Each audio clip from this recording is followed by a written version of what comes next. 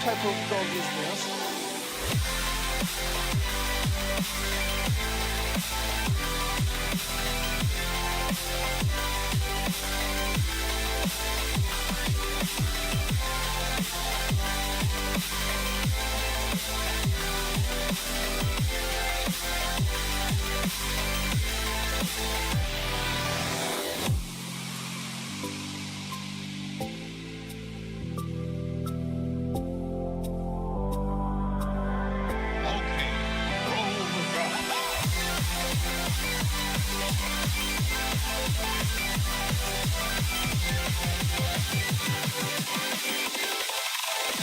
Can you dig it?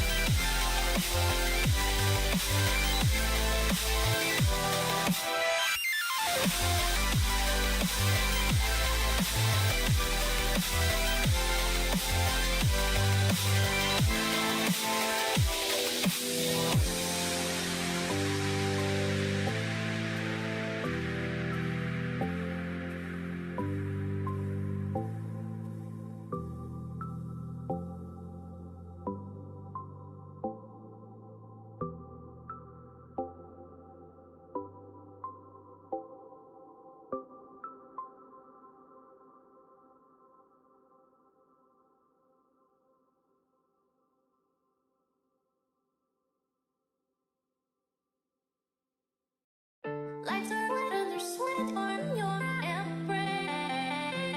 One other thing I dare. Lights are out and there's time to your embrace. Another dare. Lights are lit and there's sweat on your embrace. One other thing I dare. Lights are out and there's time to your embrace. Another dare.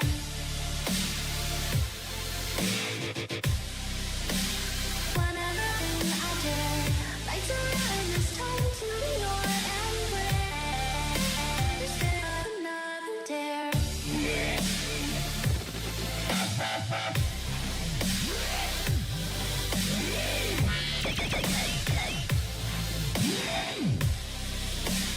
Another dare.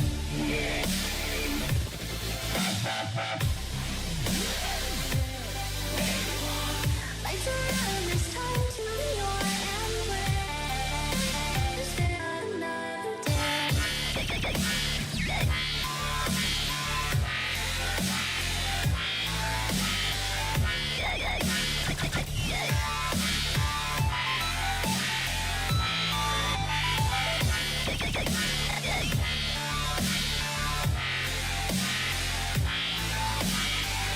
Lights are out and it's time to your embrace.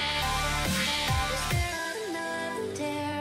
Lights are out and there's sweat on your embrace. One other thing I dare.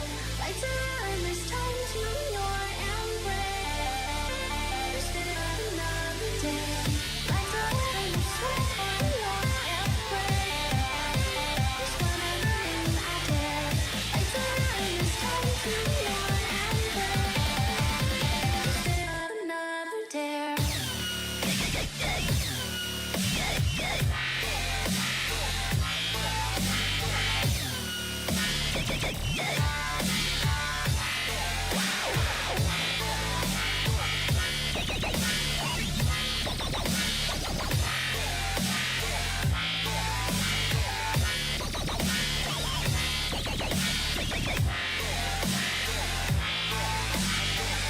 Lights are out and there's sweat on your embrace.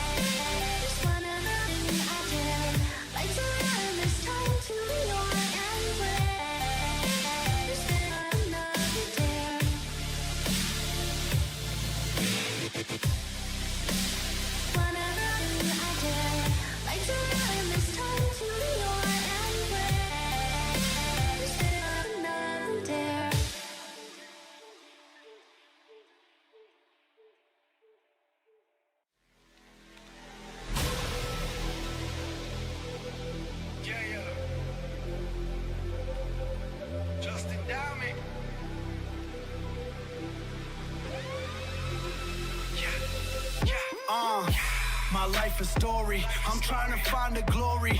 Got them all sleeping on me, my haters out here dying, snoring. Why they mad that I'm finally growing, and they see me fighting for it. What they wanna get involved for, I kill them all off until I'm enormous. Cause 9 to 5 is boring, grinding 5 in the morning. I'd rather make music, get paid for it, die with a fortune. And my ride is for it, every whip I drive imported. Anybody know me, they know, for this game, no, I'm dying for it. I'm on now. Give me that crown, yeah. Ain't nobody out here really wanting me. I'm going hard while you falling asleep. I got it all cause I deserve it all. Just being honest, they don't wanna see me honest. I'm taking over this game now and that's a promise. Stay out of pocket, they don't wanna believe I got it. Give me that crown now cause I'm the king, call me your highness.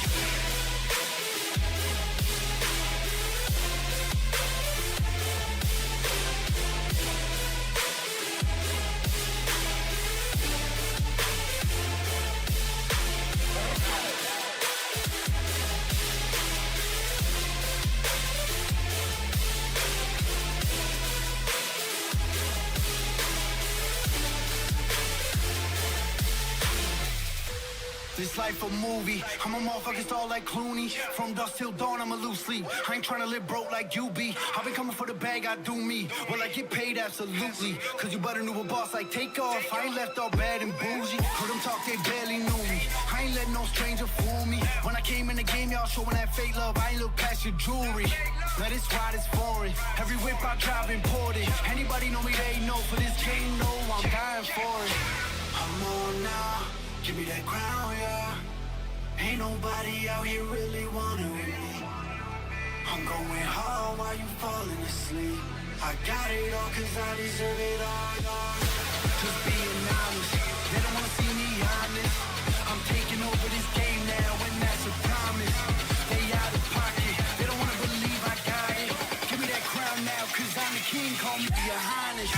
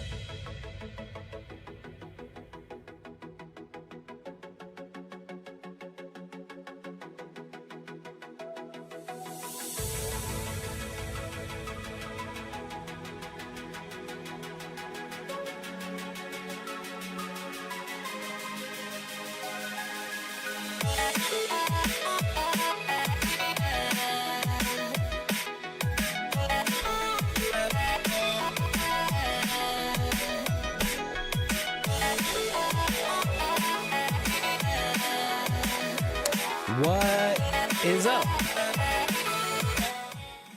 What is good? What is going on? Good evening. Hello, everyone. You turn my speakers down a little bit. Hope everyone is having a wonderful Thursday. Good week to everyone. Finally, we have some clear skies, and actually looks like a really good forecast for tonight for some astrophotography, and hopefully we can get some good data. Mostly I'm interested in tuning and PHD autoguider tuning. And why is my camera doing like 4 frames per second? That's cool. I haven't seen that before. Anyways, what's up, guys? What's up, Misadventures in Astro? Thank you for the lurk. What is up, Random Arrowhorn? Now, you're supposed to be streaming right now, but you were having some OBS issues. Why am I still like, what? That's a new one. Huh.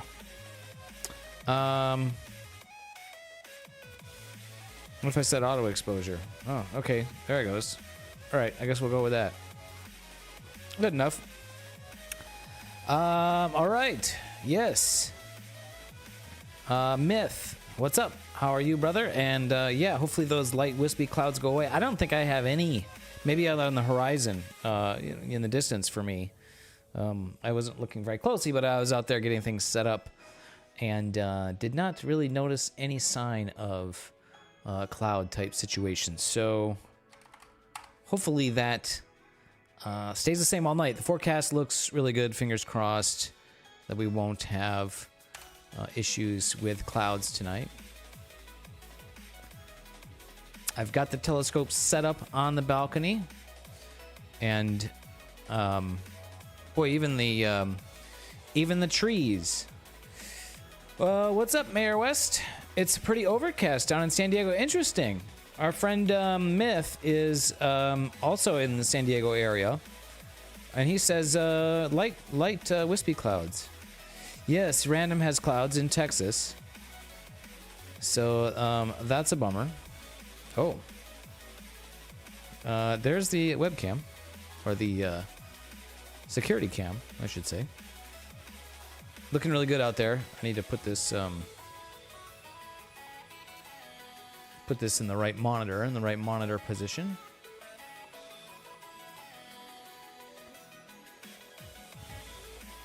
And then let's see. There it is. Looks good.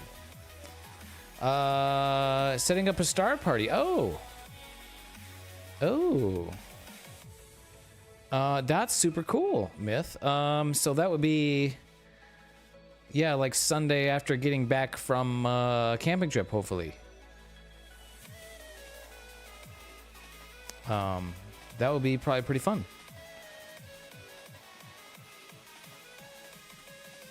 Yeah, all right, cool. I'm trying to get an Instagram story to upload. I did. Wait, what? What? This is like third richest company in the world, and they can't make the uploads work. Anyways. All right, so let's. It's not quite. I don't think it's quite dark enough yet.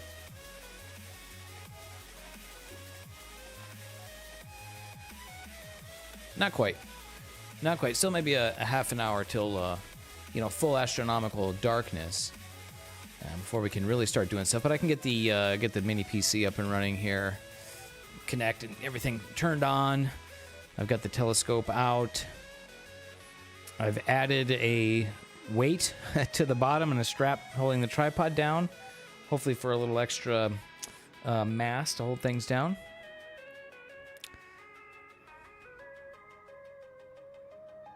Yeah. Oh, yeah. Got you, Myth. Yeah, that sounds cool. Yeah, hopefully, yeah, Wednesday through Saturday would be great. Wednesday night, Thursday night, Friday night, 3 nights. I haven't really seen good detailed forecast for Panamint Valley. I did send an email out to our normal astronomy group, and so far 3 rejections. So at least 3 are not going to be heading out. So yes.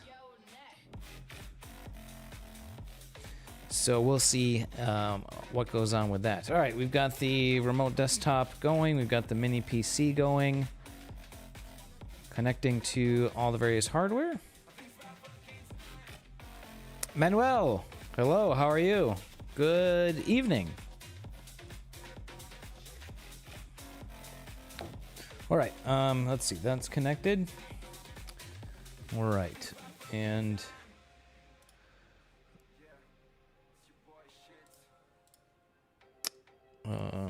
oh, there it is. Why is Aberration Inspector there? Oh, did this thing? Oh, why did this?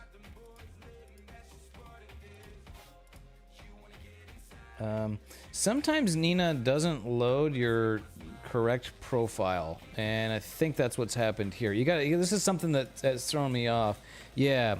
So if you load Nina, anybody who's paying it, who's maybe kind of new to this, like Myth might be, if you load Nina and things don't quite look right with your layout, go to your options and then see that it loaded your correct profile.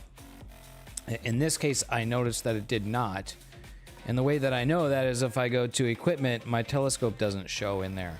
So I'm not running the right profile. And the correct profile is default copy. I did not rename that. And why won't it let me load? Oh, so you can't load a profile when your equipment's connected. So you have to disconnect all your devices. And yeah, okay, now default copy, load profile. I really should name that. There we go. So now if I go to equipment, I can see, yes, so it has the right telescope, so that's the correct profile loaded.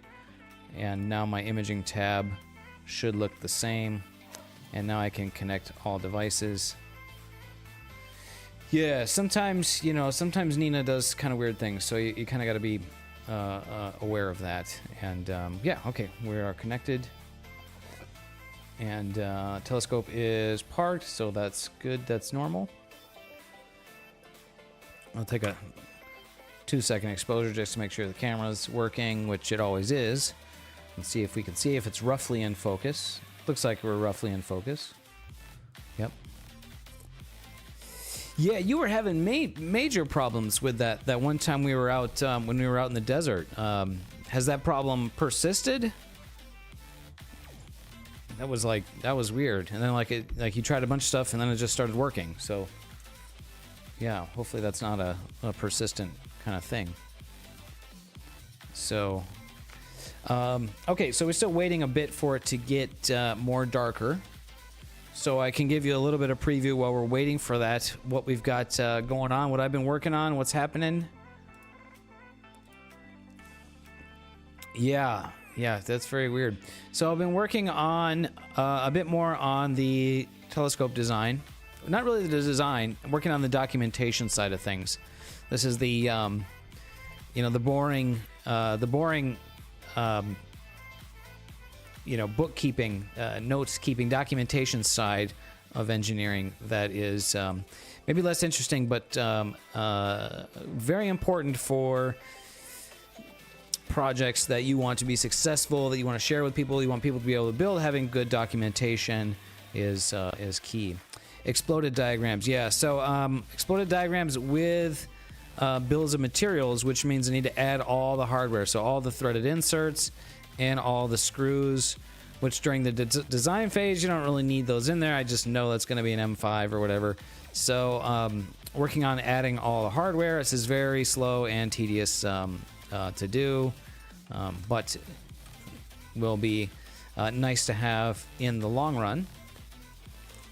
And then working on drawings, I'm going to fill in, you know, more information on these drawings. And then here I'll have exploded view diagrams and with bills of materials for the various assemblies. Yeah, and then you know, and then from there, then maybe I can even work on things like assembly instructions. So at the very least, having exploded view diagrams with accompanying bills of materials, very helpful to have. So I want this to be something that's accessible for people to build. So that's been working on that. I've done this, yes. Yep, I have done this. And working with drawings in SolidWorks, things that seem simple, like the title block, can be just really obnoxious. Really obnoxious to get, almost as obnoxious as that music that's playing right there. So we will we'll switch that. Cool, thanks. Yeah. It's quite, it can be very tedious. It's not intuitive like you might think. You know, like you've got you know, these blocks. You might think you just double click in here like it's an Excel table or something and fill this data in, but no, it doesn't work like that at all. It's very clicky, and you have to go this menu and that menu and then this thing and that thing, and it's very counterintuitive and can be quite frustrating to get that to work right. But I've actually done quite a bit of this stuff, so yeah, very familiar with that. So I won't bore you with those details unless somebody pops in and they want to know how to do title blocks and filling in variables and details in SolidWorks. Then I'm happy to share. But I think for most people that would be rather boring. Anyways, that's what I've been working on. So hopefully to have, I'll just kind of work on this as I go and get more info in there, and I'll do releases when I get something released. So if you're interested in building this telescope, if you're looking for info, if it's not there, you don't have some documentation, just ask in the Discord, and that'll kind of help me know where to prioritize, right? It's like if a bunch of people are asking about, the front assembly, then it's like, okay, get those, that documentation done first, right? So all a work in progress. And then we have our friend, let's see, our friend Doom. Oh, Discord hides their usernames when you're in streamer mode. So that's, but I have it in another folder. Our friend Doombringer M. He sent me some very, very cool data of the Flaming Star Nebula that he shot in RGB SHO. So we will play with processing this data tonight. This is some beautiful data. Look at this is very nice data here of the Flaming Star. This is a HA. Gosh, I really love these clean. These clean mono images are really, really terrific. A bit of trailing in the stars here, a little bit of elongation. In the stars here, not quite round. Yeah, I can see it over here. But so we have RGB HSO data. So probably the RGB data will be just for the stars. This stuff is really noisy, and there's not a lot of signal in the nebula in here. So we'll do like an RGB stars. So we'll combine the RGB channels, make a RGB image to subtract the stars, and then use those RGB stars, and then we'll take the stars out of the SHO data, and then so we'll discard those stars and we'll have RGB stars.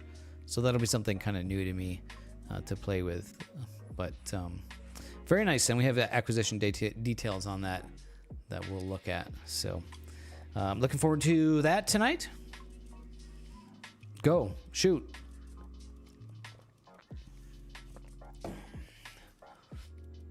A question regarding star spikes.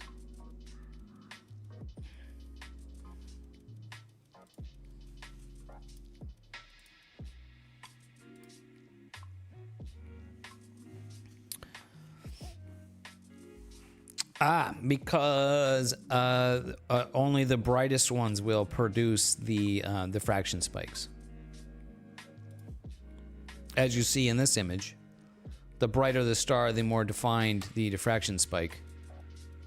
This really big bright star here, very long, defined diffraction spikes, and then the brighter ones. So it could be the area that you're imaging. If there's no particularly bright stars, you may see very few or almost no diffraction spikes.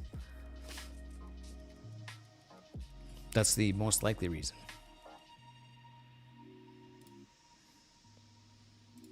All right, let's see. It's looking a bit darker now.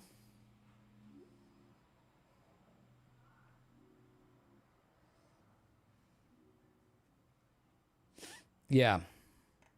Yeah, point it at, really bright stars and you'll see more.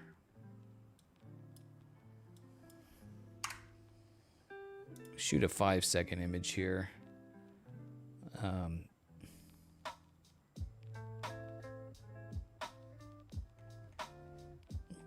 Star's not looking very round at all there, but we're just set up and not polar aligned. So let's, I'm gonna hope that the focus is good enough. And I need to do the polar alignment. Normally you run the autofocus first, but what I'll do is I'll run the polar alignment, and if it can't solve, then I'll do the autofocus. So we have been doing this. What I need to do is I need to slew the telescope. I need to point to a darker part of the sky, like kind of straight up-ish. And so I will manually slew, use the OnStep app on my phone here, and I'll go southeast. There we go. We are slewing. I'll get that pointing up to some darker part of sky, and then we'll run the 3-point polar alignment routine. Ah, yep. Well, it's going to be hard to get that if it's behind a tree. The Pleiades, I'll definitely do it. They should almost all be quite spiky, right? Because they're very, very, very bright stars. Oh, nice. Right on the monkey's head. Yeah, you've been trying to get that one for a while, huh? Okay, so I've slewed to a spot where I'm pointing kind of straight up-ish. And that is what I want to see. Well, let's see if this thing will do the 3-point polar alignment. We'll do 5-second exposures, and I'll start from the current position. And let's see if it will be able to solve. Capturing.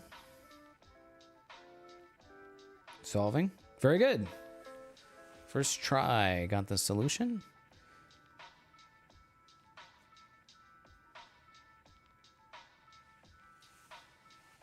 Yeah, well, it'll be there tonight. Very good. Look at this. We are getting these solutions here.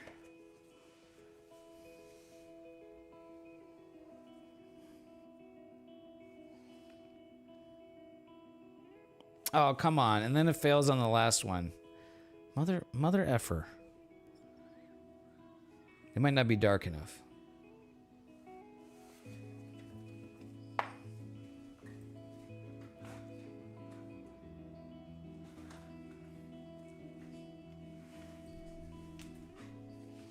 Yeah, it might not be quite dark enough out there yet. Oh, we got it. Okay, look at that. Cool. Okay, so let me watch this for a second. Oh, I need my gotta go to remote mic here. See if it gets another solution here. Yeah, it's gonna be not really reliable, I think.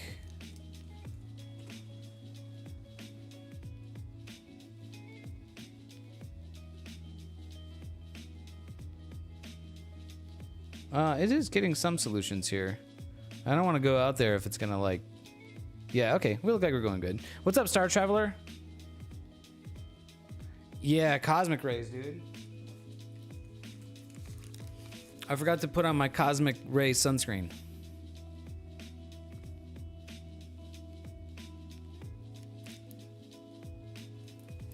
Alrighty, let me switch mics here.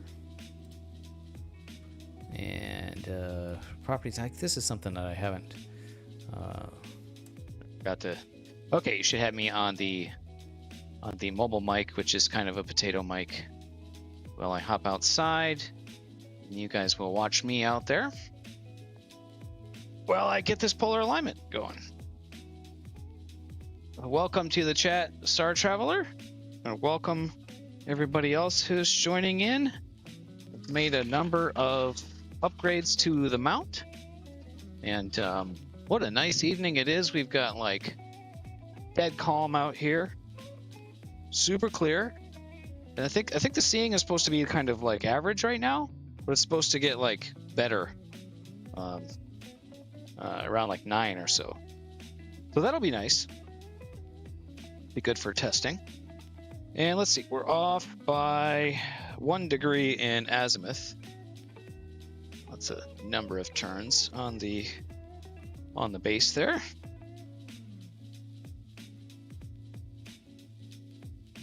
So we've done a number of upgrades on the mount. If you guys are in the Discord, I've been sharing about that. And yeah, shoot. It's still not quite super dark. Of course, as soon as I come out here, then it starts having problems solving. And yeah, so I started the 3-point polar alignment pointing straight up where it's dark, and then it goes to here, and then it goes to here, and so now it's pointing at a part of sky that's not quite as dark as it will get in another half an hour or so. So it's having problem solving.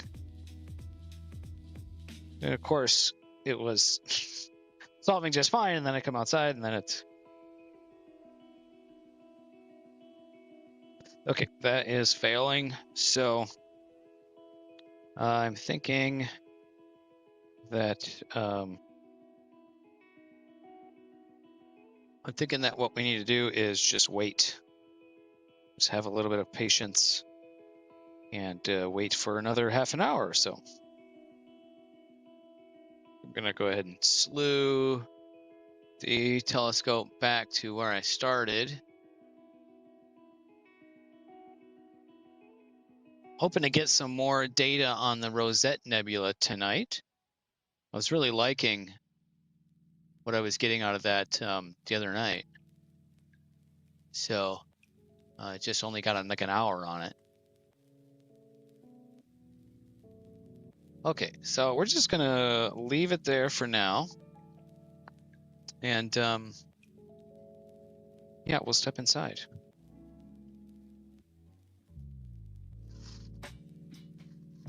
Pop back in.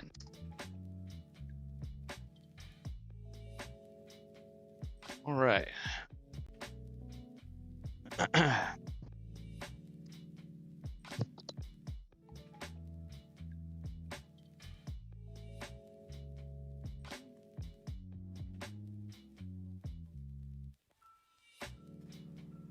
All right, and should be back on the good microphone.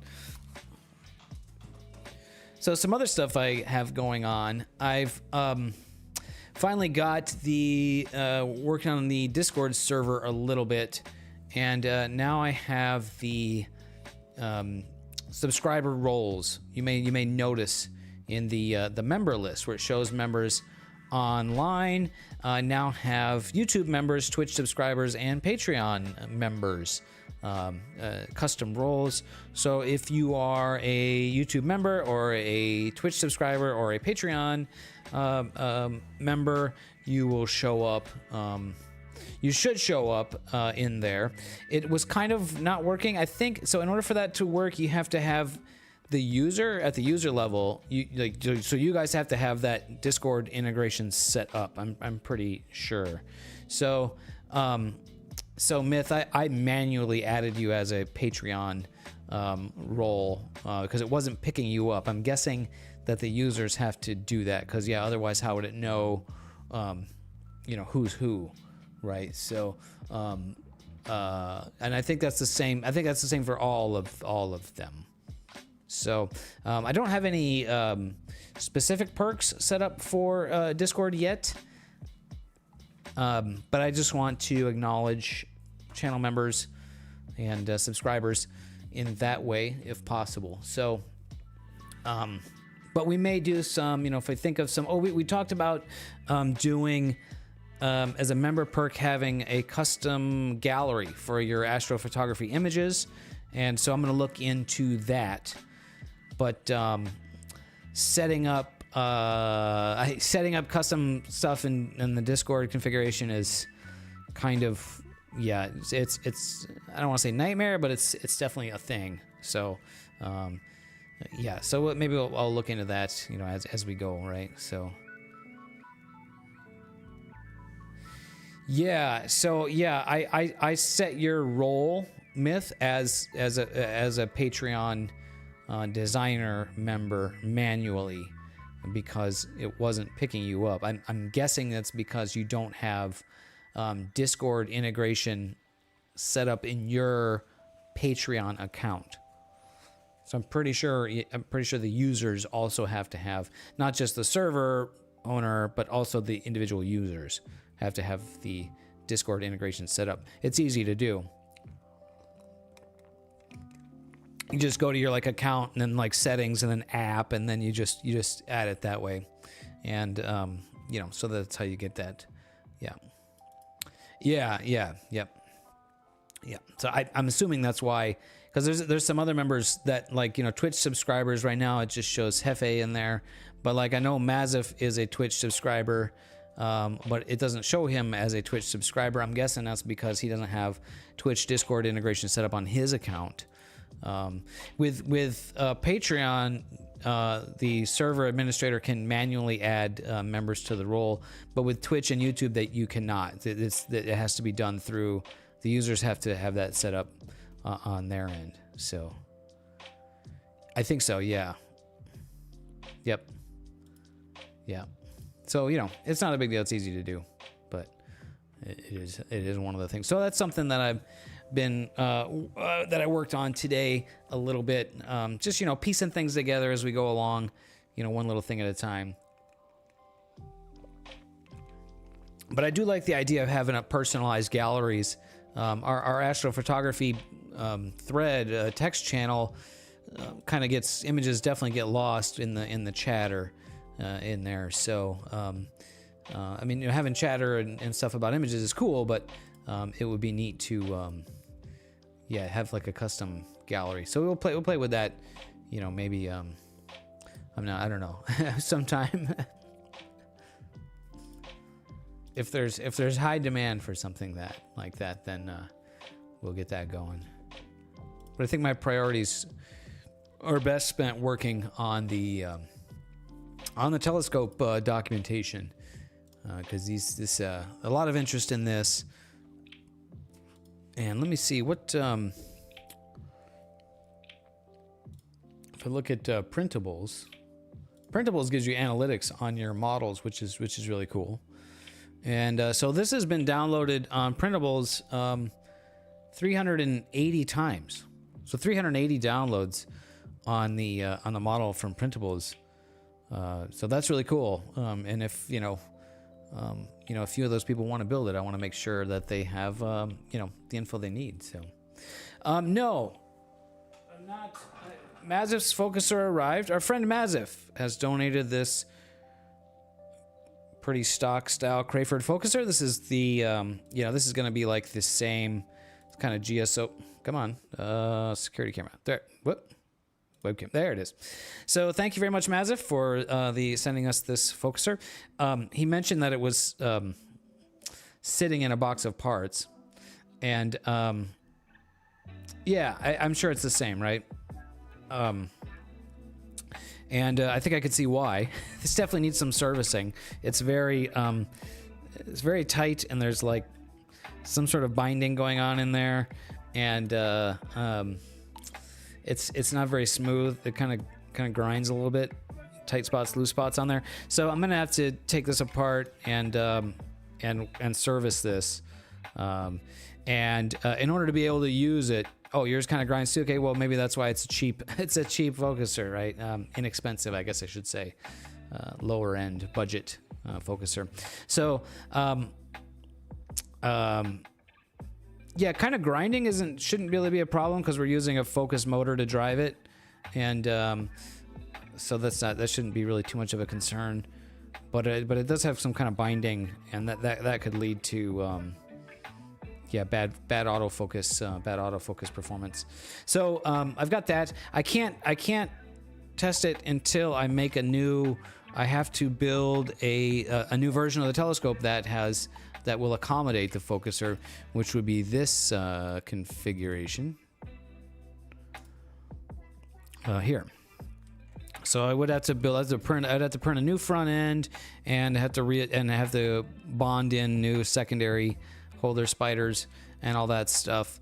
So that is something that is will take some time to get there. So hello, Jonathan. How are you? Good to see you. So that's for a future consideration. And then I also have to figure out how I would attach my electronic focus motor to this. So I've got some ideas, but yeah, there's definitely some work. It's not something I can just throw on. There'll be some CAD work. There'll be some new parts to create. So that will happen. Yeah. Well, so it's got mounts for that focuser, but that focus motor, but that still wouldn't be applicable to me because I've got you know, a different setup going. So anyway, still stuff to figure out with that. And I would like to build all 3 variants. I would like to build this version for a 3D printed focuser with a belt drive, and I would like to try, you know, this version as well. But I think the most important efforts for me with this project right now is the documentation, bill of materials, assembly instructions, and things like that.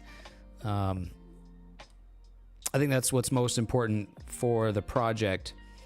For if other people are going to, you know, other people are going to build these things, they want to make sure that it's buildable, that they have the info they need. So I think that's the most important work for me to do on this right now. Of course, I could be doing that while it's printing, but yeah. It's fun to make these. Well, actually, that's not true. It's extremely tedious to make these in SolidWorks. SolidWorks, yeah, it's cool the level of control that you have in presenting information, but yeah, actually, pretty much every aspect of making these exploded, pretty much every aspect of making these exploded views, the bills of materials, the drawings with the title block is extremely tedious in SolidWorks and very archaic in the way that things are organized.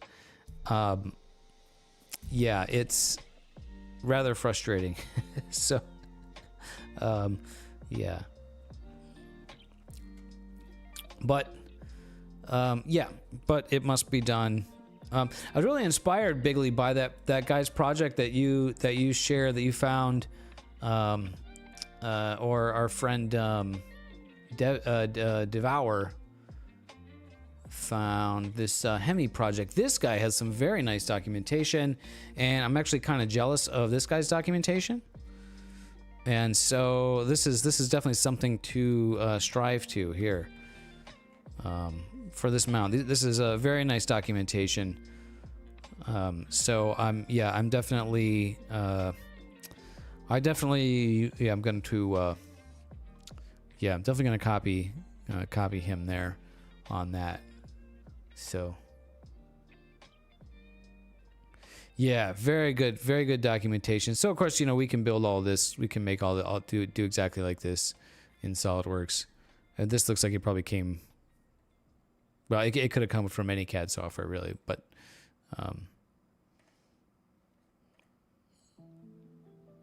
yeah. So this is very good documentation, and I want to have something similar to that.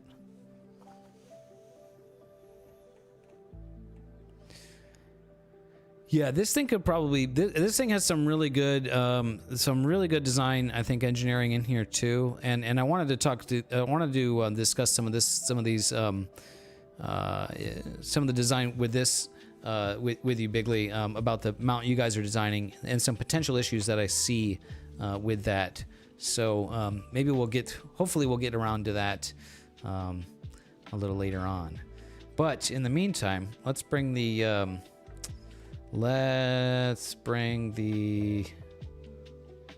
remote desktop is closed. That's why. Let's bring the telescope back up and try the polar alignment again.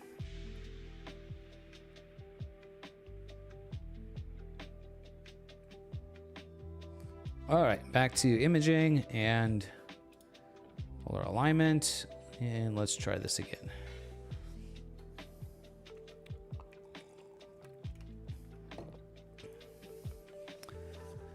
Yeah.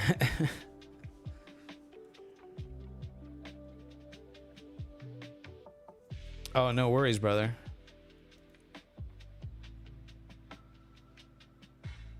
All right, 2 out of 3 solved. Looks like a good number of stars being showing up in there. Bigley, were you able to get any guiding on your off-axis guider yet? I think you got set up and then you got clouds that night. All right, look at that. Ooh. We've got solutions.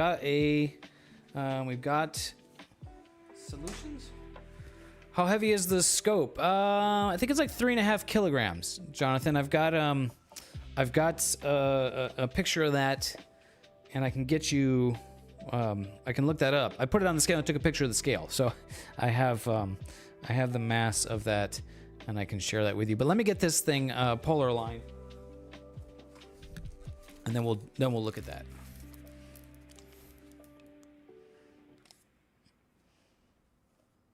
Oh, gotcha. Right, yep. Just trying to got to keep up with where all the projects are at, you know. All right, you should have me on the headset mic.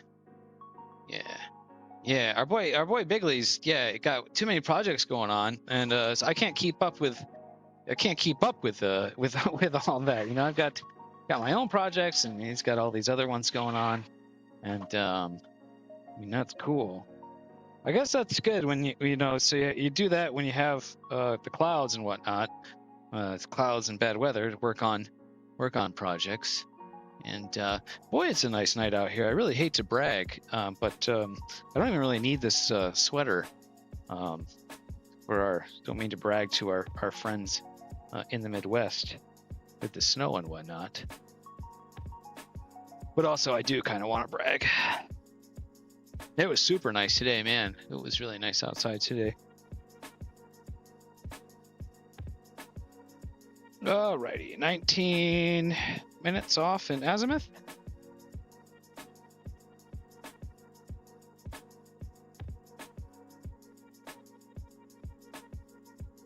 Getting that kind of dialed.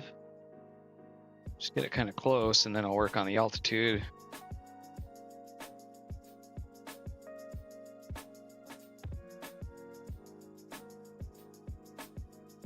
All right, let's see here. Move down by 11 minutes.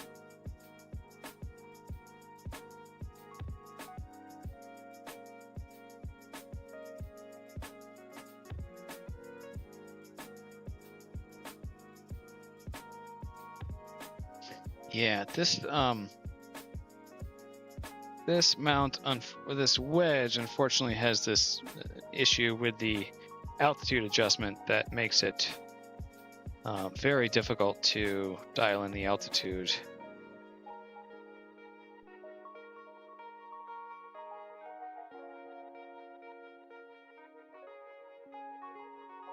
Five minutes.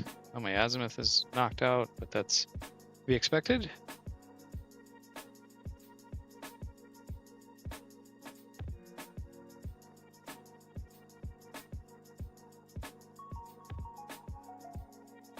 And now it's having trouble solving again. No, okay, we're good. All right. 5 minutes and 12 minutes.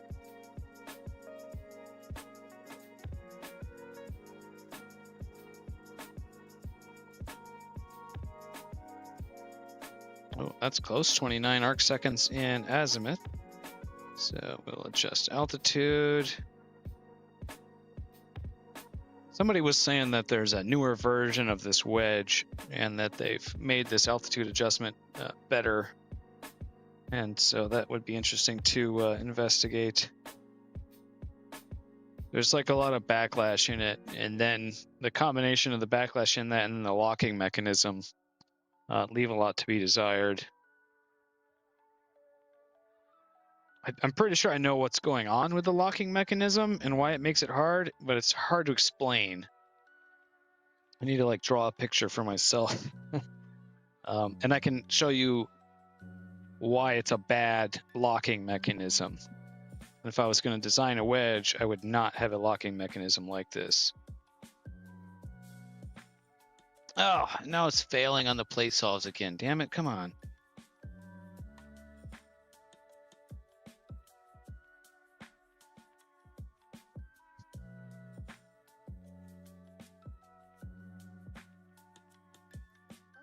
Now, it was just doing it, and I barely, I only adjusted a little bit, and now it's having trouble solving. It's rather frustrating.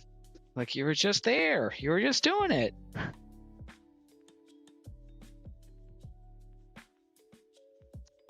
Motherfucker. Now it's...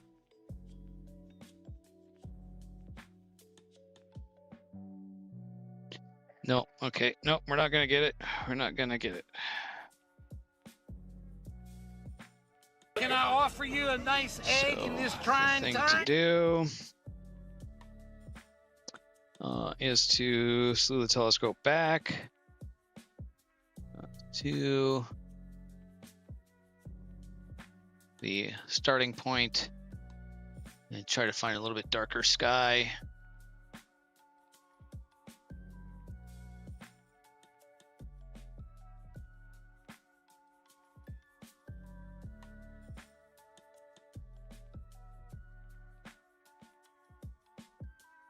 Oh no, damn it. Shit.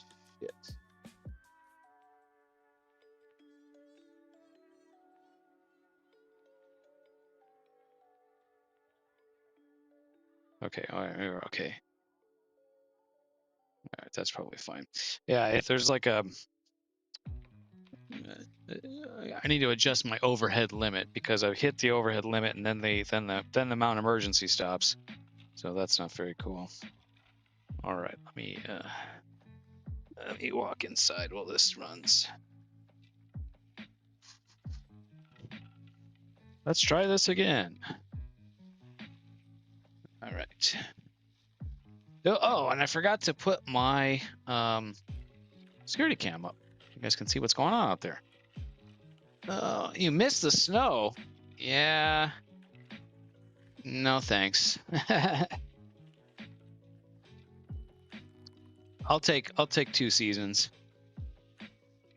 I've lived in the snow. I know what that's like, and that's not cool. Oh yeah, we definitely pay the sunshine tax, which makes me I very much appreciate it. All right, okay, so we got the solution this time. Let's see. Hopefully, it will continue to solve. Pointed at a little bit different part of the sky, hopefully a little bit darker. I was watching Nerduino's stream, and it was the other night when the weather was kind of bad. There was kind of passing light clouds, and you know, he's got an observatory, so all he has to do is just, you know, roll the telescope, you know, roll the roof off, and you know, if I had something like that, then I would definitely get it out. Could probably just, you know, do it more. But because you have to go through this whole polar alignment thing when moving the telescope out, it's more of a thing, right? Okay, all right. So we are getting solutions. We need to go down. Or no, we need to go up. The trick with the altitude axis on this wedge is you need to like approach it from one side. If you overshoot it, then you get into the backlash and or the binding of the locking mechanism, and then the adjustments end up actually not doing anything.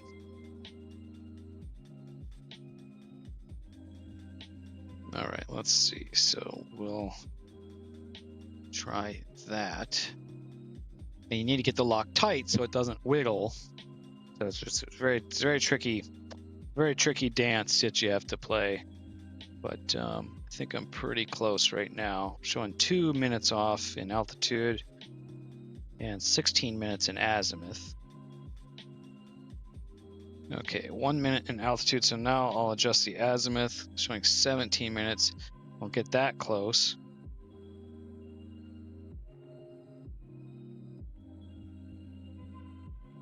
Oh, I forgot to get my cameras out here too. I gotta get some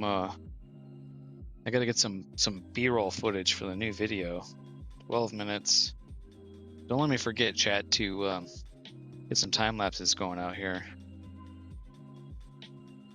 Okay, 8 minutes.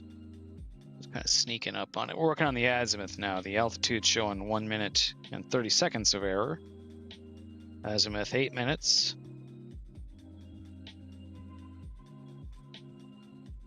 Okay, azimuth 50 seconds. So now we'll go back to working on altitude. A little bit of adjustment here. I'm trying to just sneak up on it. Don't want to overshoot. Okay, 23 seconds altitude error. That's going to be good enough. 1 minute of azimuth error. Hopefully I can just dial the azimuth and then call it good.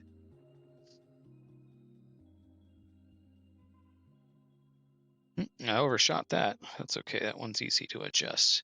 Starts to get really sensitive when you get down to that last little bit there. Overshot it to 2 minutes in the other direction. 48 seconds. Total error 1 minute. I can do better than that. I usually get my total error down to about 30 arc seconds.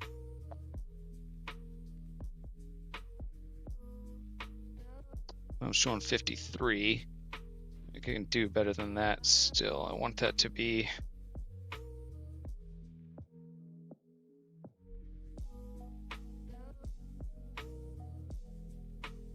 from what I've seen, heard, read, polar alignment under an arc minute is considered to be pretty good.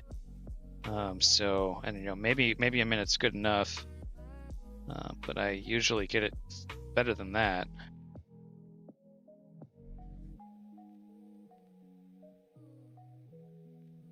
Oh, I just made it worse. A little bit worse showing now.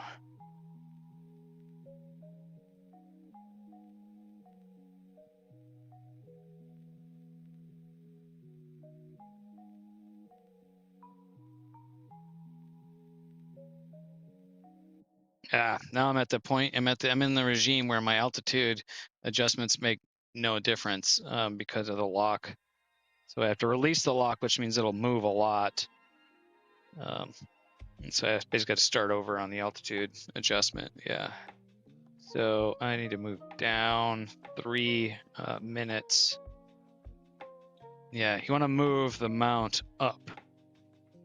I'm going to move the mount up to, with this wedge, I need to move the mount up to the correct altitude. So what I really want to do is I want to release the lock, and then I actually want to overshoot.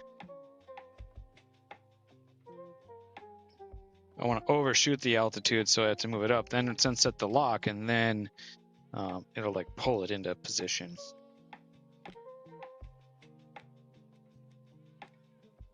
Oh, I'm going the wrong way, stupid.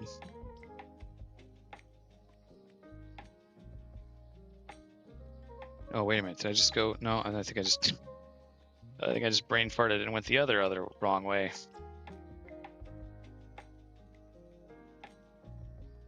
Yeah, I just went the wrong way, like a lot. Oh, I had it like right at an arc minute, and now I just totally screwed it up.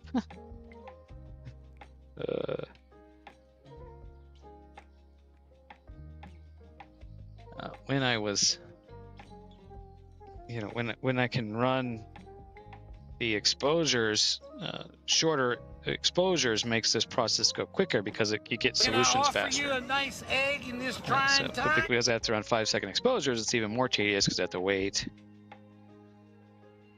at least 5 seconds to get updated info.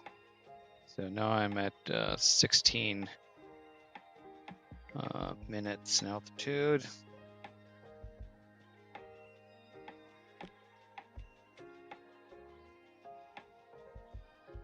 Yeah, like just like maybe taking the time to take this wedge apart and maybe make some custom parts for it to fix some of the issues might be worthwhile.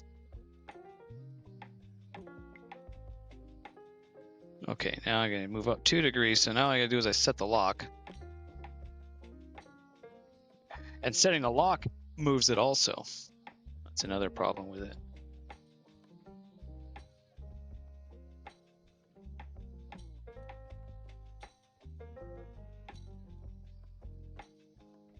Okay, move up 29 arc minutes. So I turn the knob counterclockwise.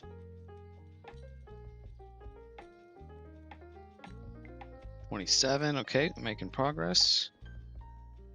That's a big turn.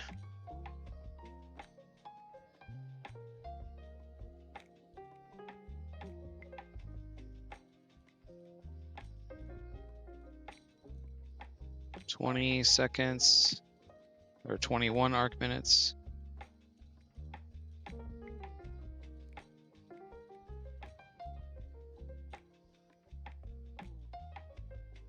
It's non-linear too, the amount that you turn the knob and the amount of adjustment that you get. Like as you get closer, you need smaller and smaller.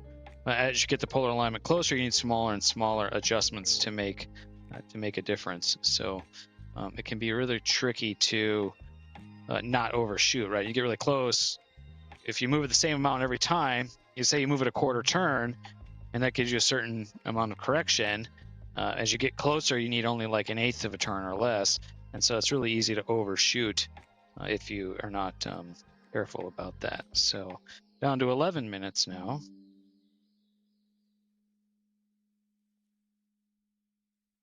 It's kind of frustrating having to do all this work to I mean, what I want to work on is the guiding. I want to work on auto guiding, but you have to do all this stuff before you can even start working on the thing that you want to work on.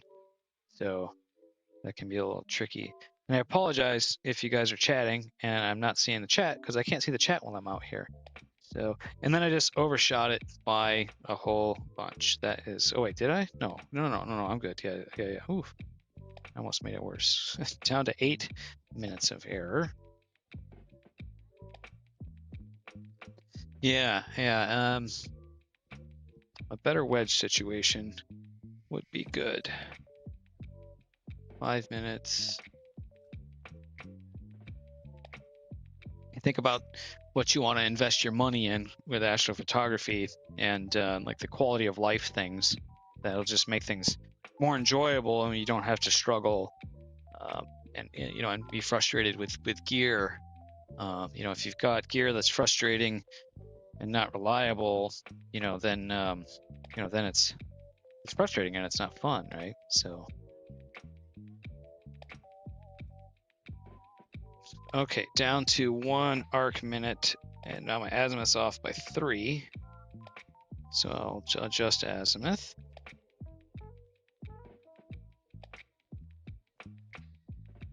And azimuth now at 2, so getting there.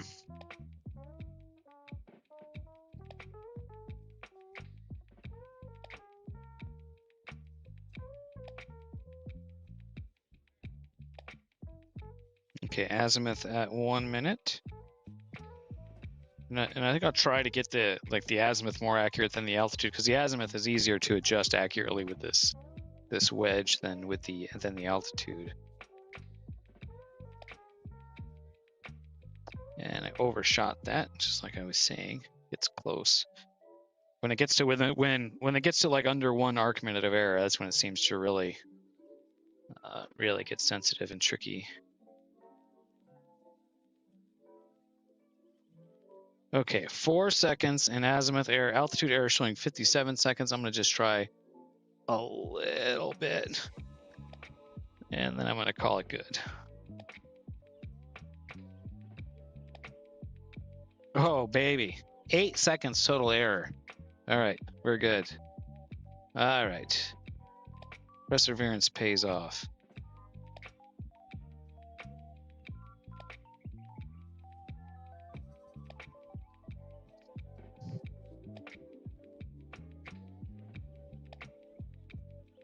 Alrighty, that's looking pretty good. Looking good. Okay. All right. Step back inside. Try not to trip over everything. All right. Hey, and I didn't mess that up with the webcam. I would love a nice egg in this trying time. Setting up mortars. Yeah, I bet it's very similar. Very, very similar. Hopefully you had better hardware. Properties. Set the right microphone. Okay.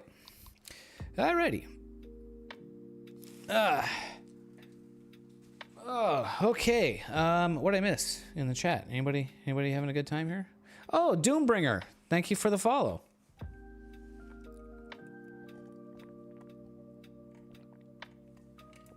All right. Yeah. 30 minutes of fiddling, hopefully, or less. Don't forget to set the camera up for the time lapse. Yep, got it. We will do that. Probably ought to do that right now. But I'm gonna bring up Nina here. We'll take a look at that really quick. And our friend Doombringer is here, and we're gonna look at his data a little later on. I think I'm kind of excited to play with that. I did kind of take a little sneak preview and played with it a little bit off stream. So okay, got stars. They're not super round, and I would think that a 5-second exposure should give me round stars. Not very round at all there, so that's interesting. Yeah. Well, I haven't collimated yet, so it could be collimation. So we'll see. Okay, so that is there. Let's see. Do we have what I really want to shoot? Is yes, we'll get there. We'll get to the guiding. I want to shoot the Rosette Nebula. Oh no, yeah, no, I'm not. It's not guiding right now, but even it is tracking. Yes, the mount is moving, so you can see tracking sidereal rate. So it is tracking, and but the see very much a elongated an ellipse there. It is tracking, but it is not guiding yet. So, but even a 5-second exposure should be able to get with their polar alignment that accurate. Should be round. Hey, what's up, Gabriel? Yeah. So we are. I'm just about getting close to that here.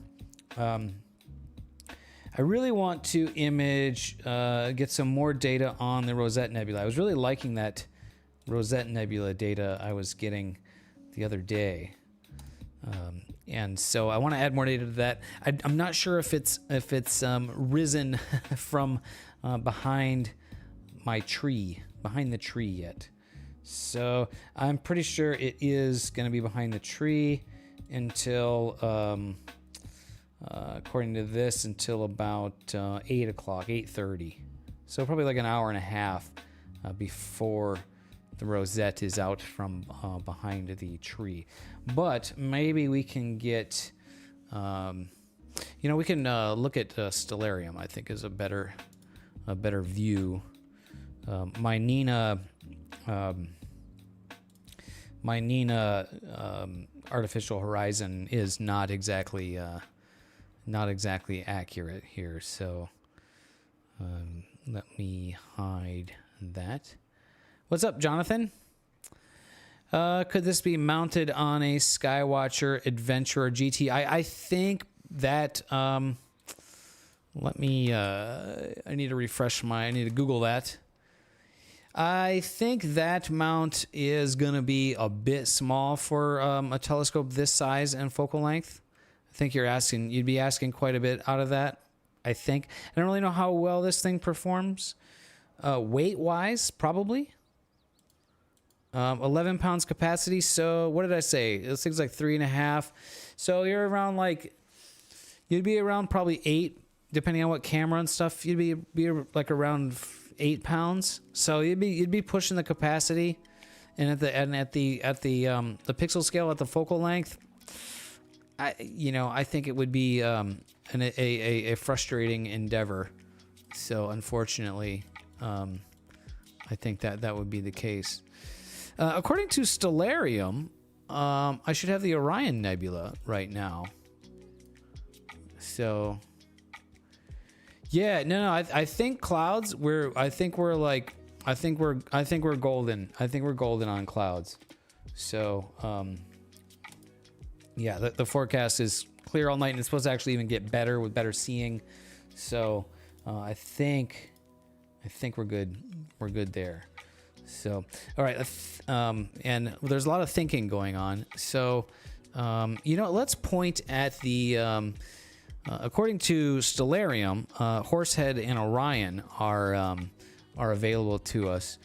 So let's point at the Horsehead Nebula. That might be interesting to see with this. Yeah, I think we should be good. What mount would I recommend? That is a good question, Jonathan. I don't think I have a good recommendation for you. We'd probably have to look that up a bit. I'll have to look that up. The best mount you can afford. The answer is the best mount you can afford. At this pixel scale. Oh, whoa.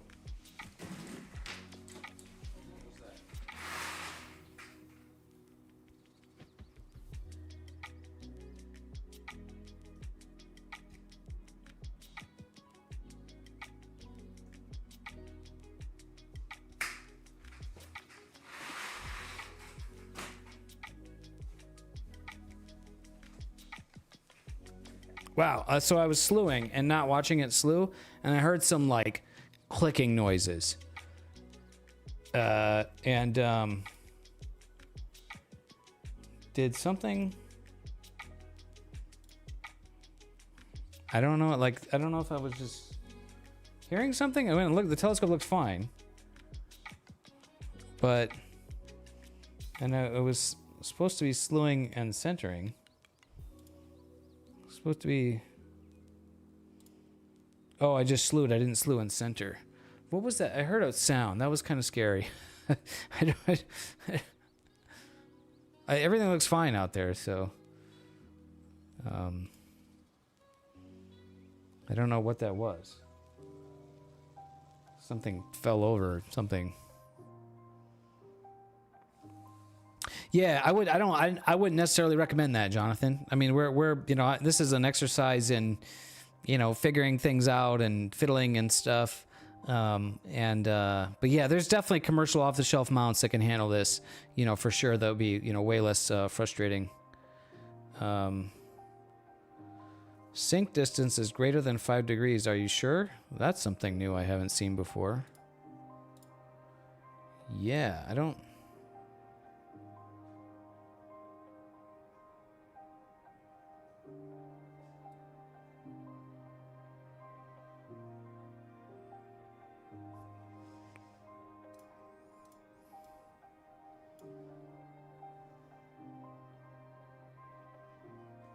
know is something weird going on or not. I don't know. Okay, now something is, it's not, something is weird going on here.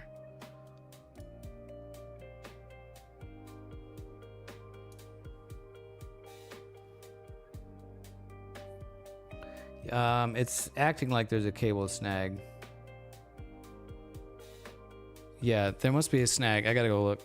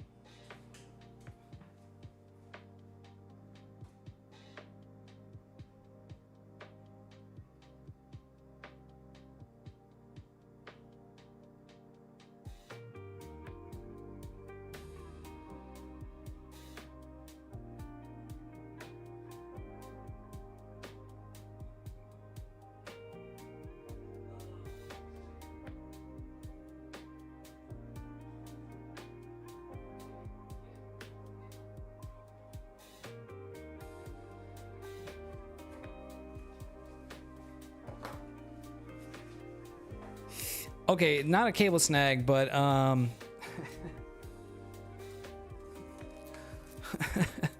not a cable snag, but I definitely have a slight collision issue. So I don't think, hopefully it didn't break anything, but I definitely had to manually look at this.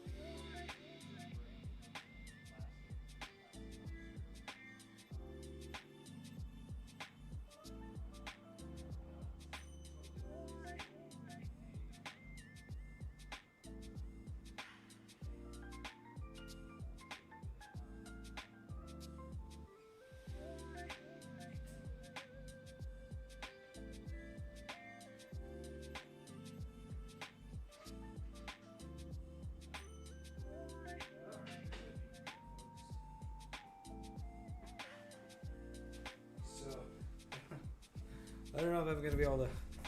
Oh, you're probably having a hard time hearing me there. Apologies for that, there, folks. Yeah. So, this thumb screw is colliding with a new part to the wedge that I made. My new wedge adapter part, and so it totally destroyed that part that I made. Super strong because it totally shattered this plastic nut, this plastic thumb nut. So it to break. Best case scenario. But I need to find these nuts.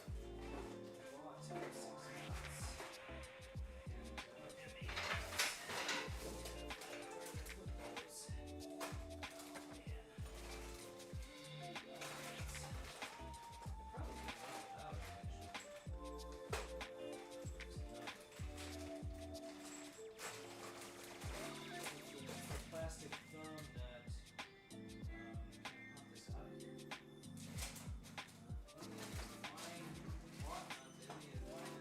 I need to pop this out of here. Which I might be able to do that too. Just trying to find where those nuts are. Don't you guys love it? Find nuts.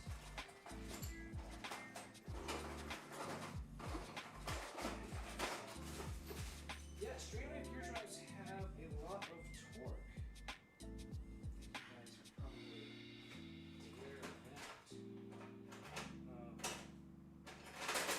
me try to pop this nut out of here.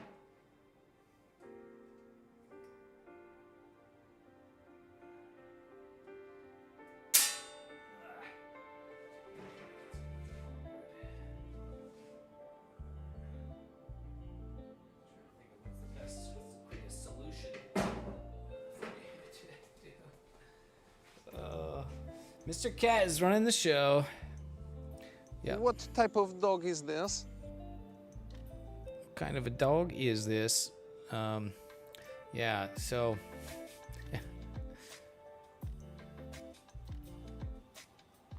Did Mr. Cat make an appearance? Did she jump up on the desk or something?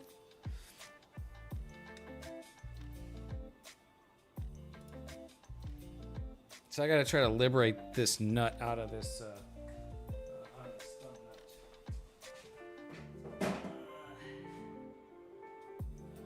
It's always an adventure. It's always something. But this is definitely something that I'm glad would happen here.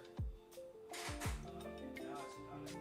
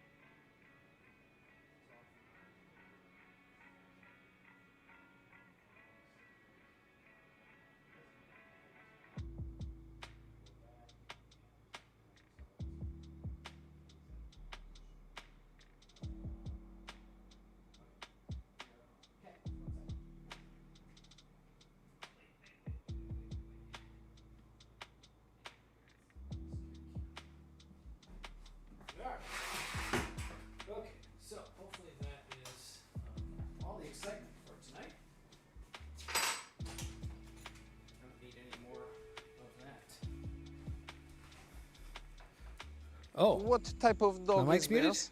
Oh, shit. Sorry, boys. Sorry about that. Just dealing with... You guys saw that cat, though, right? Well, that was a lot of chatting, and yeah, that you guys might have missed. So, A plus streamer over here. A plus streamer over here, boys. All right. Okay. All right, we're back at the home position, and yeah, yep, okay. Yeah. Oh, cool. Well, at least you had that background, music going on.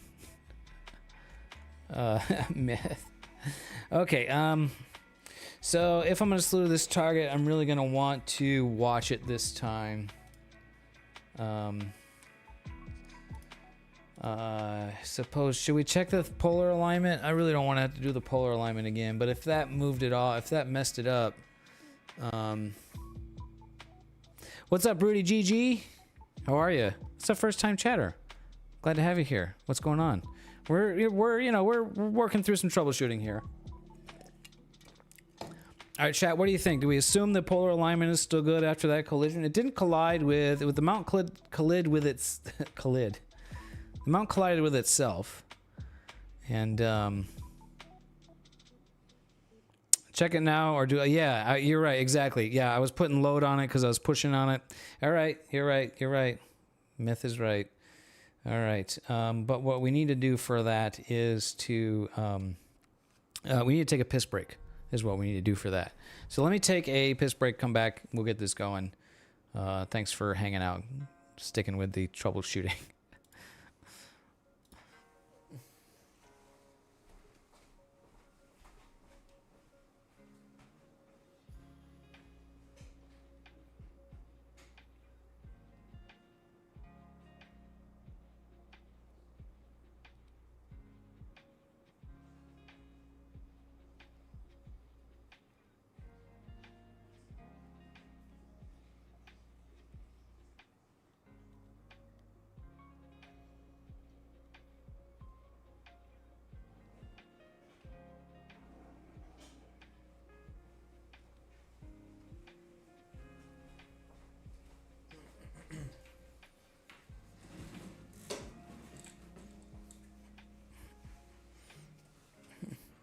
Yeah, you got that right.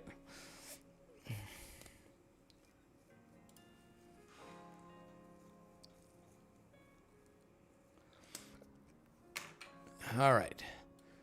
Back from the ad yet? Oh, 3 seconds. All right. We are back from the ad. Looks like we're back from the ad. Okay. All right. Let's see. Okay. Now, mount is stopped. That is cool. It should be. So we set sidereal tracking rate. We'll turn it back on. And then we're going to have to recheck the polar alignment. Hopefully we can just check it and don't have to actually do anything with it.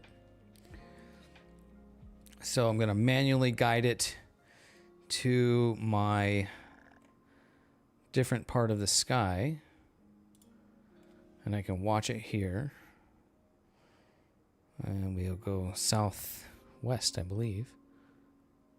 No, we go southeast. Yeah, really. What's up, Dan? Dan Hidden. How are you? Good evening to you, sir. Another first-time chatter. Glad to have you guys hanging out with me tonight. We're working through some troubleshooting here.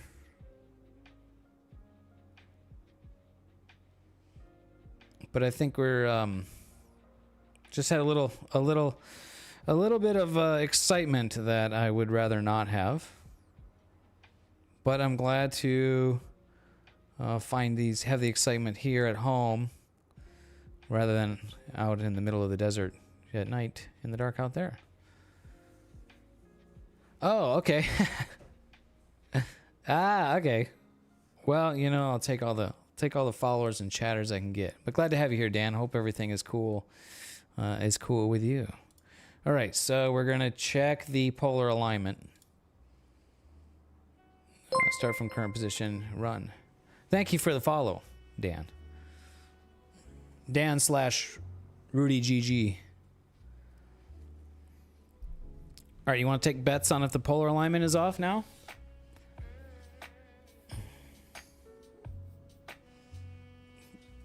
We need to get like polls going on Twitch.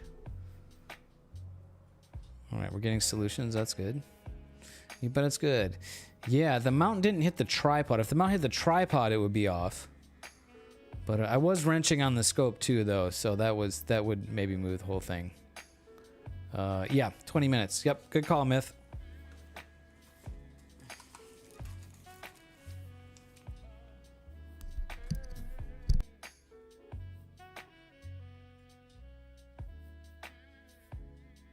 Okay, this time I remember to switch over to the mic. All right. Yes. Okay, so I have to redo the polar alignment. I will be outside. Cat, you want to go explore out there? You want to come outside, Cat?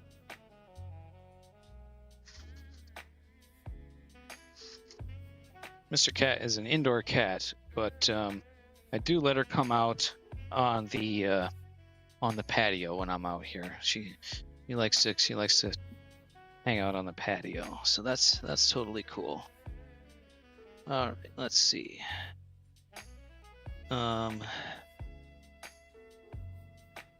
Okay, no, not that thing. Click on the right thing. Ina. There we go. Okay. We're 18 minutes off in azimuth and 7 minutes off in altitude. Move down. So I'm gonna make a big adjustment.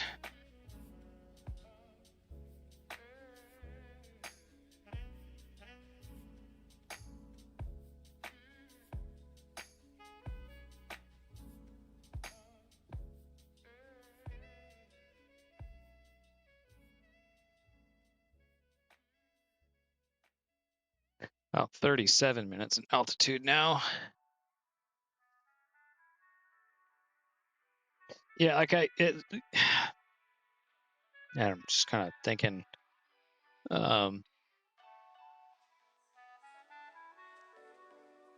yeah, probably just a lack of overall rigidity in the tripod and the wedge. Anytime I really put any type of load on the telescope, then it can shift the polar alignment. And I think that includes taking the camera in and out to do collimation. So can be tricky in that regard. So, but my procedure has been to get the polar alignment, and then then do all the slew center and rotate stuff. And let's see here. So I'm at 16 minutes altitude error, but now I'm going to set the lock, which is going to add a bunch more altitude error. That's going to make that move.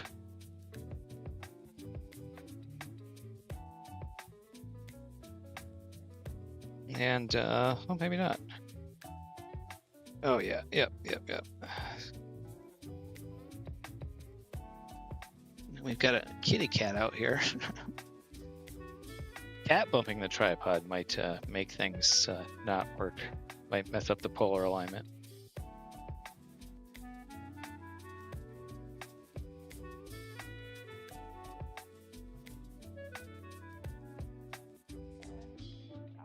Off by 6 minutes in altitude in azimuth now.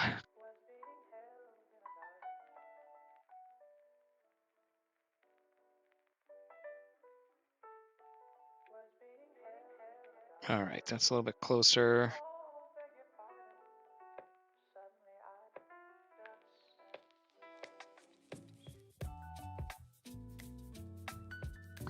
I got out here on I think it was Sunday night.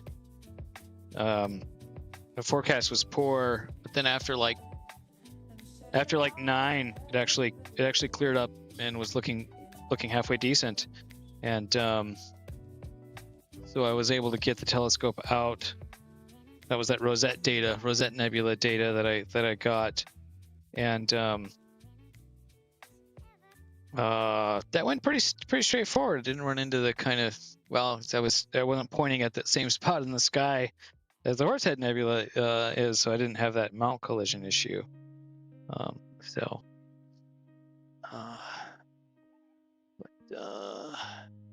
yeah, and actually might be behind the tree right now anyways, so.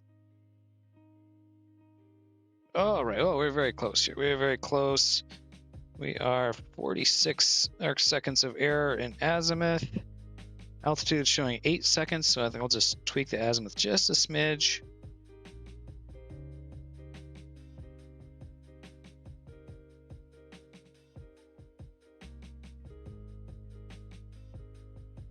All right. We can do better than that. We can do better than that. 34 seconds error in azimuth. Let's do that again. Oh, I actually I know one thing I have going on here that can cause it to yeah, that could cause it to shift. So I'm gonna do something a little bit. The azimuth adjustment bolts. I usually only push one and leave one loose, so the azimuth could still shift. So I'm gonna actually just kind of tighten both against each other, and then that should be more rigid.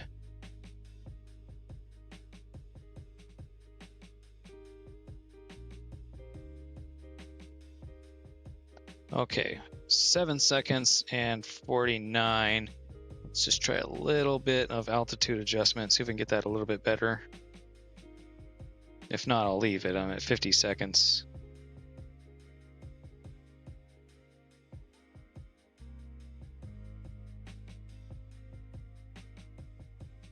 There we go. 30 seconds total error. We're calling that good. All right. Close that.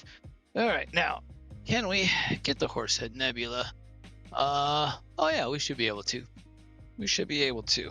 Let me walk back in and see if there's anybody. What's up, Zach? How are you?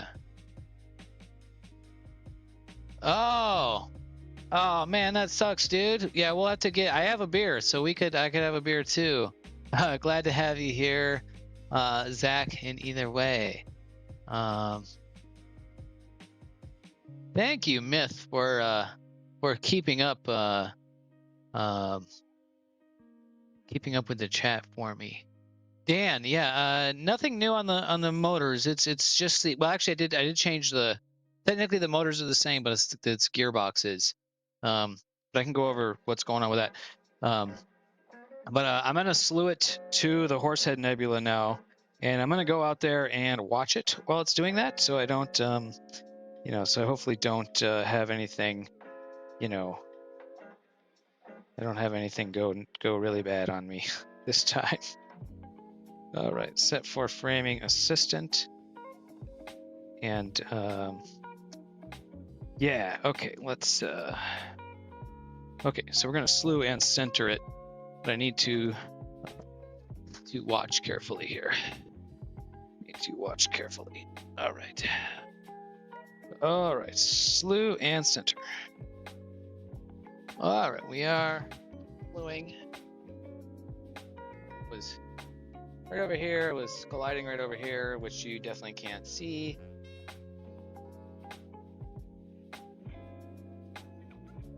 Should have plenty of clearance now.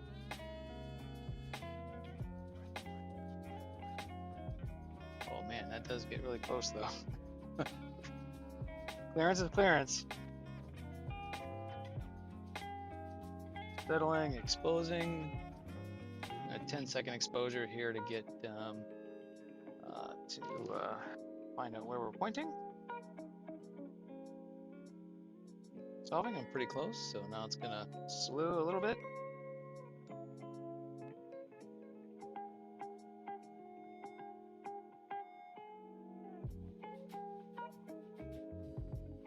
Settling.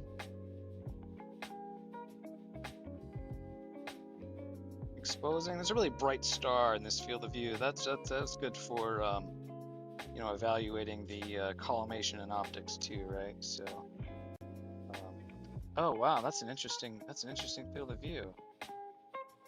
Well, the bright star is not going to be in this field of view unless I rotate the camera, which I don't want to do because, yeah, I'm really interested in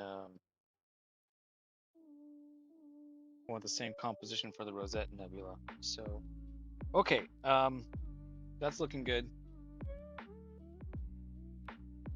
Now I've slewed. Now I'm going to unslew to do some collimation. What's up, Bigley? Oh man, yeah, we're gonna be on the Rosette, but we had a slight collision issue. There was a bit of excitement. Yeah, it was really only one issue, Myth, and broke a little bit of a plastic part, but that's okay. It's a part that we don't even really need. Okay, I need to go back outside, and I will do collimation. Yeah, I just broke the thumb screw. It's really not a big deal at all. Oh, hey Dan, thanks you for the subscription. I appreciate you. If you're in the Discord, if you have Discord Twitch integration set up, you should see your Twitch subscriber status show up in there. So I thank you for the subscription. You rock. All right, Kat, do you want to go back outside? All right, I need to I'll turn the light on for this actually. And so to do this, I need to slew the telescope so I can see down in the tube.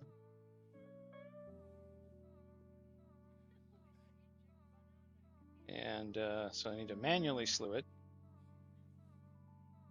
So I'm just going to bring it all the way around here, slew the declination axis. Ooh, I'm starting to feel a little bit, it's a tidbit chilly out here now.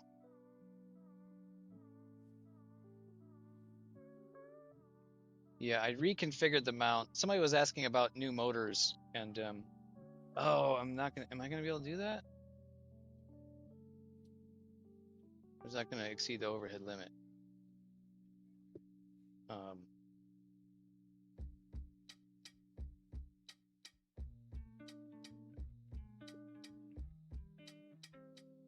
think we'll be okay. So I mostly what I did was I reconfigured the mount to make it more compact, which, whoa, that's weird. Is that weird? No, okay. Just moving slow, I thought I wasn't moving.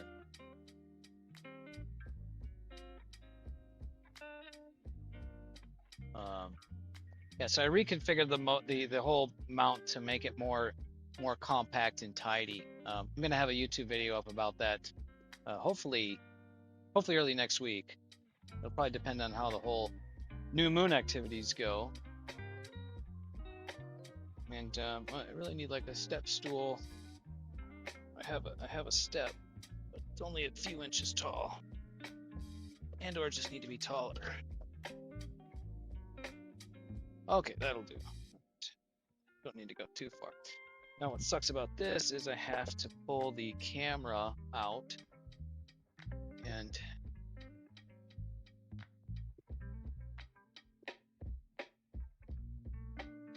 so this is where, you know, I'm thinking that it's possible that I could be throwing the polar alignment off because I'm unscrewing and kind of have to pull kind of hard on the camera to get it in and out.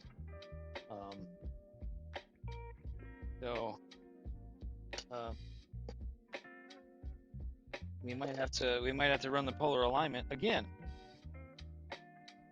which is it's actually not something I've been doing as part of my procedure, so I think I'm gonna not do that, and we'll see how the guiding looks. And if the guiding's looking like it's not really great, then maybe we'll look at it.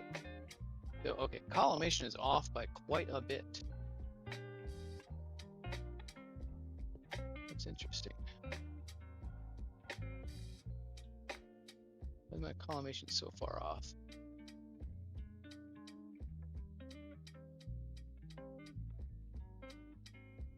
Is that in there right? I'm like way off collimation here. secondary mirror is kind of all over the place here. This could use a little bit of work too.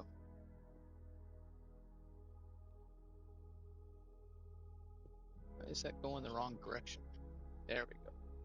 Now we're getting it.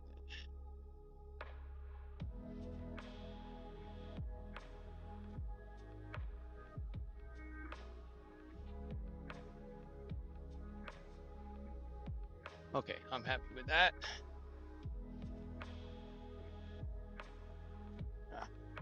Now we go with the Barlow lens for the Barlow laser.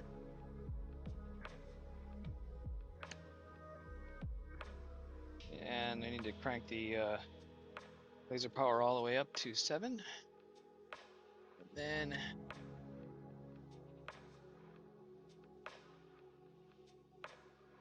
carefully walk around here and try not to bump things. And undo the locks on the mirror and then adjust the mirror.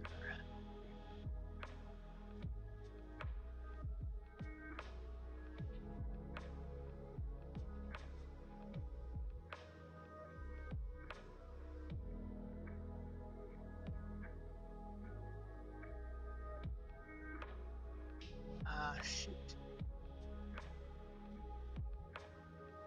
There it is. That's it. Since I adjusted my laser, the Barlow effect doesn't work quite as good.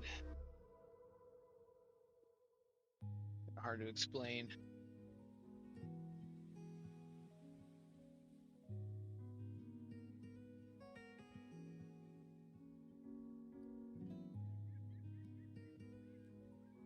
No, that's it there. Yeah. I think that's it. Oh man, this thing is off big time.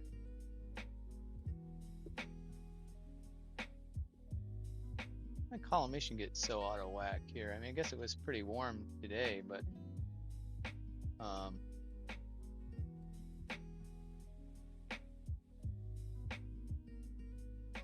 it. I think that's it. Is that it?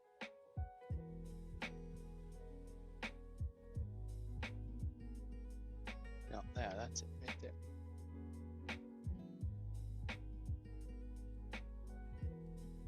All right, I think that's got it.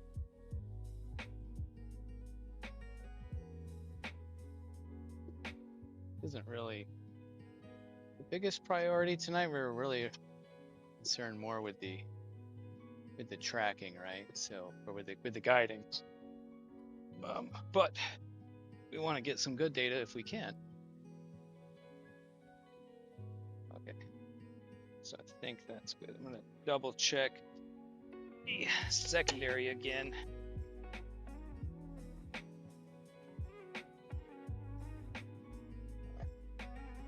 Since I moved the mirror quite a lot.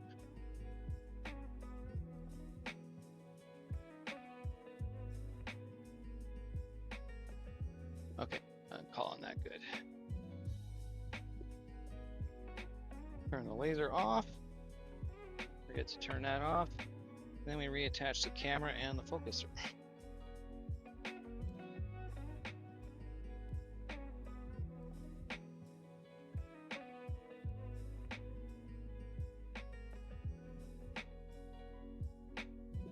Oh, actually, yeah, this procedure could definitely use some work. Camera in.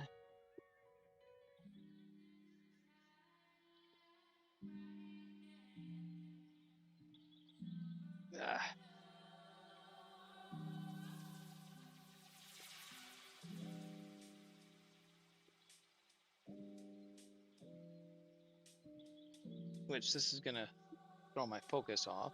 Hopefully not by too much. Usually not too much. Okay, focuser on. Why is that so nagging so much?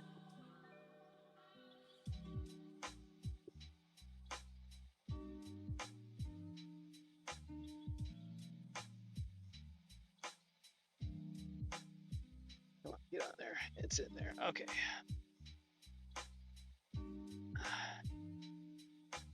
Okay.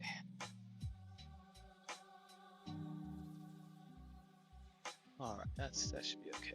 That should be right. Okay. Now we slew it back to where, approximately where I was.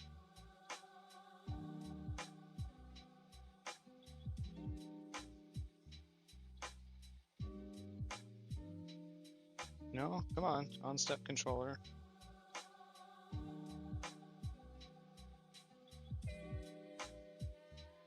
No, doesn't want to move.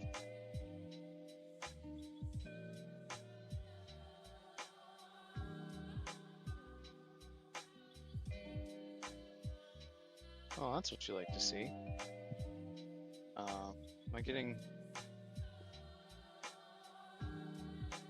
I'm getting no motion out of my declination motor now. I got east and west. There it goes. It's just fussy.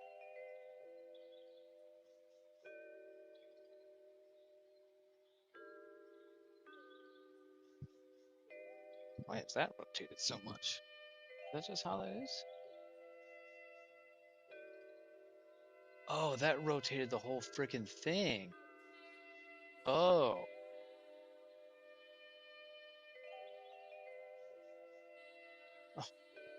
Okay, that's got some torque. The whole mount rotated inside of its clamps with that collision. Yeah, that is what happened. Oh. Oh. Wow. Well, I think we're okay. But I think I am going to redo the polar alignment again. No, we're not. We're not. Why am I not? Okay, there we go.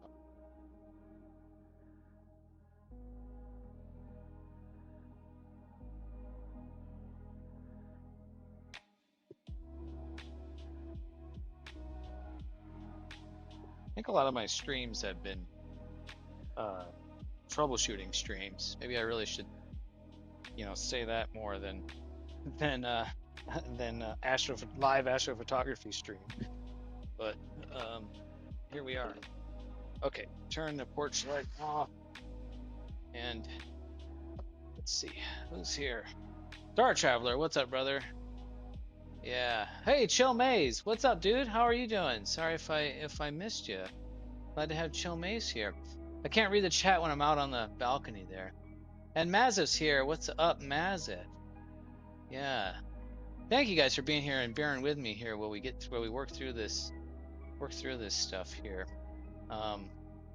Yeah, I just had some interesting things going on here tonight. So, but I think we're finally making progress.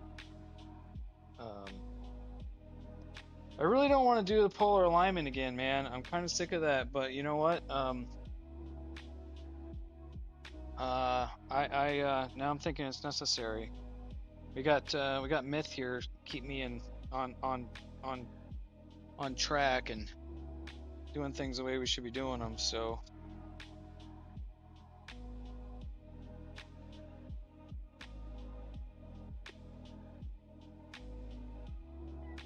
let's do it right. I mean, what I'm really trying to do, I'm really focused on is getting the guiding to work good, and I know we need a good polar alignment for that. So I'm really more interested in that than getting guiding. All right. So or than getting good data, right? All right, let's see here. Let's run this again. Oh, I need to take a 5-second image. See if I'm in focus, which I'm probably not in focus now. Well, that's another thing that we get to work through. Focus is way out. Wow, man. which means when I put the camera back in, I did not put the camera back in the same position that it was in last time.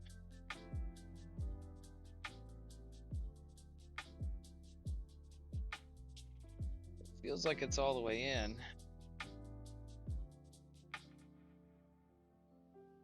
I think I just moved it a teeny bit.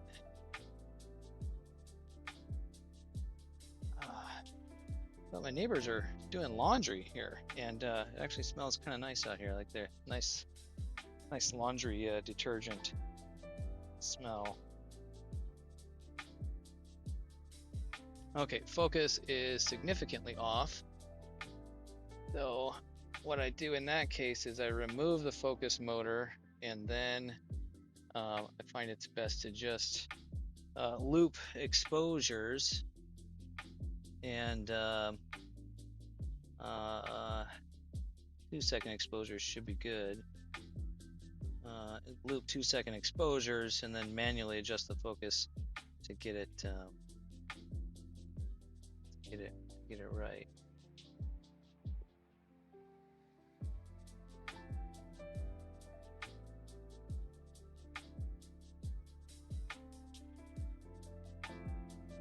Let's see, that's probably the wrong way.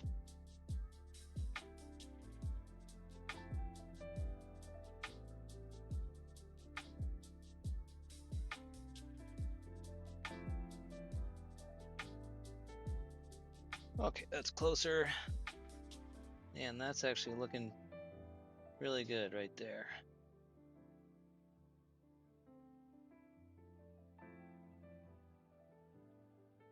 Looking quite sharp. Okay, stop that.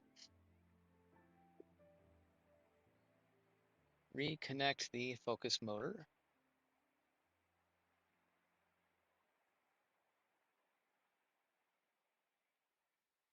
I think my procedures could use some work here. Okay, focus motor connected, and now let's run the 3-point polar alignment procedure.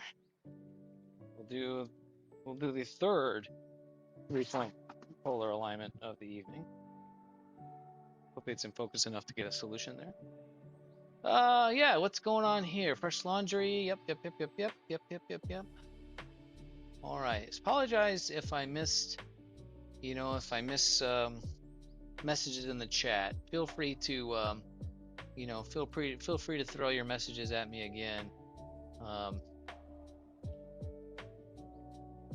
Yeah, no, I think it'll totally work. It'll definitely work, Maz. If it needs some TLC. We were mentioning earlier that you said it was like, it was like in your like box of parts or whatever. And when I started turning it, I think I can see why it was in your box of parts. So, and yeah, I'm seeing polar alignment error now out to 2 arc minutes. So it does look like handling the camera throws off my polar alignment, which I should have known. Okay, azimuth showing the biggest error. Actually, just azimuth showing error here too, but almost 3 minutes of error in azimuth. So, yeah, with the lack of rigidity overall in this wedge and the tripod, it should come as no surprise that any sort of touching will throw out the polar alignment. So we're trying this again. It's a good thing it's not cold out here tonight. Very pleasant outside. All right, down to 2 minutes.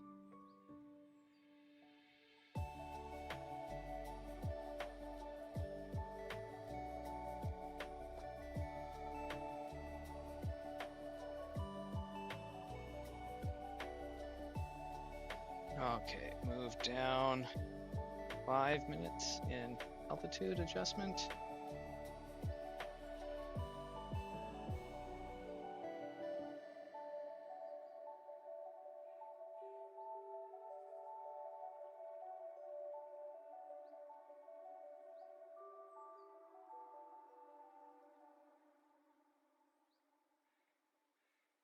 Move up 6 minutes. And that threw my azimuth off by 23 minutes.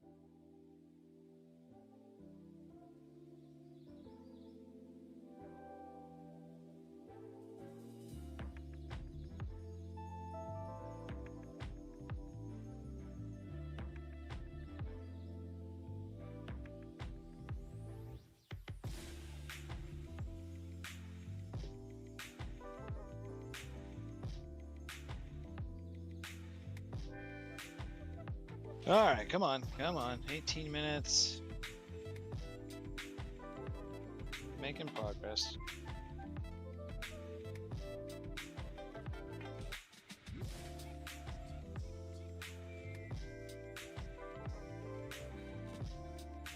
It kind of sucks, like my order of operations and procedures. I really want to like collimate as like the last thing that I do.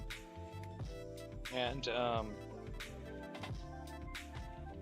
but if I do that, then I have to pull the camera out to collimate it, and then, you know, the process of doing that, then I sort of mess up the polar alignment. So,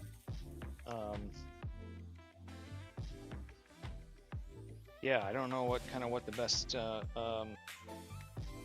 know, procedure there is.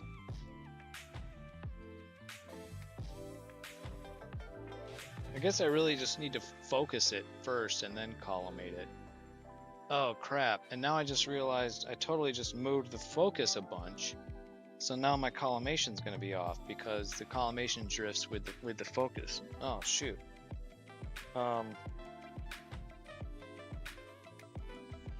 Crap.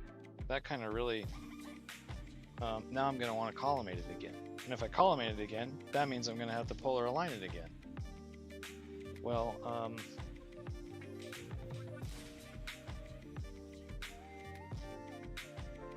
I don't know. Maybe we'll take some exposures and see what we think about the collimation. I don't. Like I said, whoa! I'm getting. Oh wait, that must have been an airplane or something. What in the heck?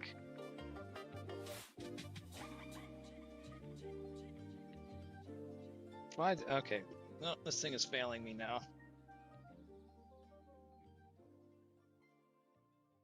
I just went from being kind of close in polar alignment to being significantly off. So I think when that happens, then you have to just start over again.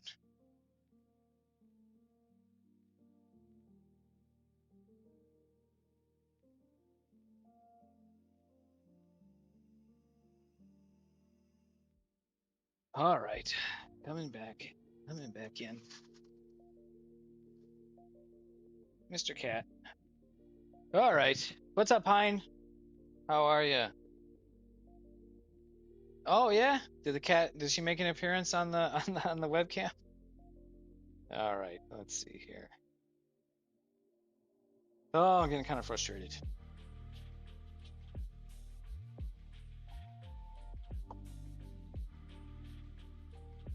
Oh, I've heard about that, Dan. Yeah.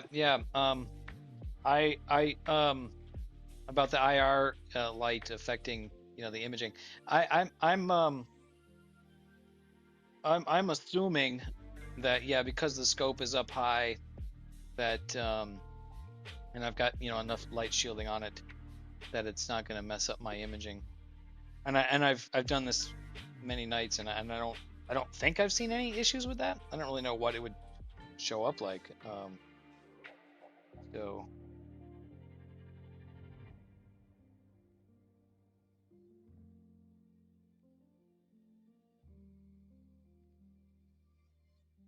trying to do a polar alignment again.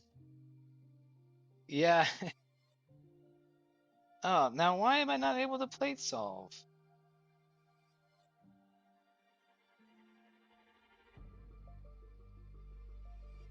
Oh. Man.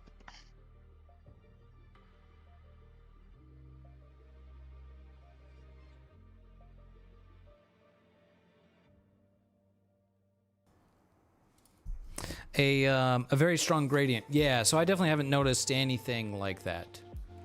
Anything like that. Okay, so now, you know, doing the 3-point polar alignment, it gets 2 out of 3, and then it fails to solve on the third one.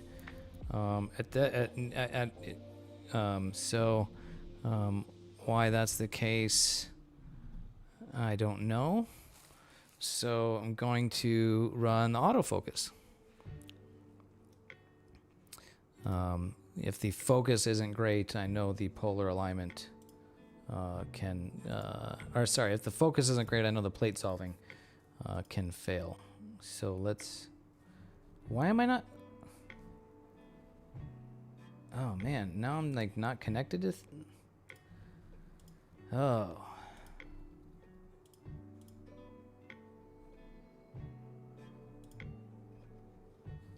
Now I am not connected to the mount and the focuser.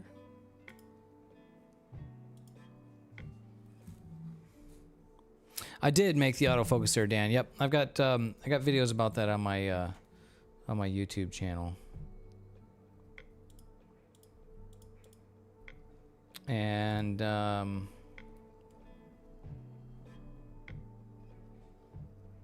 I'm not connecting to the mount.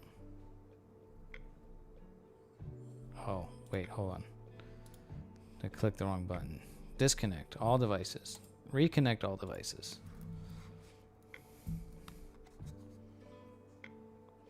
Yeah. That's where I'm at. Myth, yeah. Okay, all right. I was clicking the wrong button. I was clicking the refresh, not the connect button. Okay. All right, so we're on and we're running. Take a 2-second exposure.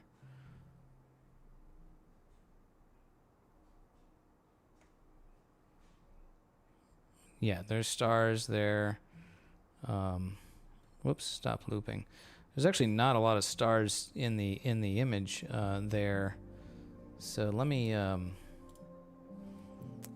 try slewing a little bit to a little bit more to the west. And give me a 2-second shot. Don't loop it. Still not very many stars.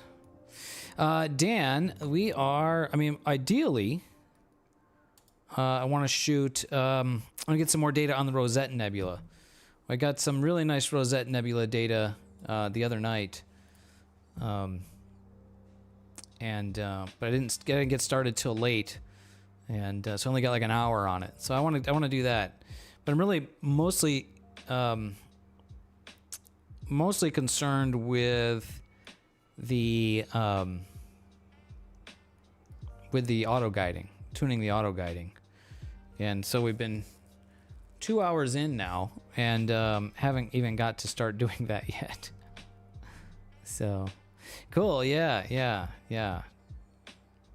I like that view of the Rosette. The field of view that this telescope gives me is really fills the image with the object. So I think that's pretty cool. Autofocus looks like it's starting pretty good.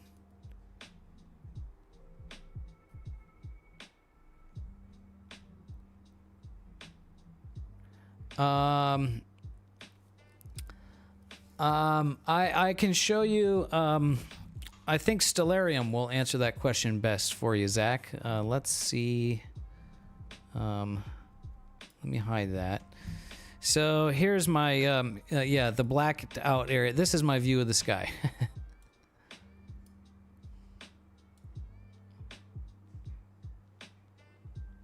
So the blacked out area is, the red line is my horizon, right?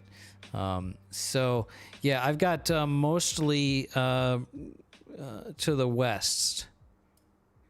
The east, I have trees. There's a big tree here.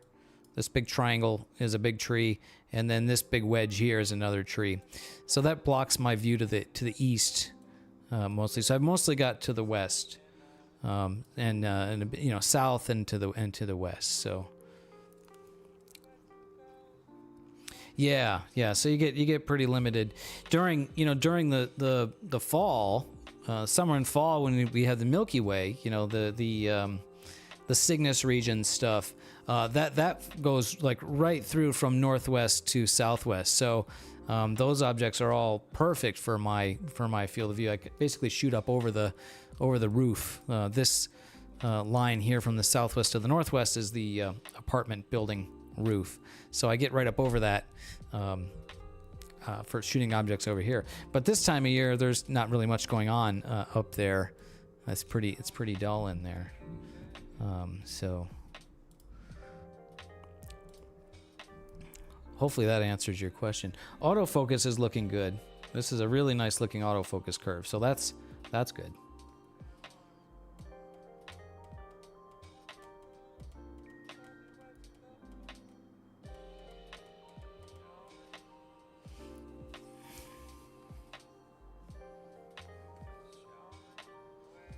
I think what I need to do in my procedure is get the camera in there, get the camera focused, and then collimate it, and then just make sure that I push the camera back into the same position in the draw tube. I think that's what my procedure needs to be. And let's see. Oh, those stars look pretty round. Maybe my collimation's all right. Okay, all right. Where were we? I totally forget now. All right, we're focused, and oh, we're trying to do polar alignment. We were trying to polar alignment again. I was working on that, and then yes, thank you. You got your rig out tonight too, Myth? How's it going for you down there? Oh, and then it just immediately fails.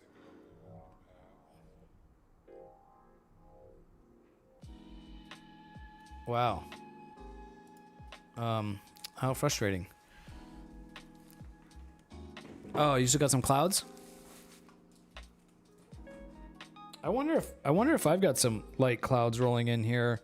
That would definitely throw off the plate solving.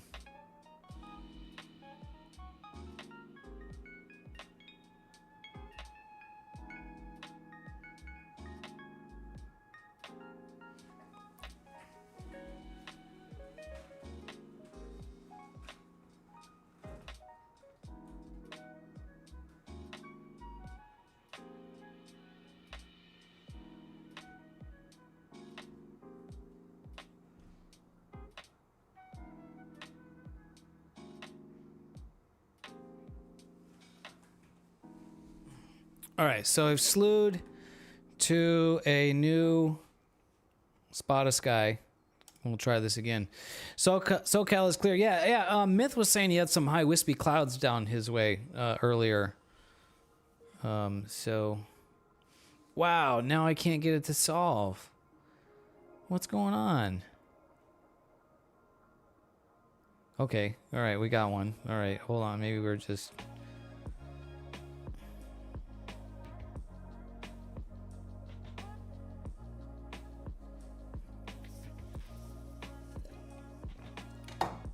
Oh, come on.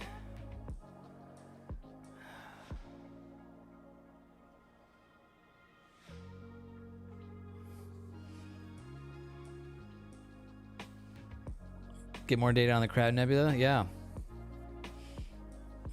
That emerges first. All right, cool. Now, why am I off by... That's so weird, though, that it's off by 3 degrees and 2 degrees. Like, that's... Did I bump the tripod or something? Like, that's a huge error to be off by.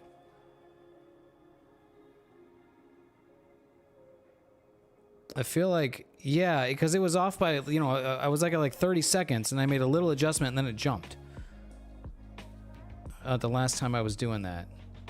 So, yeah, I don't believe it. We're gonna start over again. I'm gonna park the telescope.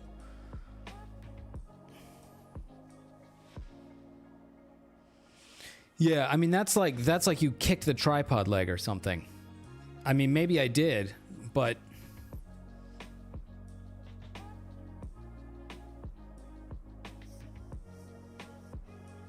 I mean, I really don't think so.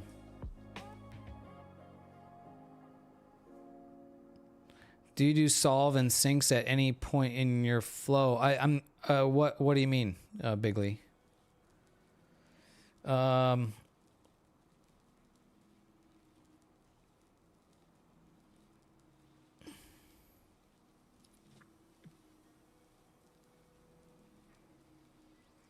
how the mountain knows what coordinates it's at. It counts steps. That's how it knows where it's at. So right now I've just parked it, which the park position is set to the home position. So the way it works is it's in the park position, which is the same as the home position. So the home position, it resets. So the right ascension and declination coordinates are reset. So then when you slew, it counts how many steps that it takes to get to wherever it slewed to, and then it goes, okay, if I went 40,000 steps, that means I'm pointed 3 degrees or whatever, right? And then it knows.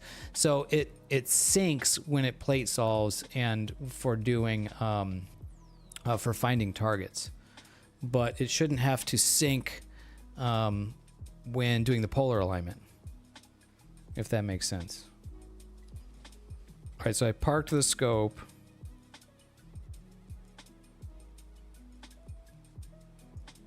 And which resets the coordinates. So now I'm gonna slew it back to pointing to the pointing towards the zenith.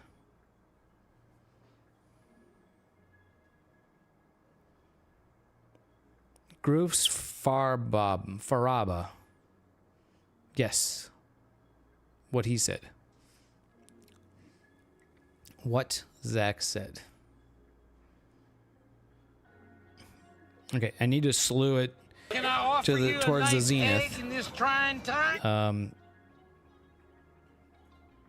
Because that's where the sky is nice and dark.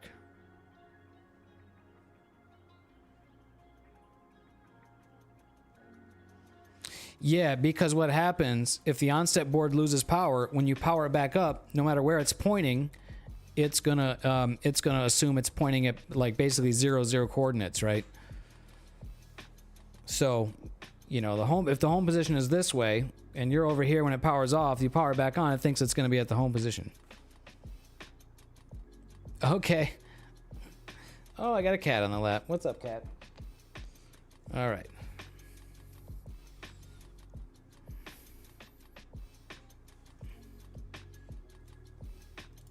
All right, let's try this again.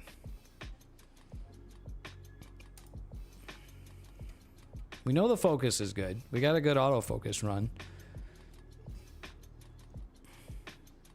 Okay, good. Solve the first one. There's lots of stars in that field of view.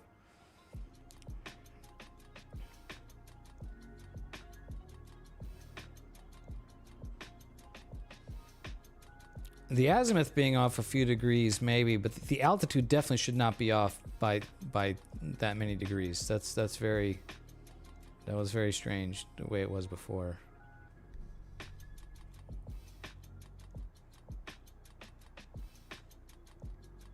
Well, no, it says so. Okay, yeah, that's weird.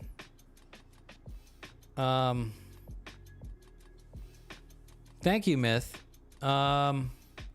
Yes, the link that Myth posted.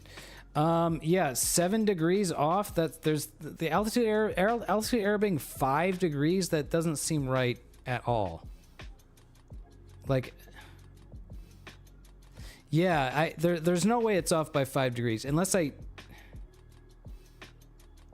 move something. I don't know. I'm gonna start over again. This is frustrating me.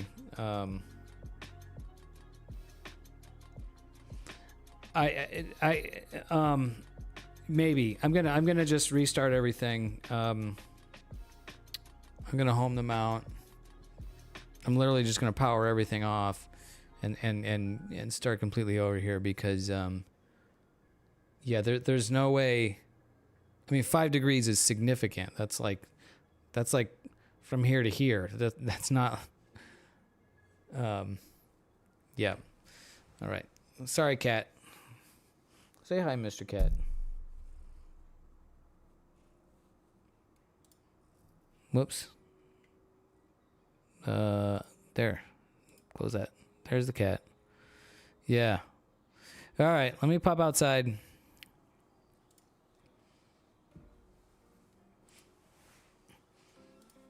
And let me take a look at this.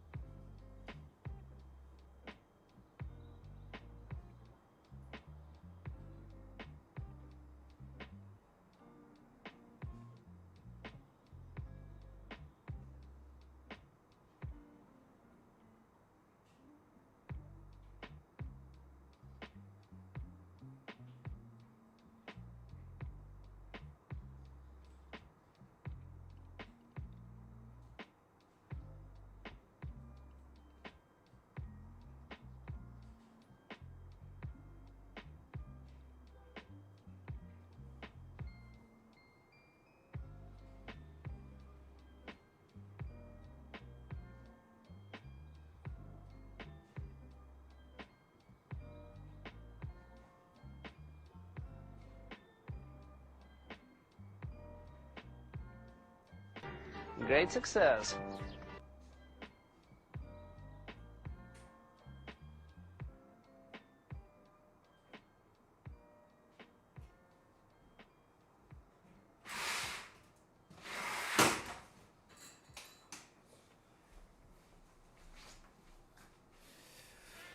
Okay. Yeah, the security camera shut off because it's plugged into the power strip that the computer and everything is plugged into, and I turned that off. The altitude lock was completely loose, so yeah, it could make it wiggle, I guess. I still don't think it could be off by that much, but Dave breaks stuff. Yeah. Yeah. I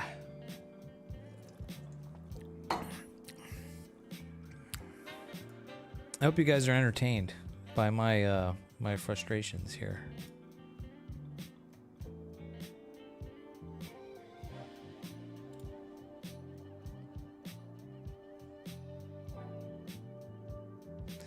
Something loose on the mount. Yeah, so the altitude lock was loose, and it can move around quite a bit, which I need to loosen it to adjust it, but I don't know. Yeah. All right. Let's try this again.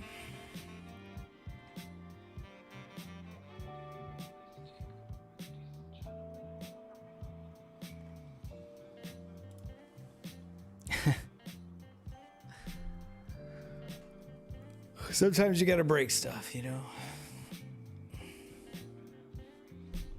All right, we're back up. Yeah, okay.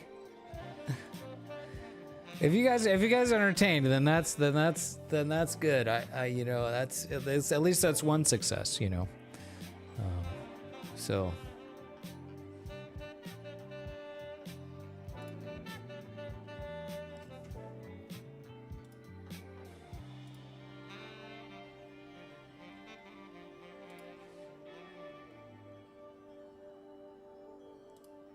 yeah, gotta laugh at it. Yeah, I'm not laughing.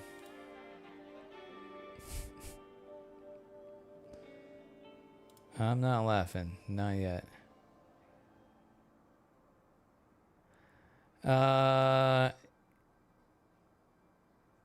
Not. I mean, maybe. I'm not ruling anything out here, Dan. I mean, maybe I did. I totally got ahead of myself and did something. I don't think so. It really shouldn't, because you know, I mean a small adjustment. I made a small adjustment, and then it shows me off by 5 degrees. That's not small. That's significant, right? So,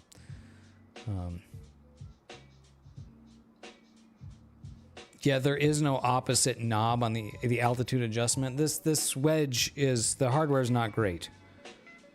So that's part of the problem. And yeah, I mean that's the idea too, for sure. Mayor West is to yeah, get this stuff figured out when it's there on my patio and I can turn the light on to mess with it, and not when I go out into the desert. So.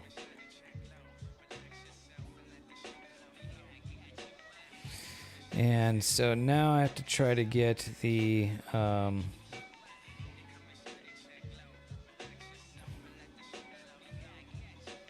on-step controller to connect on my phone, which is slow and unreliable. It is about I tell people Bortle 9000. I actually might be like Bortle 8.5, 9 here. Okay, ready to slew. All right, I need to slew. So we get where I can get some good solutions for the polar alignment, for the astrometric solution. All of SoCal is 8-9. I'm right on the edge of the state park, and so there's no lights out there, and so the advantage to that's, I mean, you know, slightly less dark, but that's like, yeah, that's like Bortle 8 instead of Bortle 9. So I'm like right on the edge of that. But with all the lights around the apartment complex, the various apartment building lights, it really, you know, it really, it's just not very dark at all. So. Yeah. You can look at the light pollution map. You got to get pretty far. You got to go pretty far away to get away from it. So, okay. All right. 3-point polar alignment. Start from current position. 5-second exposures. Oh, am I on the right? Okay, I am on the right profile. Yeah. No. I know.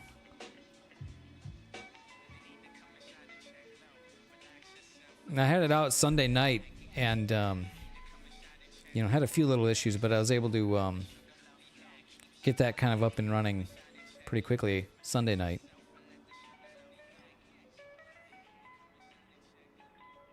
Yeah, when we were way up there, right, Myth?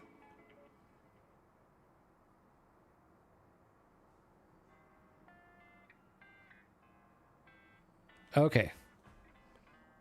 Aha. And now look at the error. So, yeah. All right. That's looking good. All right. Okay.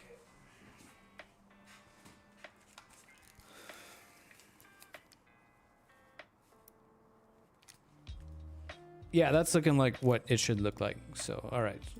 So it may have been a couple of things. May have been both the hardware of the mount and some software stuff going on. Yeah, well, I'm actually not convinced of that it was the mount not being secure at this point, Myth, because I restarted also.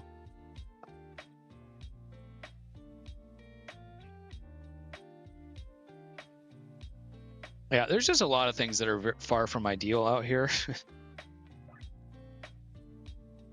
Okay, so we are 26 minutes off in azimuth. So I will adjust azimuth first. And we're not going to do any messing with any more collimation or anything tonight. We're just going to get what we get in that regard. Or camera rotation. Really just want to get to the guiding. It's the guiding that we're most concerned with tuning here tonight.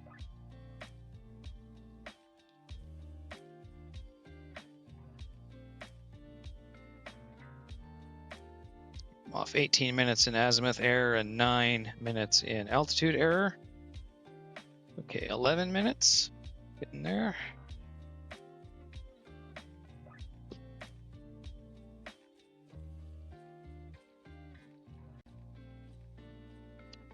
Six minutes.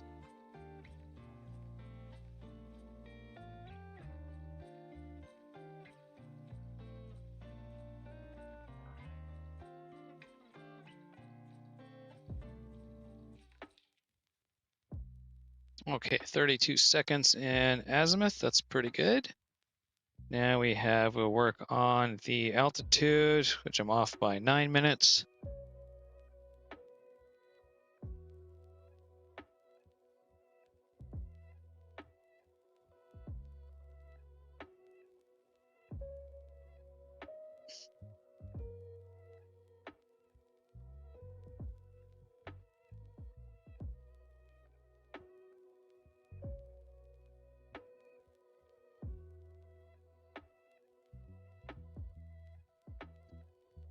Altitude at 2 minutes, so I just reset the lock.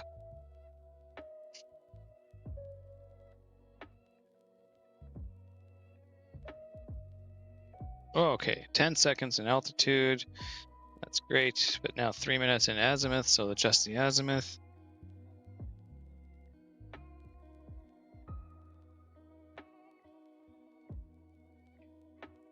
Okay, I overshot it, but that's all right. Down to 1 minute in azimuth error.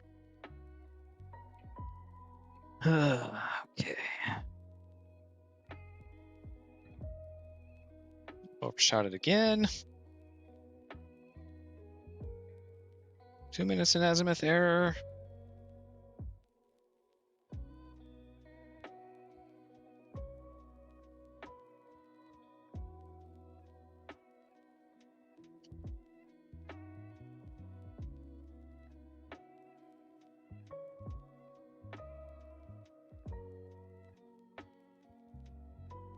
Okay, getting close here now. 1 minute in azimuth error. 1 minute, 16 seconds. Okay, calling that good. 38 seconds, 41 seconds total error. We're calling that good. All right, done. Okay, let me take a quick shot, make sure we're still looking right. Okay, at this point, I think we have the Rosette Nebula up. Oh God, I'm gonna trip on that a million times. Move that out of here. That's really dumb. Okay. All right. Okay. What's up, One Solid Cube? Yeah, sorry about that.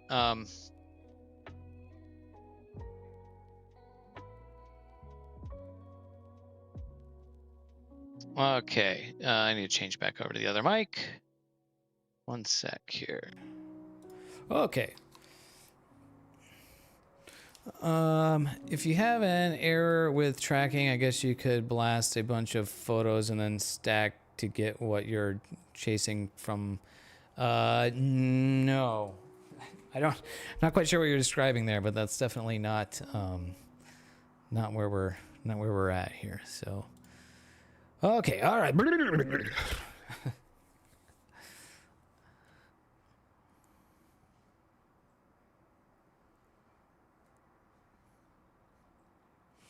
Yeah.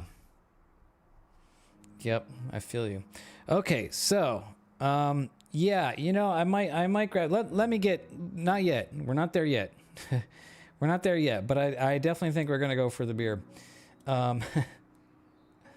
Okay, let's get. I'm pretty sure I can get Rosette Nebula now.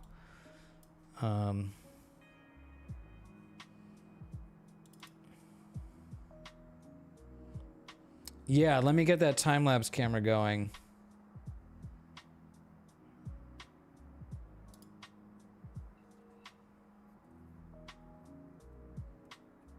Yeah, we should definitely be able to get to the Rosette Nebula. Oh yeah, no, I have some very good Orion Nebula shots, Dan. Yeah, we can share that. We can look at it. We can have a little show and tell Yeah, I have with this setup. Yep. Yep. Okay, Rosette Nebula. I am going to slew and center, and I'm going to go watch it.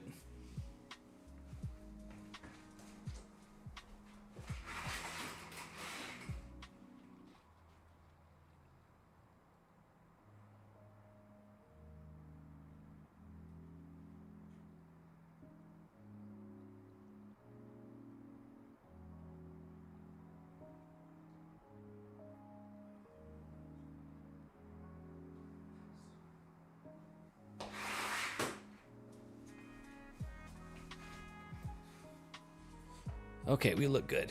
We're looking okay out there. Boy, I don't know how I didn't have a collision the last time I shot that on Sunday. That's crazy. I got super lucky. Oh, yeah. Definitely, Dan. Tonight, the collimation may be totally off. We'll see what we get here.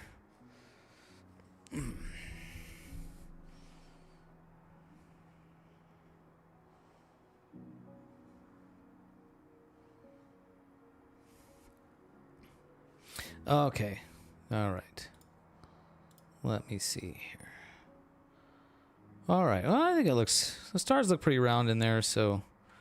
yeah, that's looking like it might be the thing. Okay.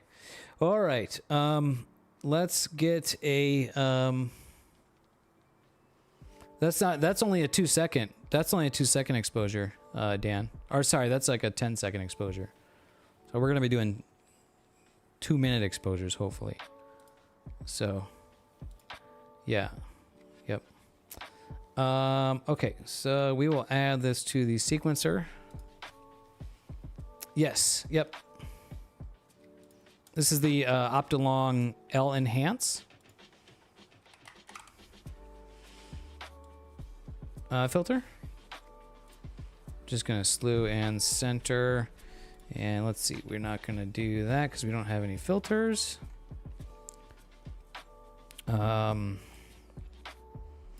just going to say 200 iterations for right now. We'll mess with that later. 120-second exposures. And let's just start that. Okay, let me go take a pee break, and I'll be right back.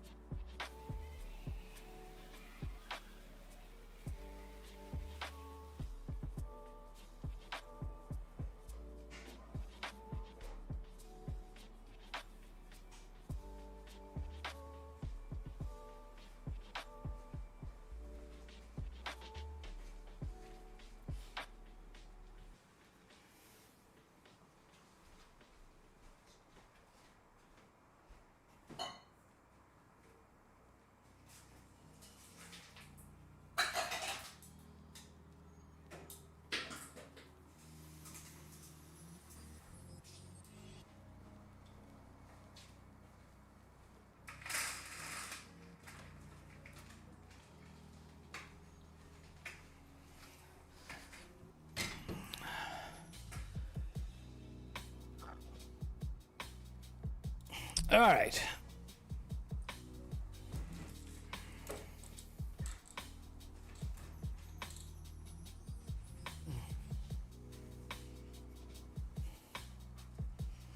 What's my wish list item for $200? You want to send me something nice? Oh, geez.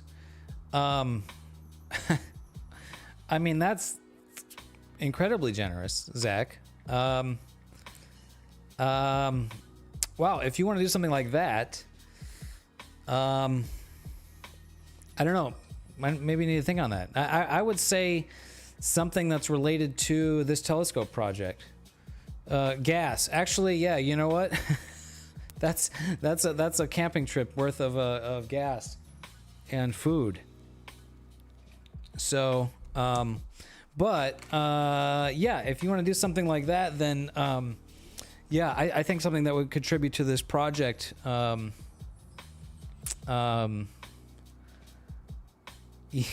Yeah. But yeah, maybe we I'll think about it and chat maybe in the Discord or something. That would be really amazing. Zach, thank you. So, and one solid cube. I'm so sorry that I'm missing your messages here, brother. Please, anybody who's trying to ask me stuff and I haven't been responding because I've been outside, throw it in the chat again. I think fingers crossed we're in, everything's set up. I'm not going to be going outside anymore tonight. And so we're here. I'm here for you guys. That's the whole point of streaming. And hopefully we'll be there. And yeah, so I can answer your questions. Cool, Zach. Yeah. I'll we'll think about that tonight. Yeah, I would say, you know, it's stuff that's going to I think support the project, you know, so, or the channel or something. So yeah.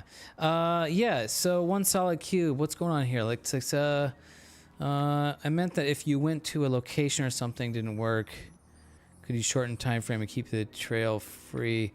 Yeah. Okay. So yeah, you were talking about like guiding and stuff. One solid cube. So we were doing. I wasn't even doing guiding yet. I was working on the polar alignment setup. So, whoops, not that one. Okay, we're imaging, and I don't drink that much beer. That would be a waste. That would be wasted on me. Okay, so we're imaging, and the guiding's looking really good. Yeah, you really just want like everything to be really set up right. You know, one solid with astrophotography, especially imaging at this pixel scale, this field of view, you know, this zoomed in, like everything needs to be like dialed, or else it's just not gonna be good. Yeah, no worries. Yeah. Yeah, that's a 10-second sub you're seeing right there. I'm shooting a 2-minute sub right now, so we're about halfway through that. So yeah, one solid cube. It's really kind of all or nothing. Like if one part of this isn't working, then it's all not worth it. So,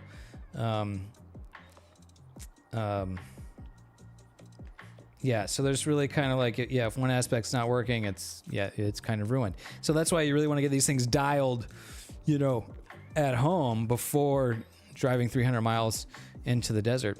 Yeah, looking pretty good so far. Yeah. Yep. Here's our first 2-minute sub coming in. There's a 2-minute sub. But let's take a look and see what that looks like there. Pretty good. A little bit egg-shaped on those stars. Yeah, definitely a little egg-shaped on the stars.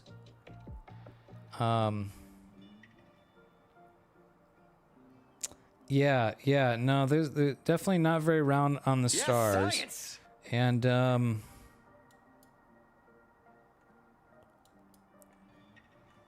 so yeah, exactly. I'm wondering if, you know, if this is collimation, because down in this corner I've got some kind of weird looking shapes, and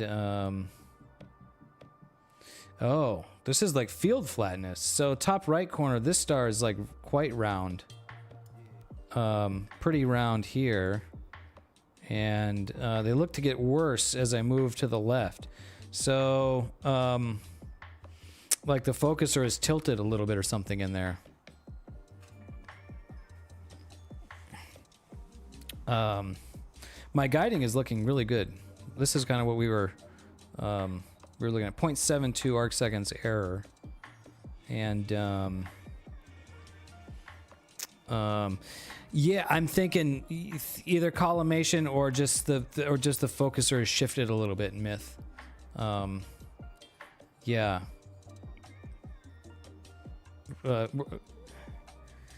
Yeah, something to do with the image train not seated properly.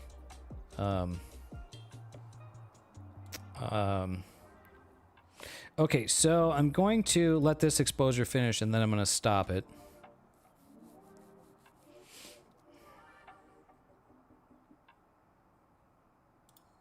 Okay, stop the sequence. No, definitely not. It's been out there in the cold long enough that, I mean, it's been out there that it's everything's thermal equilibrium by now. Okay, I'm gonna stop the guiding, and that was pretty good. I mean, that few minutes run, I was seeing 0.17 arc seconds total error. That's really good. But we want to try to do better. So I'm gonna run. I'm going to try 0.5 second exposures. We were talking about this on the stream yesterday. And let's see, I had some notes. Where are my notes?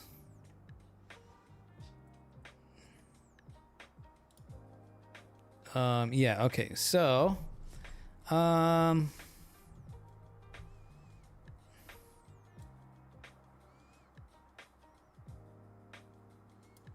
yeah, so I think then the max duration, I'm going to try 200 on both of these. And begin guiding. So I'm trying significantly different configuration settings for the guiding.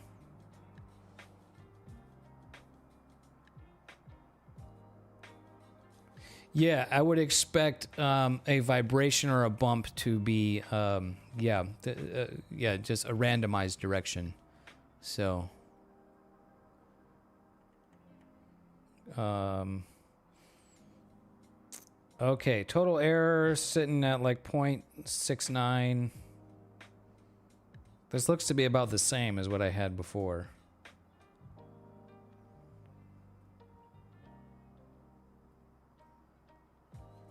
Oh, Zach, bro, that is, yes, that is, crazy. Thank you. Very generous of you. Yeah, that's gonna go towards supporting, the channel for sure.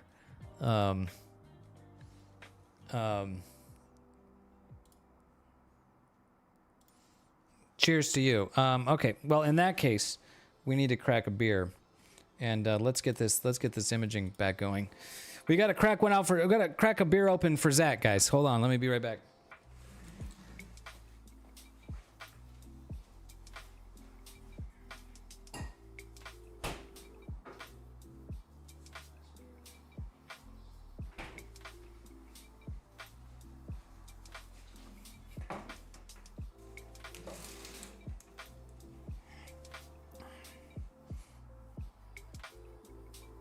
Boys, Zach. Wild, crazy. Thank you so much, Zach. Thank all of you guys for being here. Yeah. That's wild, and it's very generous of you. And yeah, we will. Yeah, you know how it is with the astrophotography stuff. So. Oh, it's getting mad. Okay, I think what that means is, yes, PHD is yelling. So I don't think it can handle 0.5 second exposures. We're gonna go 1 second exposure.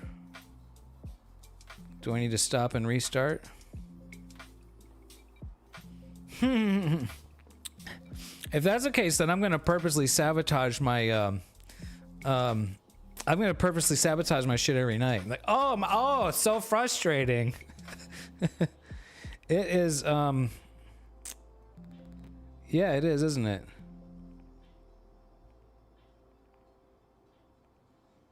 Okay, so, yeah, the PhD cry. Okay, now was that a momentary thing, or is this guide camera just not able to keep up? So I've restarted at 1 second exposure. Let me go take a peek outside real quick. Just make sure there's not, you know, clouds.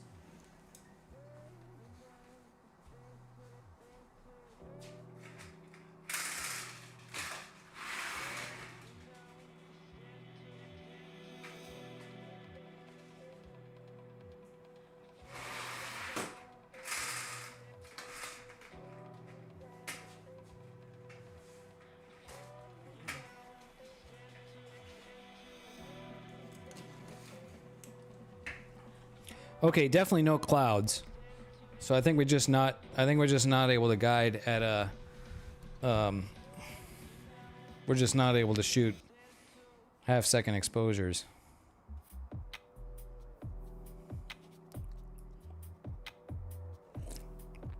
Max frame rate of the guide camera is 39 frames per second. Yeah, I don't think that should affect things.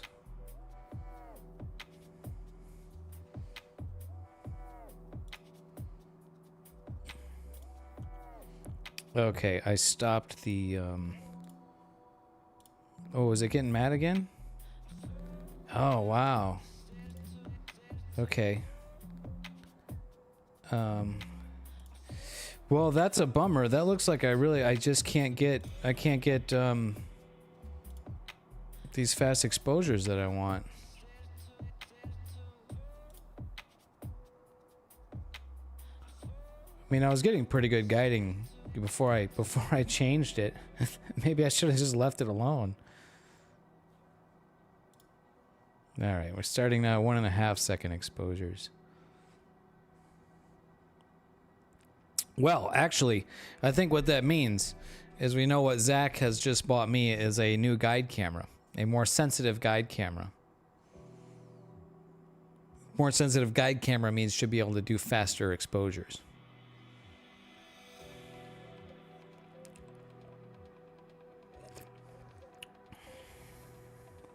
Yeah, at the very So this is a color. This is like the worst possible scenario guide camera. I'm gonna bump up the aggressions because those were, or the max max pulse rate here.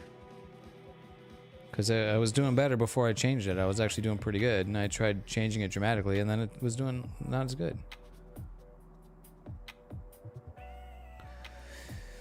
The current guide scope is a ZW, or not a ZWO, an SV Boner 30 millimeter, and the camera is SV Boney's color guide camera. And when I bought it, I knew that a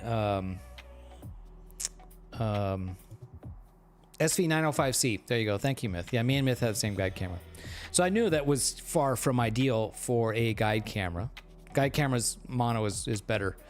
Dan, yeah, for sure. I mean, we can maybe work that out. Hit me up in the Discord. So we'll see. Bigley, thanks for being here, brother. Cheers.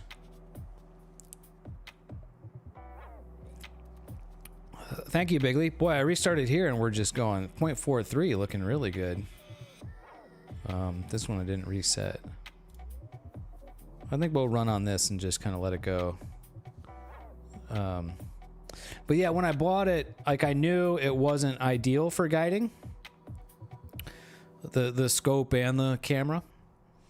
And but for what I was doing, it was fine because I was just shooting with the Rokinon 135. Oh, you guys can't see. What am I doing? My bad. So I was just shooting with the Rokinon 135 lens, and so at that field of view, that pixel scale, you really don't need, you don't need super accurate guiding. So for that, it was totally adequate. It was totally fine. But for now that we're imaging at a much smaller pixel scale, now everything becomes much more difficult, as you've seen tonight. Much more difficult. Oh, you're in Australia. One solid cube. Cool. Where's the best local place to get stuff? I don't know.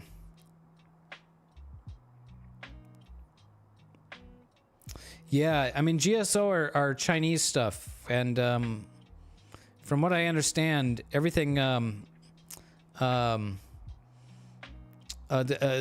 Chinese stuff is probably, I don't know, easier or cheaper to come by in Australia because you guys are closer over there. So Myth, the bot doesn't work in on YouTube. Thank you though.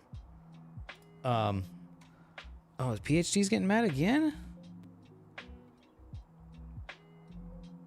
Why are we having issues again? I mean, it's dithering.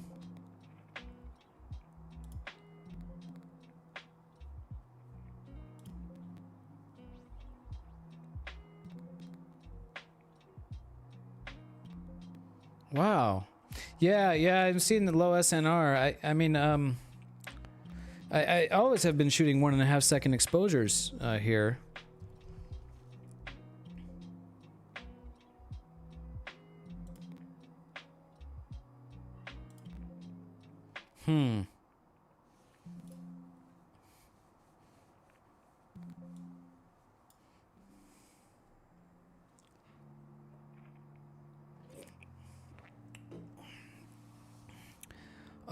I was happy with it tracking Star Traveler.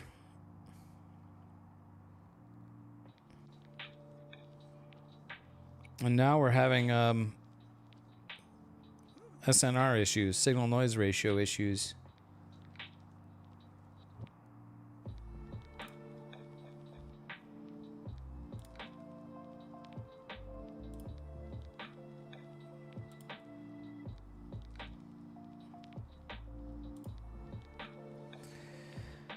I mean, if we have to go 2 second exposures,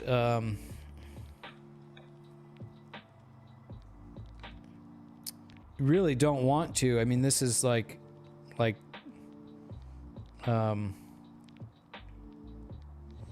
yeah. Pretty sure I was doing 1.5 exposures. Yes. The seeing was supposed to get better tonight.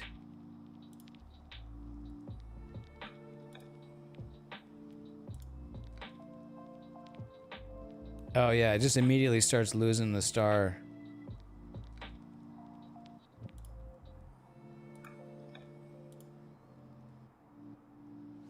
Yeah, the seeing was supposed to get better tonight.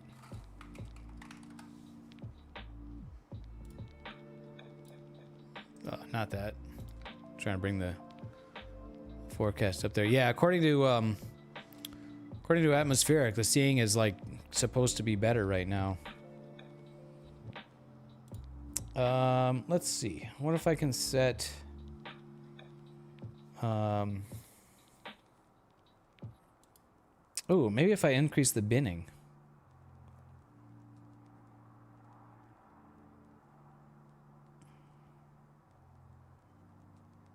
And I notice camera gain is set to 1. I'm just going to try setting binning to 2. And let's, oh,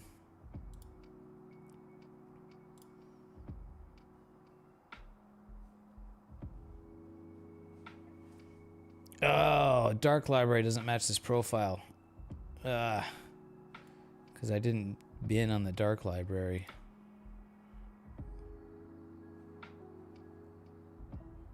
I wonder what'll happen if I just run this. Oh no, it's gonna wanna calibrate. Yeah.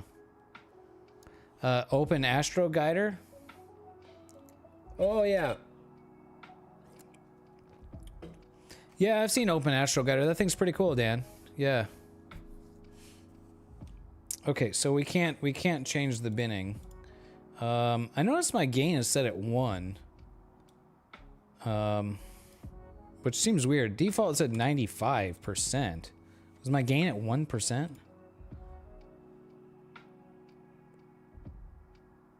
Okay. Yep, that's definitely not right.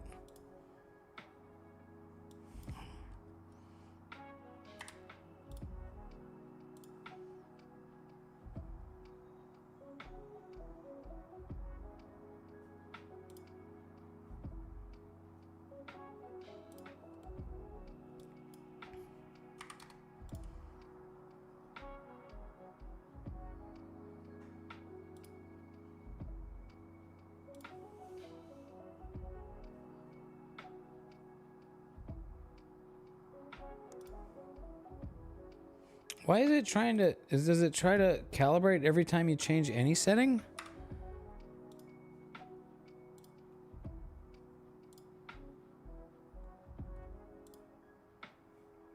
What? What is PhD doing? Why is it... yeah, does it... Yeah, I wonder if my...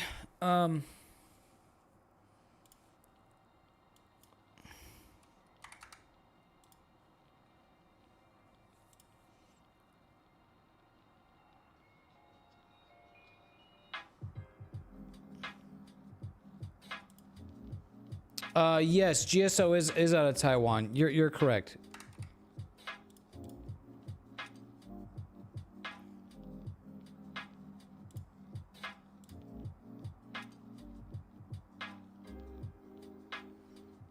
Okay, that actually looks... I'm seeing way more stars there now.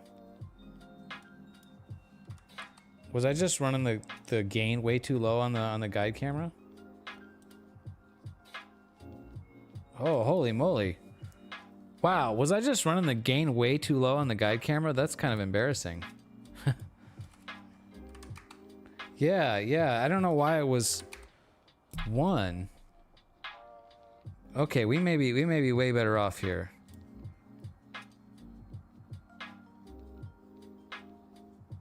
That actually looks like that's maybe low. All right. Try to gain value of 50.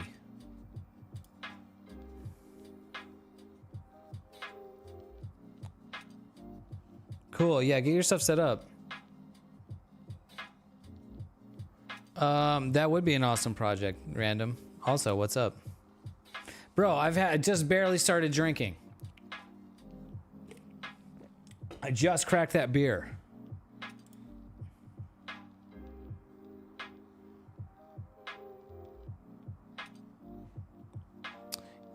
Okay, that's interesting, Dan.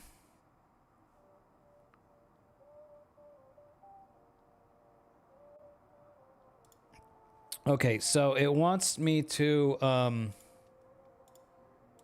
right, hold on. I guess maybe I got to do... I want to do binning too, because I know binning can help also.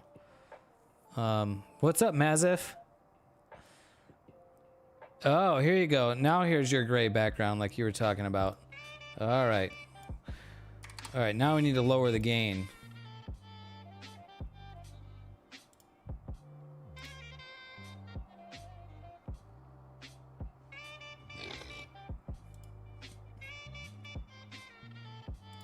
Maybe not that low. So I'm gonna need to shoot new dark frames for my new dark library, which is easy to do. All I gotta do is put a all I gotta do... Oh, we should loop half-second exposures. This is where we really want to be at. Yeah. Well, I mean, it's just gonna be you know, like a really cheap, you know, piece of glass, right? All right, so maybe,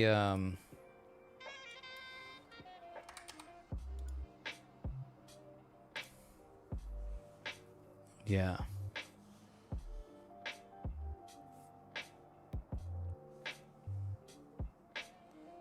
Okay, maybe that's looking good. All right, so it wants to build a dark library.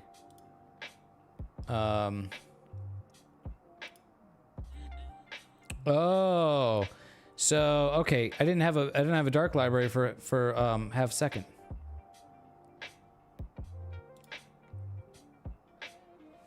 Okay, I gotta go put the lens cap on the scope.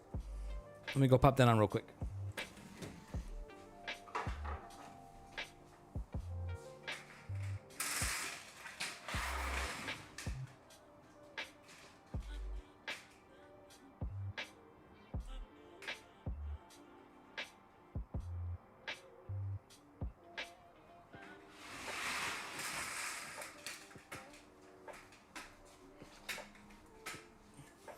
All right. So now we're going to start. Cover guide scope. Okay, I did that. Okay, it's taking dark frames.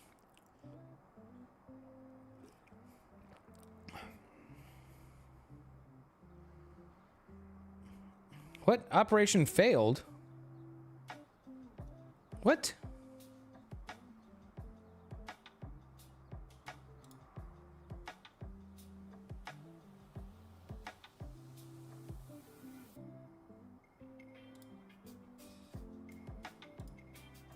Oh, whoops. I disconnected.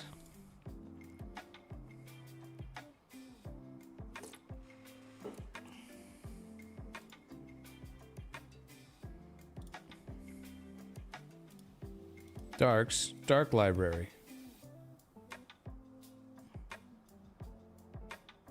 Frames to take for each exposure time. How about 10 frames? Create a new dark library. Start. Cover the guide scope. Okay. Taking dark frame. 1, 2, 3. Okay. 4, 5, 6. Okay. I think it's going here.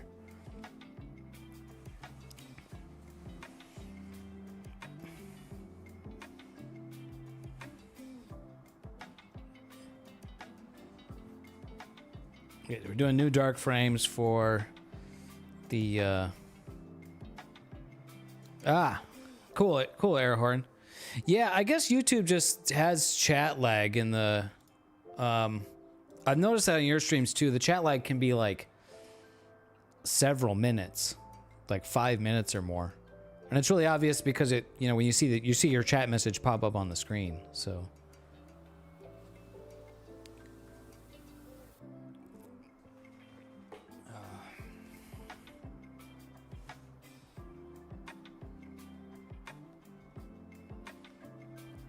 all right, building a master dark library here. Yeah. Yeah, Twitch is really just Twitch is the live streaming service, man. It's built from the ground up for live streaming. It's really live streaming is something that YouTube, you know, tacked on, and you know, like shorts, you know, everybody's got to like tack on the features to be like whatever social media app, you know, and whatever social media app is popular at the time. So, you know, so YouTube started doing shorts because TikTok is the thing, and so it feels very tacked on and kind of half-assed, and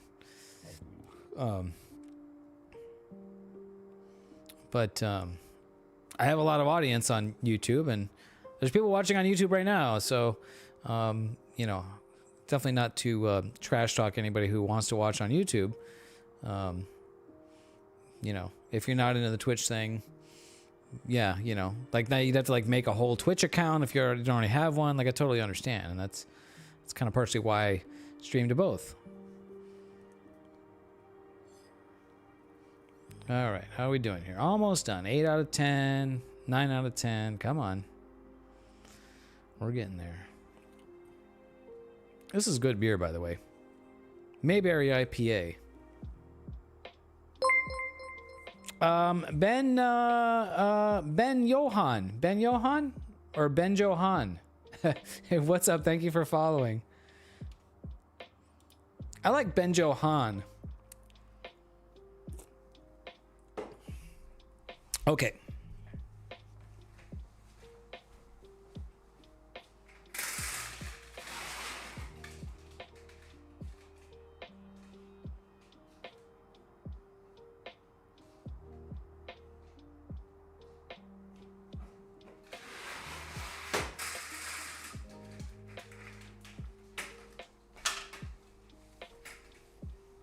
Okay, another thing, I still have the door all the way open.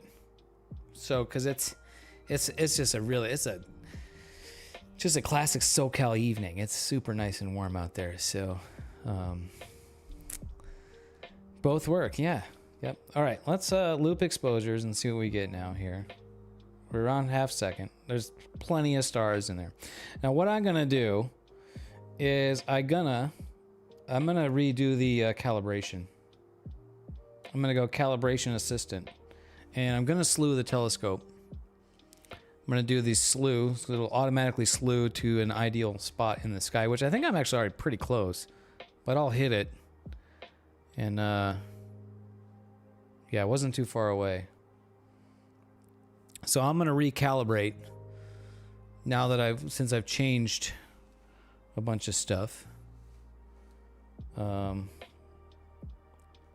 Okay, here we go. Waiting for tracking to stabilize. Then click calibrate. All right, we will calibrate. Cool. All right, we are calibrating. Fun stuff, fun stuff. Benjo Han, were you watching over on YouTube and then you switched over to Twitch? You're a first time chatter. Thank you for being here. Hey, Dan, thank you for being here. Yeah, are you the Dan? There's too many Dans going around. Yeah, there's another Dan in the Discord, so I'm guessing that's you. But in any case, thanks for being here. Have a good night. Oh, you have been. Okay, cool. Yeah, I have a lot of fun with Twitch. I have, that's you. Cool. All right, man. Cool. Bye. Have a good night. Appreciate you.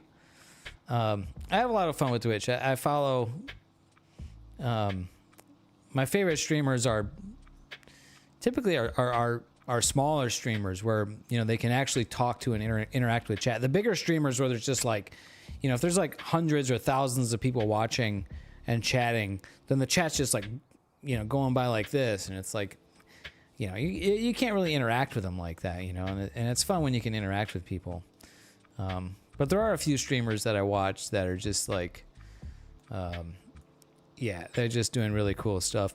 If you guys know of, if you guys don't follow Kit Boga, you definitely need to follow Kit Boga. I'm gonna shout out Kit Boga.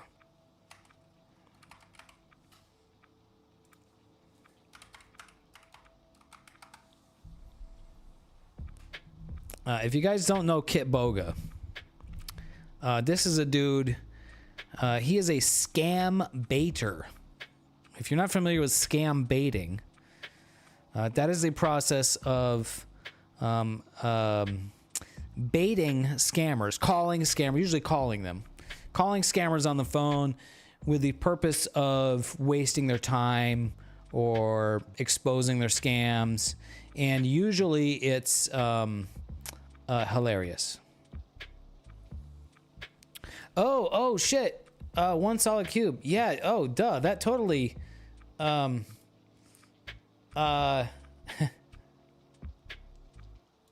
the timer ended before reaching the goal. Yeah. Thank you for pointing that out.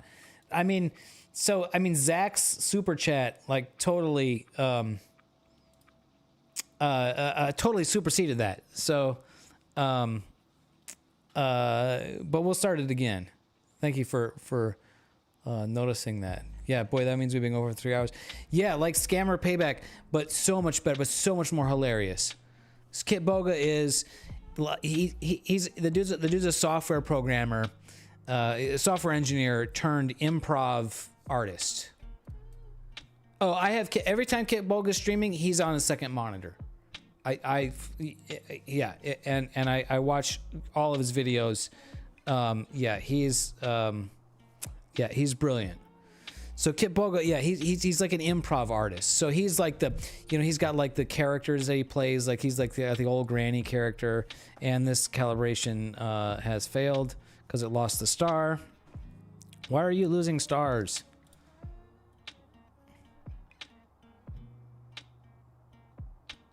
Why do I have no stars? That it's low S. There's tons of stars. Why are you having a problem finding these stars?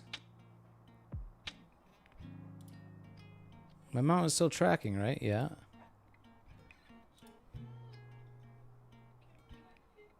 Why is it not picking up the obvious stars? Like these really bright ones.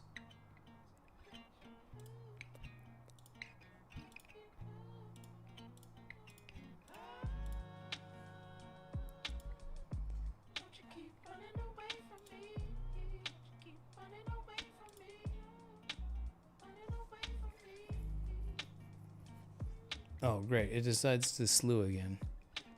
Oh yeah, I definitely took the lens cap off. It started to calibrate, and then it...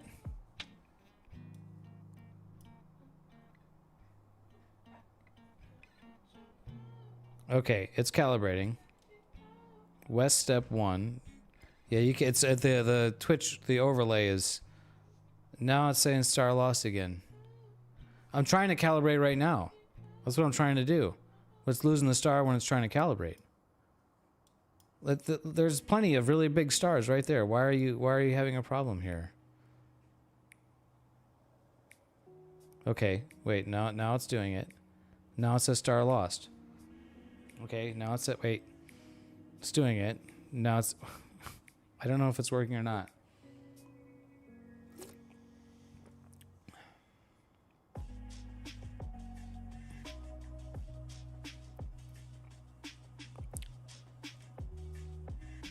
I think it's trying to calibrate on just like a really bad star, which I don't know why it's why is it picking a bad. All right, I'm gonna stop again.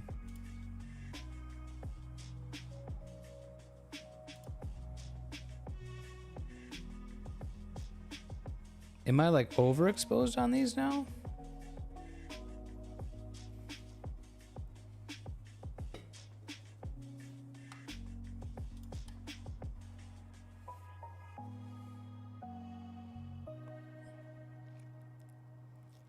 Yeah, I'm trying to calibrate. That's what I'm doing right now. I'm trying to do half a second, 0.5 second frame rate.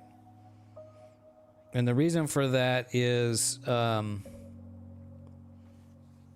fast guide rate is necessary for strain wave gear drives. Star profile.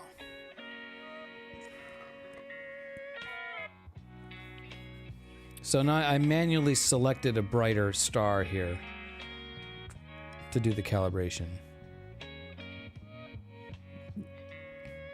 It may be that half a second exposures is really just pushing what this camera, this guide camera is capable of.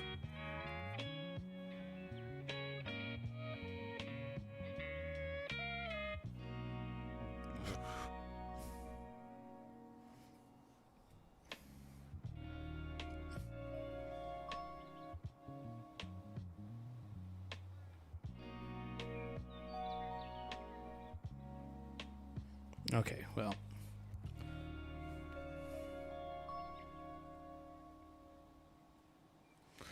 Yeah, this like... Okay, so the star shape is super weird.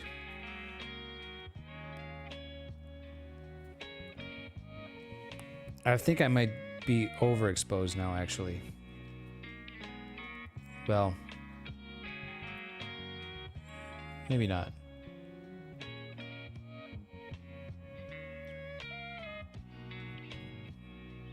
We'll let this go and see what it does. Seems like it's calibrating normally.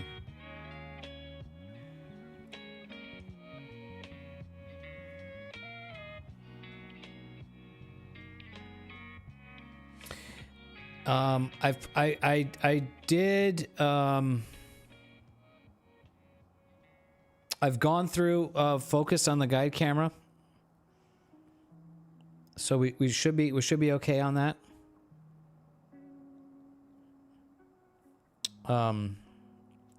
Yeah, we've definitely gone through that before.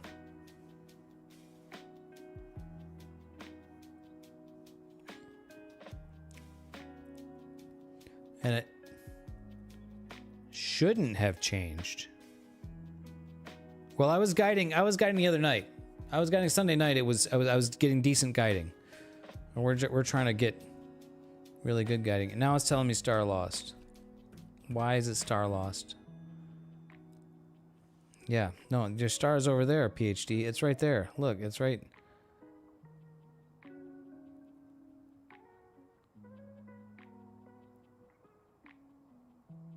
Yeah, and maybe that's what's going on. Why is this like... All right, it's not doing it. It's really doing a strange...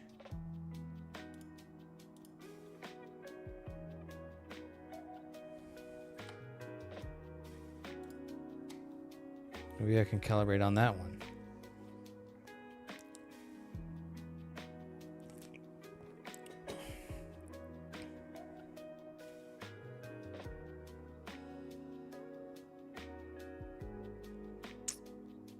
It's acting very strange. Maybe not very strange, but it's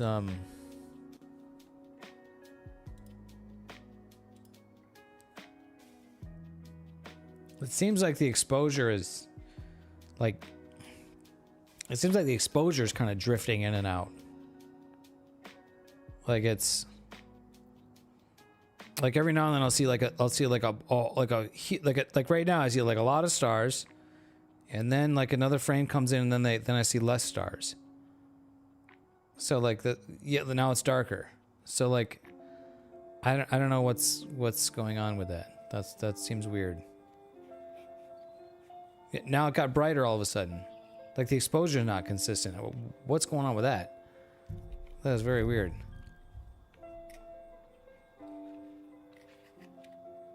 Interesting. Where this seems like the exposure is going in and out. Zach?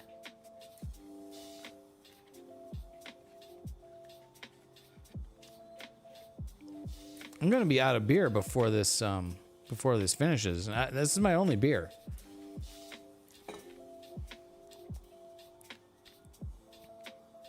This star shape is very weird looking too. It's kind of hidden by the webcam here, but it's very blobbly.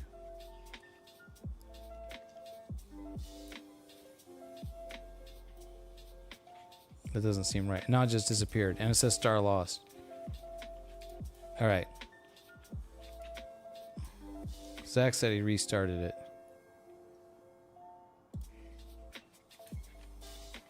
Well, we may not get any data tonight, but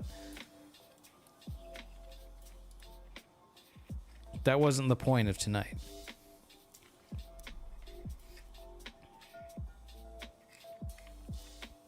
Okay, so I restarted PhD. Yeah, it's totally like it's pulsating. It's like it's bright and then it's not bright. And then if I select this star, it's just a weird shape. It looks like it's out of focus. I think I'm gonna turn off binning. I think binning is not helping me. I'm gonna try turning that off.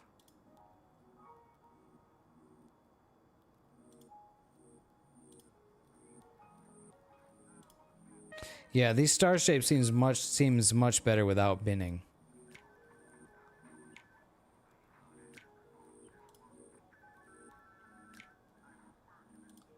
But now it's mad about the dark frame profile again. So I might have to do dark frames again. Okay, so that's too much. We're playing with the gain here.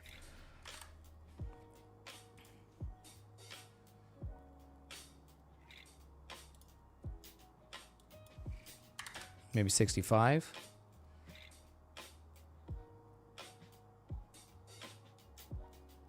Okay, I think that's looking pretty good.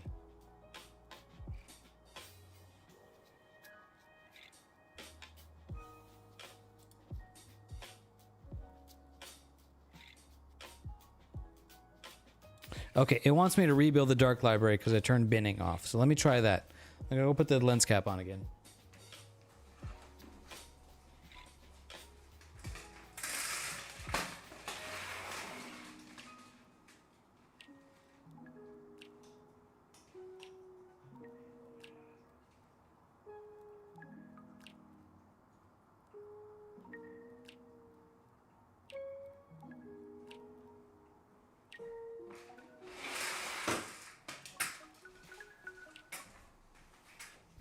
All right. Yeah, of course, star lost because I put the cap on there. Stop. Okay, darks. Dark library. Just gonna go half second to 1.5 second. Start. Cover guide scope. Okay. Those damn protons. Yeah. Cosmic rays, right? All right, we're doing dark frames again.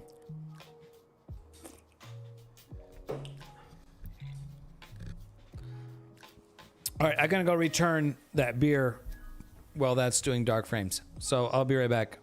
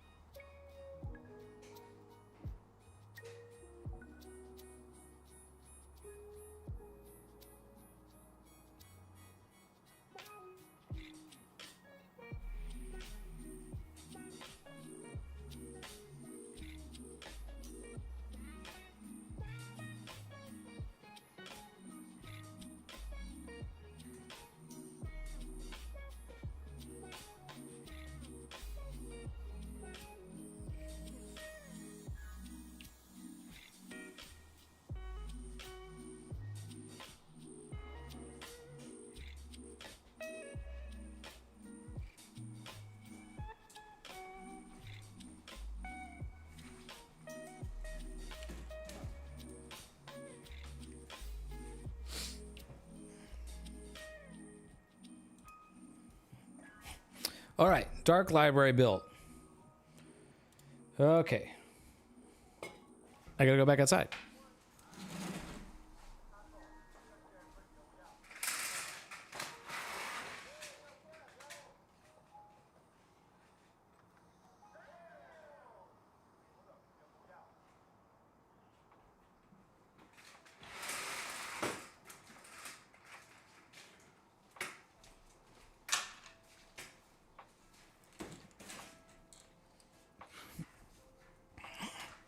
Bro, have a good night. I appreciate you, Zach. You're the MVP. Let's hear it for our boy Zach, guys.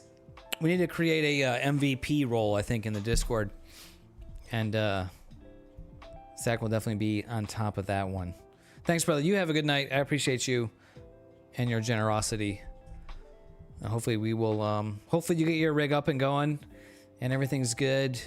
I know you had to replace that lens or that, yeah, lens, right? Okie dokie. All right, so we're gonna try this again. Hold on, let me just stop. I'm just gonna go, let's just do the calibration assistant again. And I'm just gonna tell it to slew. I'm gonna let it pick its position.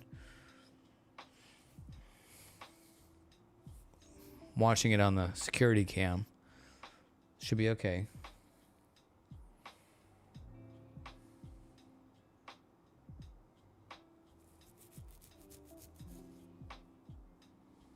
Okay, now I'm just gonna hit calibrate. I'm gonna let it do its thing. Okay, we are at half a second exposures here, so maybe we're pushing it a little bit with what this guide camera is capable of.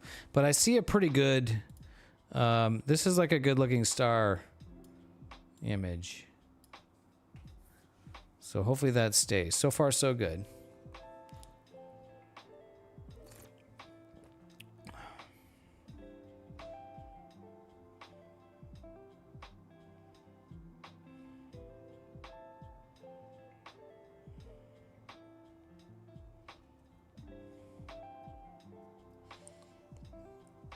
Yeah, this would be like the worst thing to have to do when you're out in the desert, you know, in the dark, in the cold, all the troubleshooting and messing with stuff.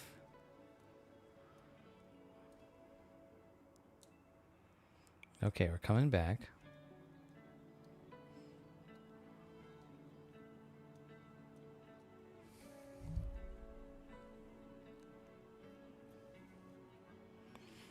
And this should be in the dark skies.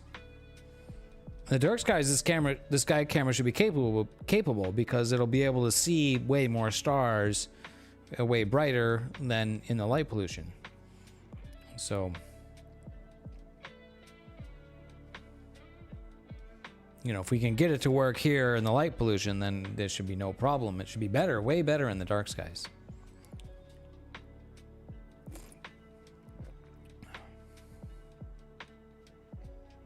Fingers crossed. Seems to be going consistently.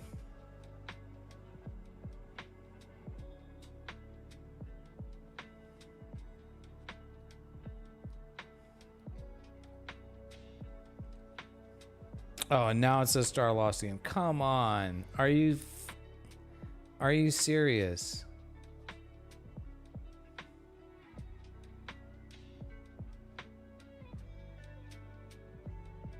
Wow.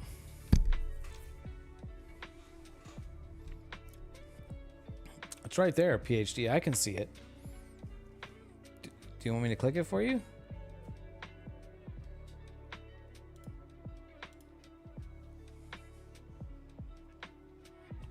Maybe we can't do half-second exposures. Maybe I was just really pushing it too much. Oh, wait, no. Okay, it's picked it up again. What are the good guide cameras in cost versus price? I'm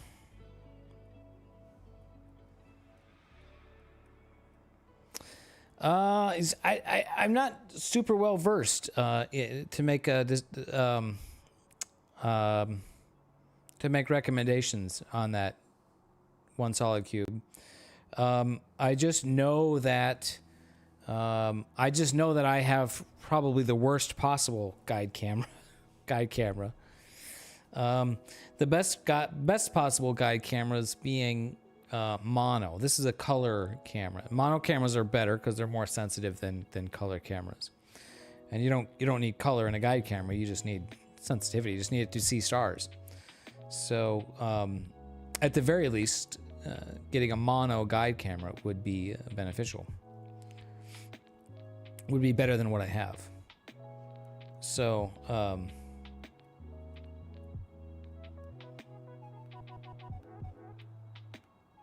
this does still look like it's okay. Now it's guiding. Oh, it literally it started guiding and then immediately is telling me low SNR.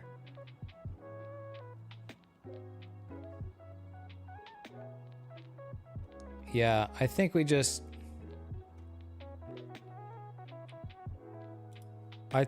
can't do half-second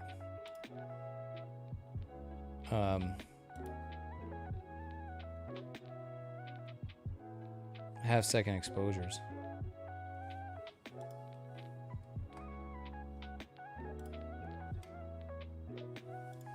I'm gonna tell it to recalibrate, hopefully on this star. We'll see what this does.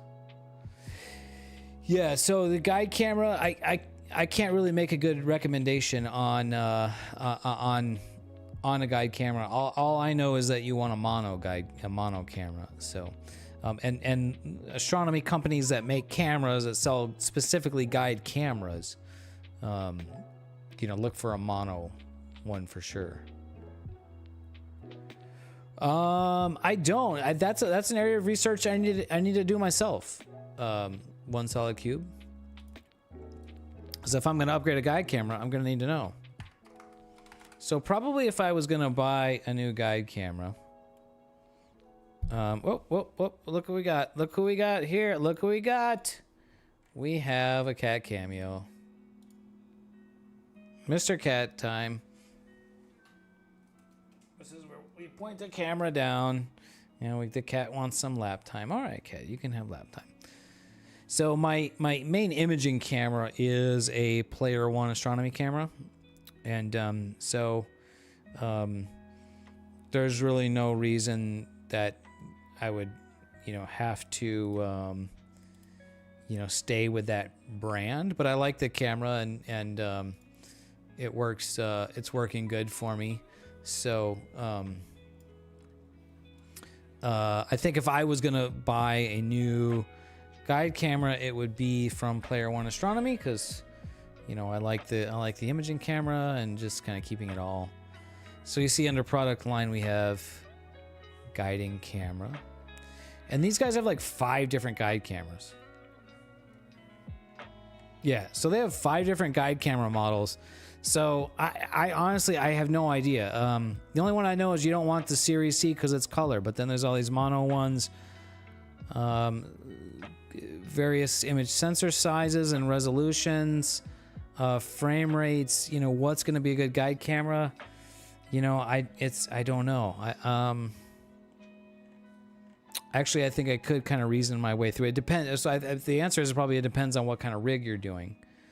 And so what I have right now, I need a guide camera that's going to have the best sensitivity. So what's going to have the best sensitivity? Well, the largest pixel sizes. So this one right here, the Xena M, 5.86 micron pixels. So that's probably going to be the most sensitive. I'm just kind of guessing. Which is probably also the most expensive one. Which they... Yeah, $370, of course. Of course, right?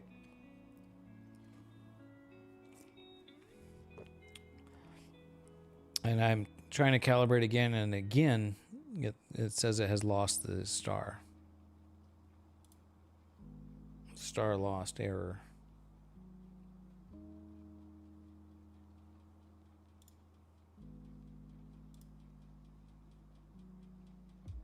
So last time I was able to kind of pick it up.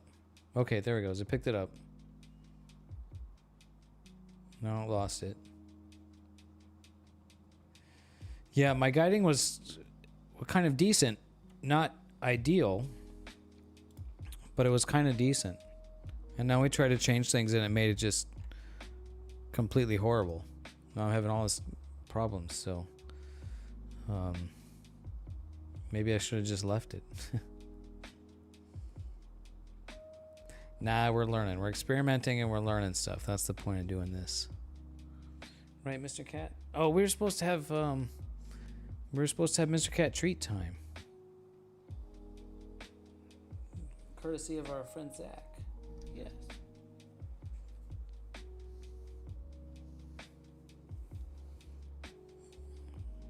Okay. All right. We have finished the calibration. And it's guiding, and immediately it starts losing the star again.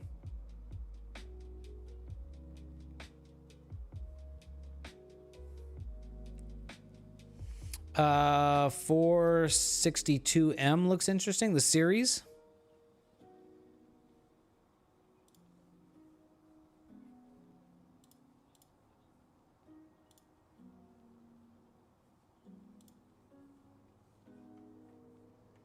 $179.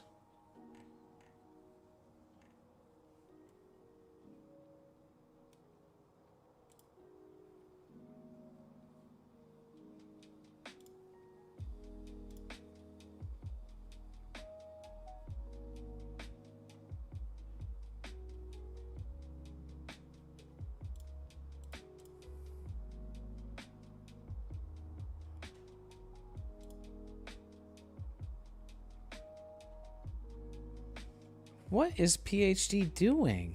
All right, we gotta close this and...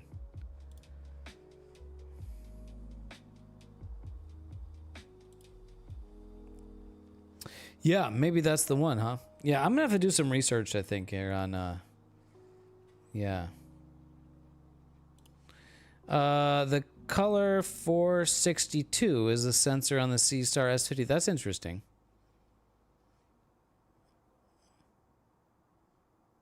IMX 462 color is the C-Star sensor air horn.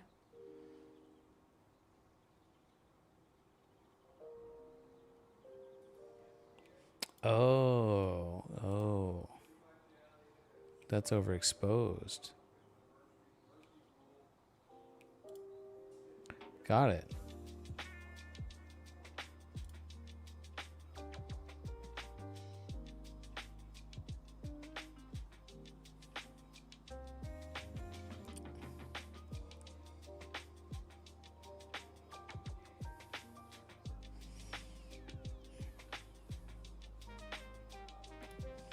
Okay, so I can't get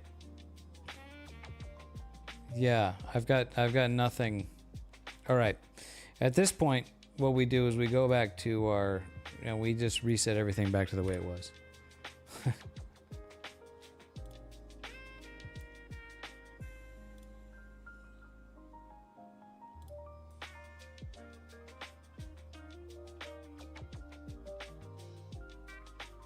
Ah, cool. Yeah,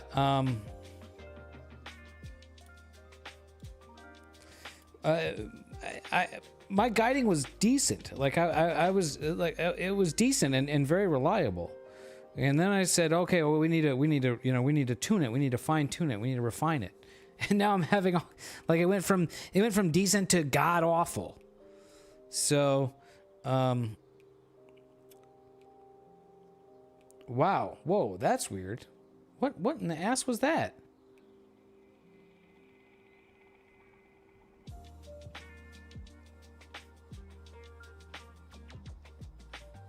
Switch to a different target. Yeah, I mean, you may be right.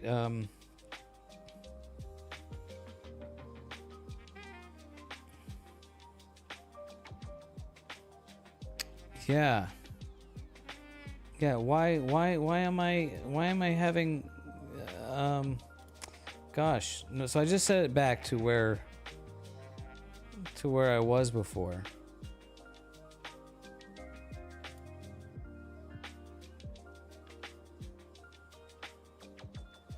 There may be a chupacabra in the mix. Yes.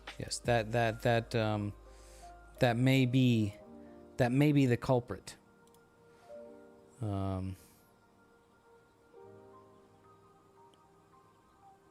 It's Devour. What's up, brother? All right. I'm gonna just try back where I was. Camera gain setting of 1. 1.5 second exposures.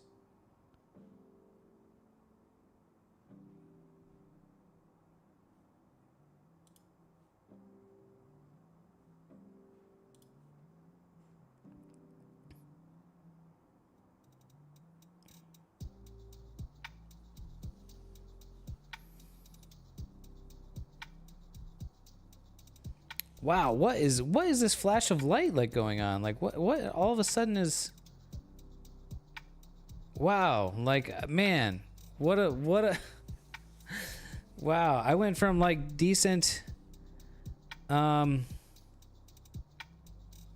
like just completely non-working at all guiding. Like I don't know what's going on at all.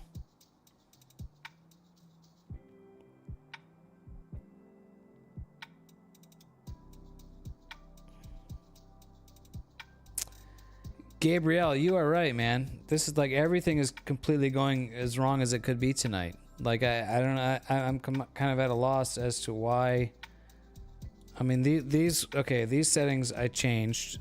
These are. I don't think these have anything to do with what I was at, but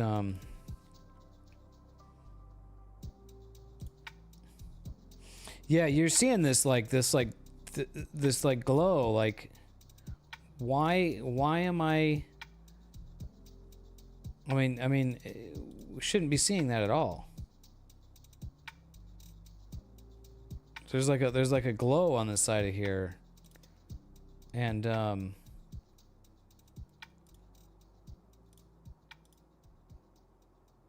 yeah, it's like it's overexposed now, which just makes no sense at all. Why is it?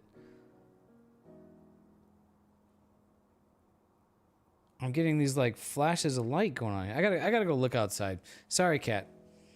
Oh, she was so comfy on my lap. Sorry, cat. I'm sorry, Mr. Cat. Yes. I'm gonna go pop my head outside real quick.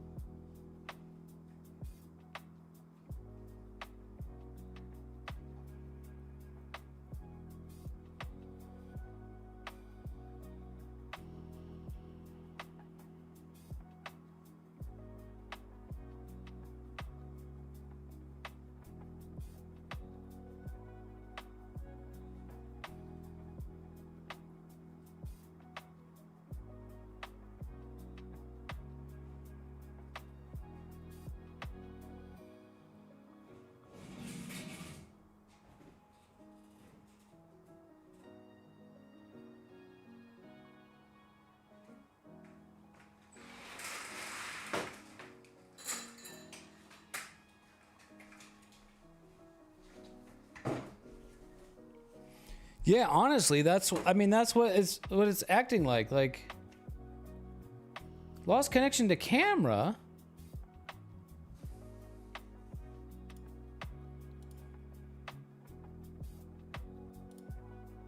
What? We may have to go to it for a full restart here. Yeah, no, I've never seen anything like Amplo with this camera before ever. Like this is literally the first. Yeah, this like glow on the side of here. What is going on?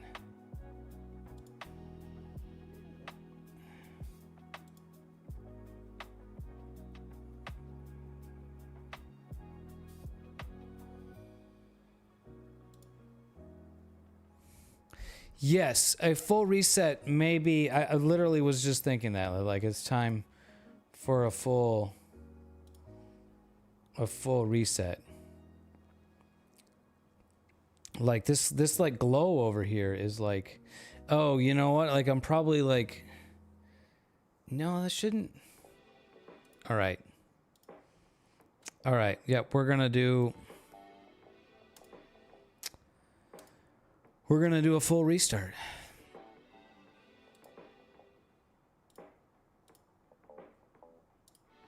Yeah. That like when it starts just doing totally weird things, then it's like,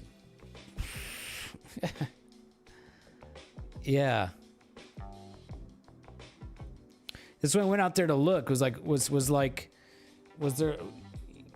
like a bright light shining on it? That's what it looked like a bright light or something. Yeah. Cool, Myth.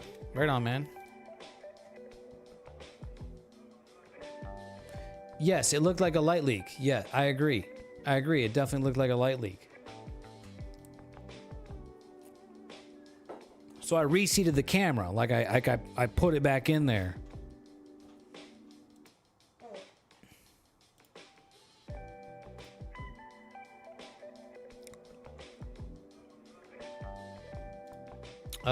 Did I tell it to restart or did I tell it to shut down?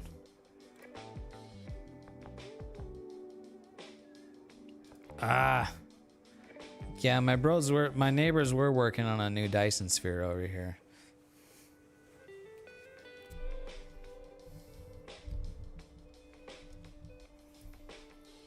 All right.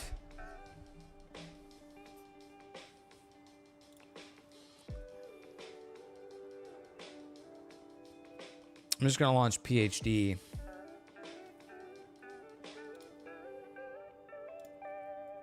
I had to mess with things. Like it was like somewhere to like 75 to like 80% good. And then I had to mess with things. Okay, camera's connected. Let's start looping exposures again. Yeah, there's this like glow thing going on the side of here.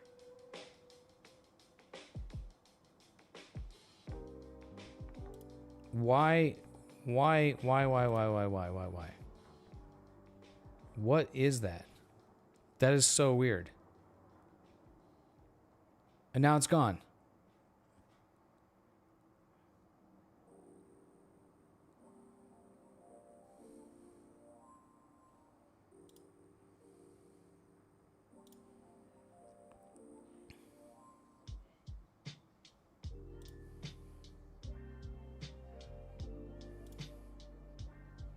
Now it's back again. Check the LED of your phone. My phone's not anywhere near there, so.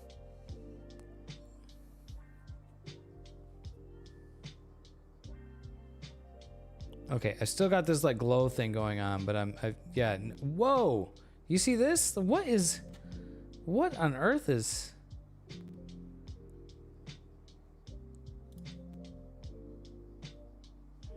Wow. Pretty much at a loss. What's up, Weaselbox? Yeah, we're at it all right. Something is very, very, very not happy. This is so weird. I have no idea what I did, Myth. I'm literally at the that's what I did. I'm at the settings. I literally put everything back to the default or to what I was before.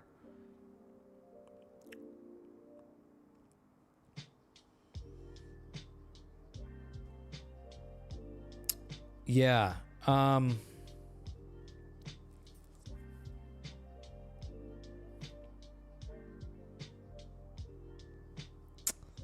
Cable. Yeah, I was thinking about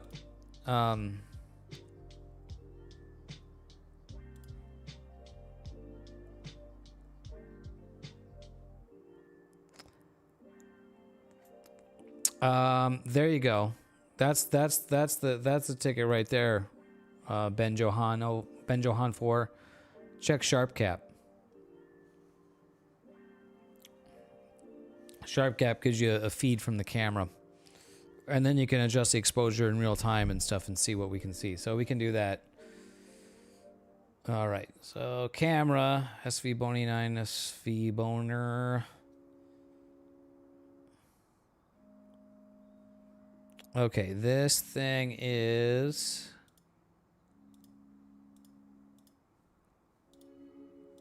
no, it doesn't want me to let me zoom. Okay. Okay, so this thing is looping exposures. And let's see. Exposure running that's 1 second exposure. And the gain. I'm gonna bring the gain up.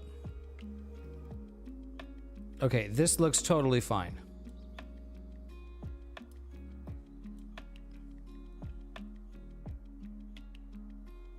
The star shapes don't look very good. But there's none of that weird glow thing going on. So, okay. So I'm thinking must be that the dark frame library I'm thinking that the dark library is bad. That the darks when I remade this dark frame library, something might not have been right. I'm gonna okay. Oh, look, I can uncheck it. I unchecked use dark library, and now I'll loop exposures.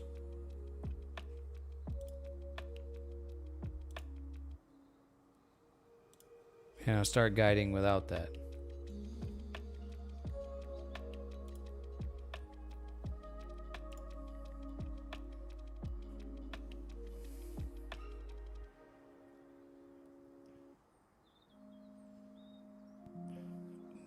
Wow, what is that? What? It just like zipped.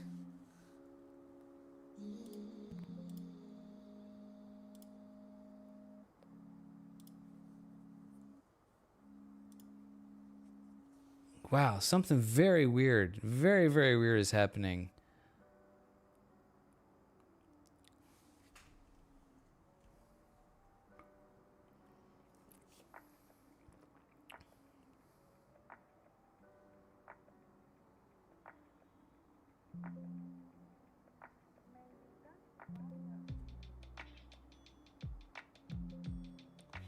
Okay. All right. So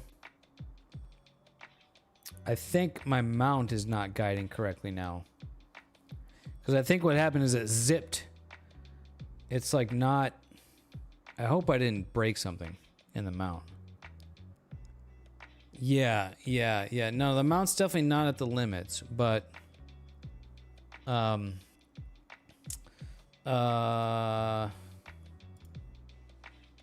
Okay, but what we are going to do is we're going to reset everything again. So I need to home the mount.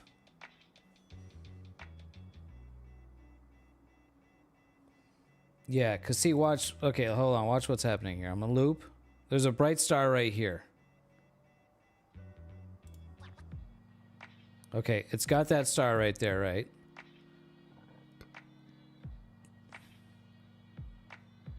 Yeah. That's what we're gonna do. But watch, I'm gonna start guiding. And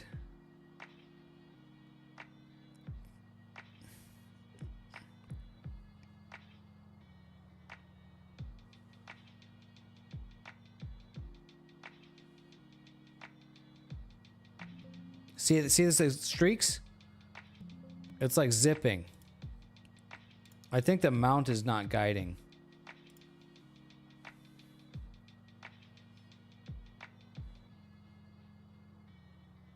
All right, let me see here.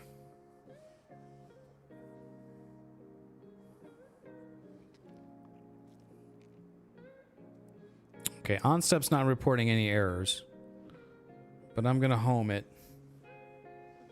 Yeah, we're gonna power cycle it.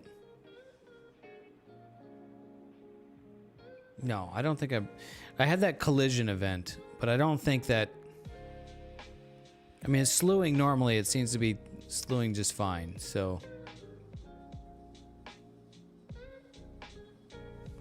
but we are gonna power cycle everything. Okay, I gotta go outside to do that, and I'm gonna go for a pee break when I get back in from that. So I'll run the Twitch ads while I do that. Be right back. Whoops, not end. Be right back. I'm not ready to give up yet.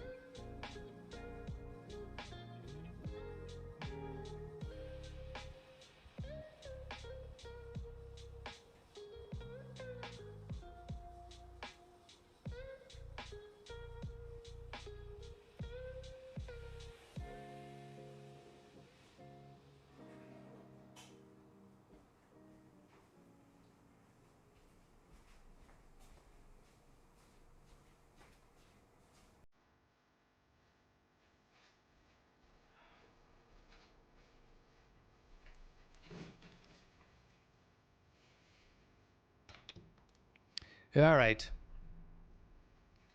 All right, I have power cycled.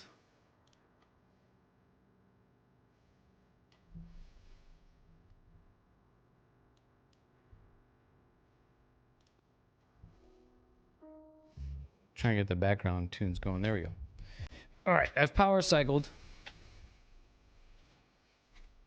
Let's get it back going here.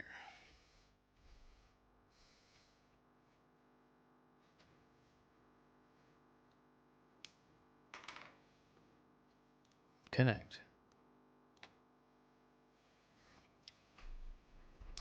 This has been an adventure tonight, I'll tell you what.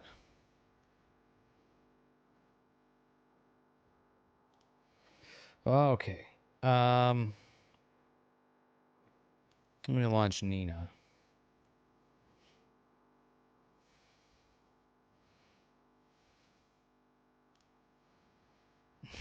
I like your confidence, Myth. Yeah, we'll see. I have seen PhD do weird things occasionally. Never nearly this weird, but so it's definitely not completely unprecedented.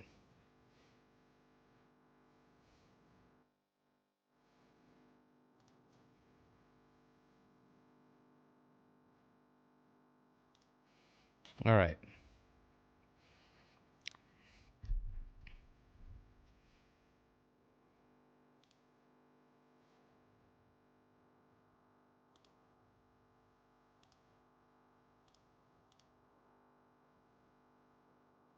Okay, so it's looking, we're looking at PHD, it's looking at Polaris right now. The mount is probably not, yeah, the mount is not tracking. So we'll set the mount to track.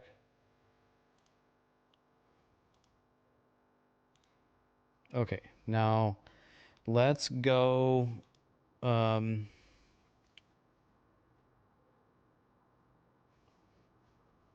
let's see, if I click use dark library.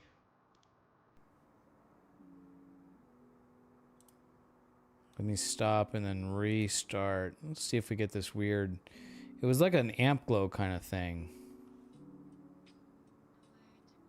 Yeah, it doesn't look like it's doing anything wrong. Okay, let me bring up the calibration assistant. And I'm gonna slew.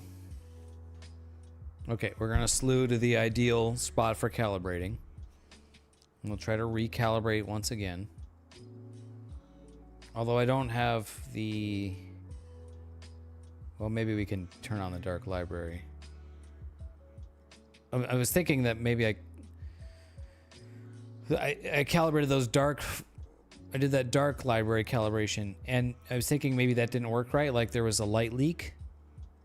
And that would definitely screw up the dark frames if there was a light leak in there, like that lens cap wasn't on all the way, but the lens cap was definitely on all the way. So unless that thing was leaking somehow.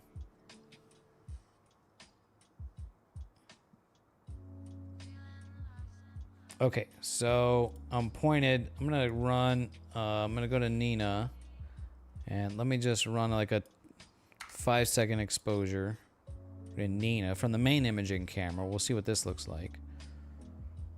We are tracking. Tons of stars there. Looks quite round. Cool. Okay. PHD. Calibrate. Yeah, there's this weird like amp glow thing going on here. What in the hell is that? It's like flashing in and out.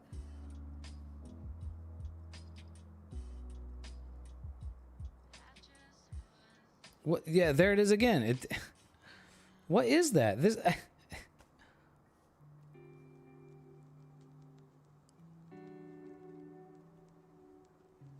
Wow, man, it's like really bad.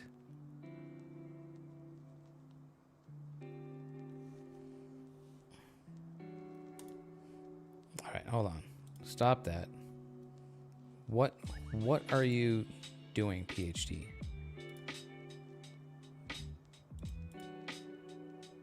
I'm gonna turn off use dark library. Is it bad dark frames? Let's start looping again.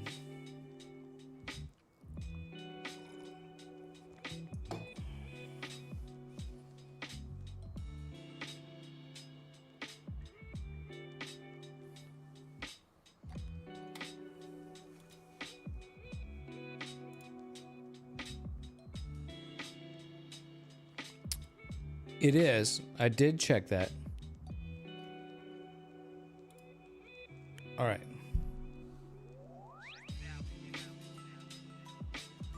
I'm gonna try the calibration again.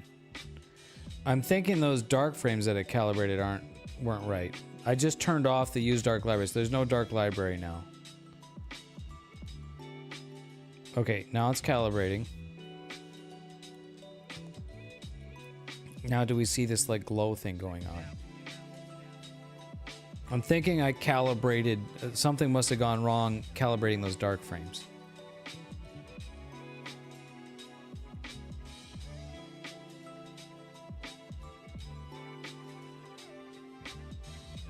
Yeah, very, very, very strange. But now I'm not seeing it, so it must have been those dark frames.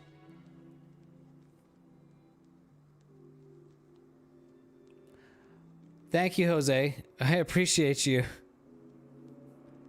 Thank you for the super chat on YouTube, Jose.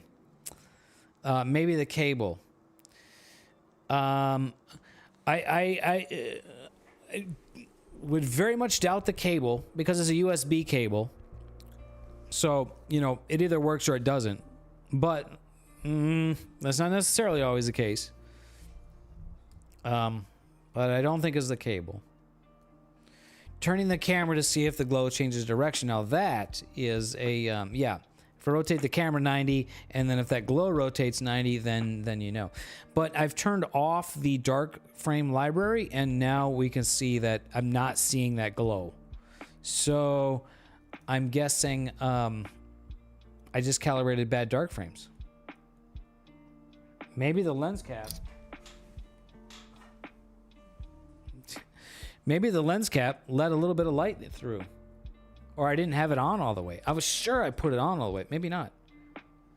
Or maybe there's some other kind of light leak in that guide scope. And I calibrated bad dark frames. That's what it seems like. Because now it's not having that issue when I turn that off. So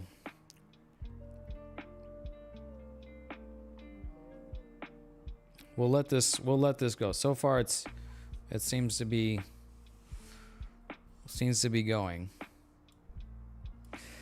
Amazing how much time is spent just troubleshooting. Yeah, I this is probably the worst that I've had. And it always seems to happen on the live stream. It's probably, you know, I don't know, you know, distracted with the live stream and chatting and, you know, all the other stuff that's going on. Definitely makes it more challenging. But yeah, it's definitely can be a lot. Nope, now it's telling me that it lost the star. I don't know, maybe it's supposed to lose the star at this point. I don't know.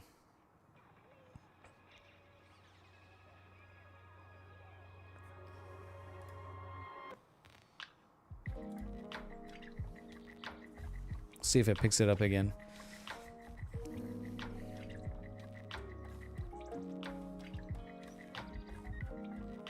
Yeah, thank you, Weaselbox.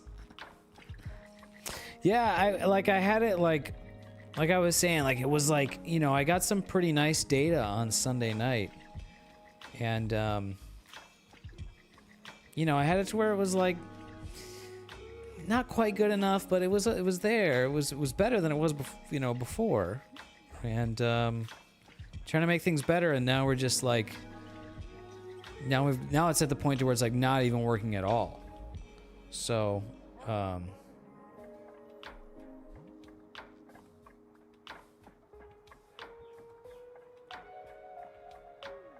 mean, we could be having some seeing or transparency issues. I don't think so. It seems like such a clear night. It's yeah.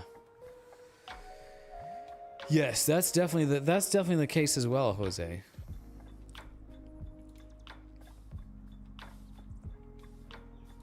That's definitely the case as well.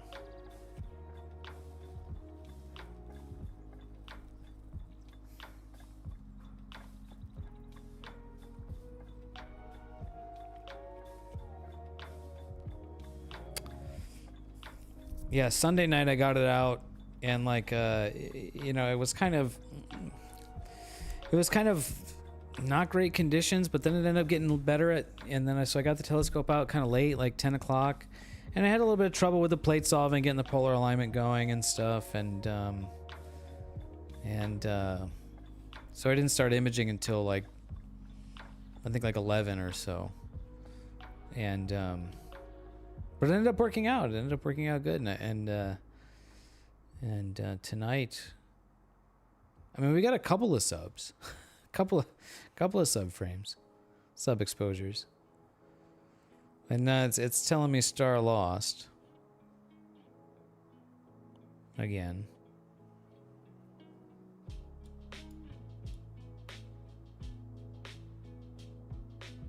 Which like.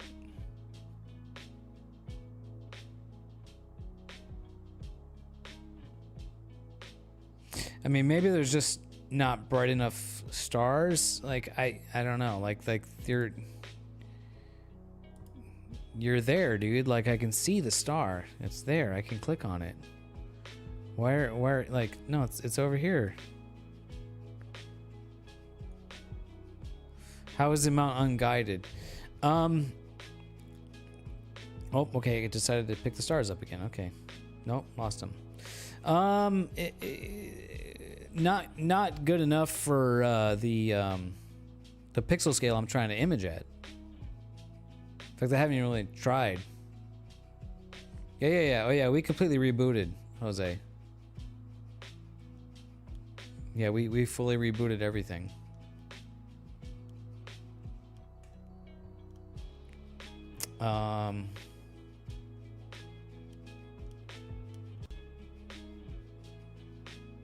I hope I didn't break something in the mount, as I had a collision event earlier, and nice, hell yeah, right on, Myth. I had a collision event earlier, and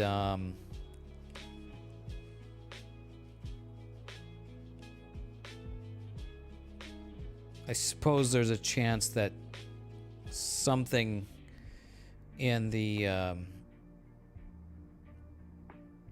RA gearbox could have got damaged.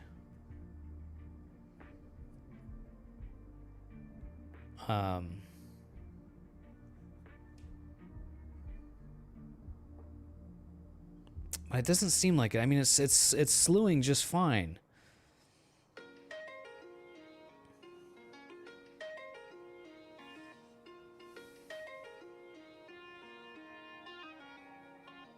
And these issues with the guide camera seem to be, I don't know, man. Yeah.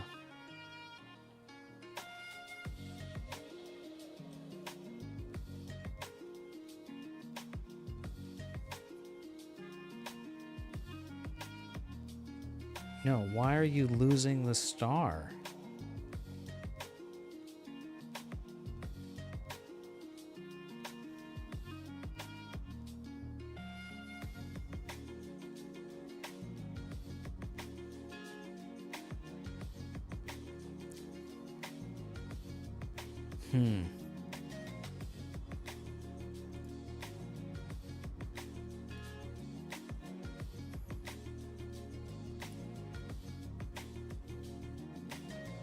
Okay, I'm just gonna kind of let this thing go, and I think, hold on.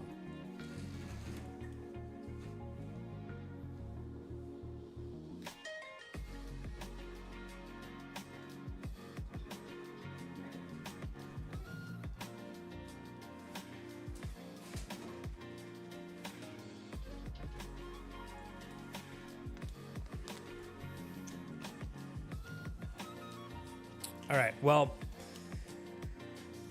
the super chat goal was 5 super chats for Mr. Cat, cat treat time. But I mean, we definitely exceeded that, thanks to our friend Zach. Come here, Cat. Come here. So why not? Well, we let this thing go.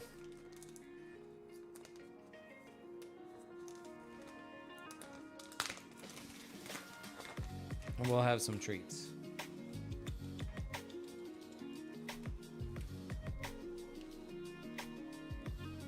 Whoa. You drop it and catch it?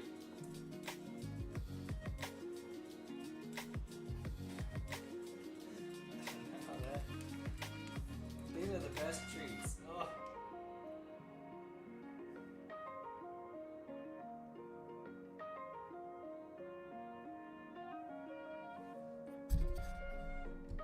Right on, Mazif.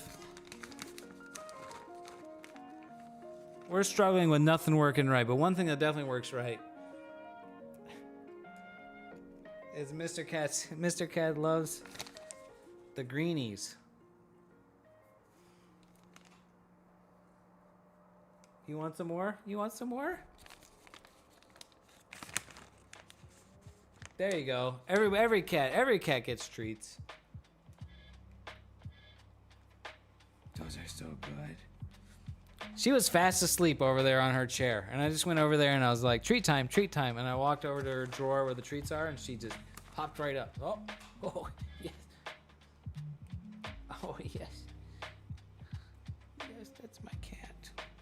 All right, how many more cat treats do we get here? I don't know. We can't spoil the cat too much.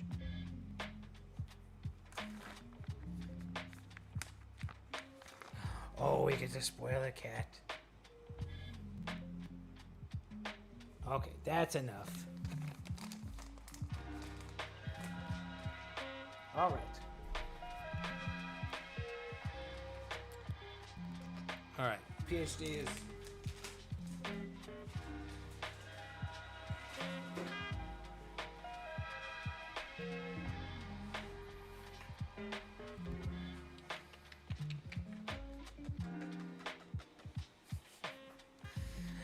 She's not really super into catnip.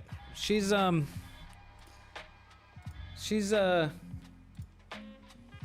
mean, she'll take it, but like she's not like, it's not her favorite.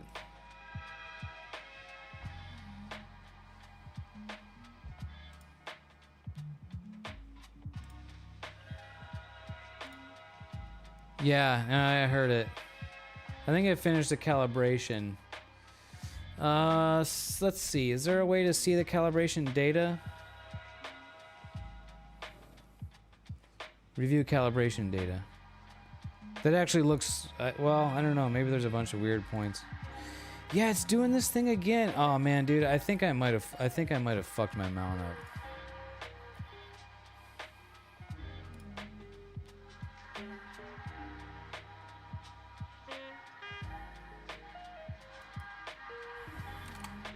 Let me just try to do a 30-second unguided exposure and see what we get.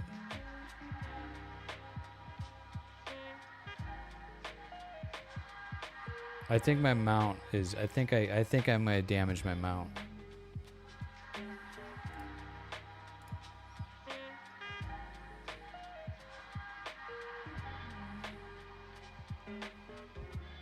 I hope I didn't damage my mount.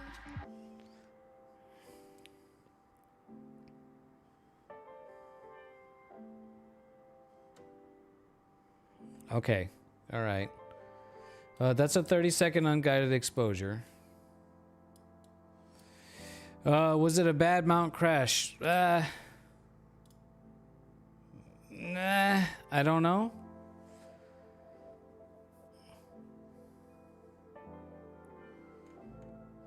Well, we'll see. So this is a 30-second unguided exposure. The stars are a little elongated, but it's not like what PhD was showing. What PhD was showing was like it starts guiding and then there's like a huge streak. Like it stops guiding for like it stops, like the mount like stopping to track for a second. So were you tracking well after the mount collision? Well, we're gonna find out right now. I'm shooting a 1 second, or I'm sorry, shooting a 1 minute unguided exposure on the main imaging camera.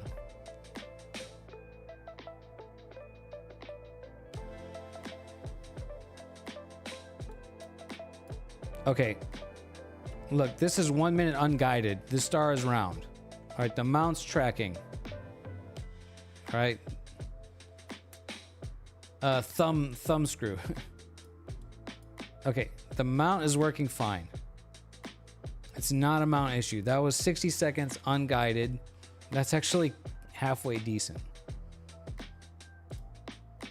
So for some reason, PhD just is, or the guide camera is just, no, the guide camera's cool. The guide camera's working cool.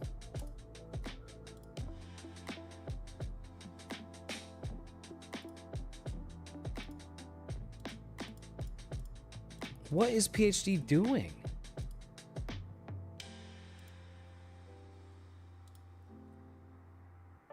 This is so weird. So, I mean, it doesn't see... What if I do, like, 2.5 second exposures?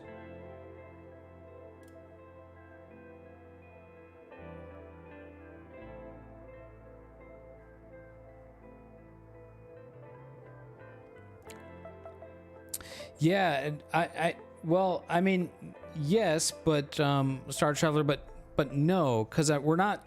I don't really care about getting data right now. I'm not trying to image. I mean I am. It would be nice, but what we were trying to do, the whole point of tonight was to improve the guiding, right? I want to get good guiding, right? That was what we want to get. Okay, what I'm gonna do, I'm gonna go back to.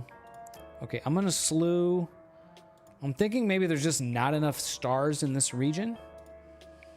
So I'm going to use Nina to slew back to the Rosette Nebula. There's a cluster of bright stars in the middle of the Rosette Nebula. So I'm wondering if I'm just not able to calibrate because there's just not enough stars there. That's honestly maybe most likely. So just to end on a good note. No, I feel you. Yeah, I feel you, Star Traveler. But that wouldn't be a good note for me because, yeah, I'm looking at. I want the guiding and the. I want the guiding to be good and reliable. So when I go out in the desert to get good data, that I can be confident that the telescope and everything's going to work good out there. So that was the. That's really more the goal tonight. So. Oh, I got a cat on the lap. She's so happy. But I feel you. No, you guys are here. You're hanging out with me. It's a good note, regardless.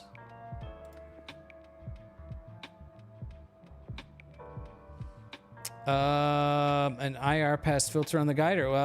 Yeah. Okay, this is all right. What is going on? Okay, so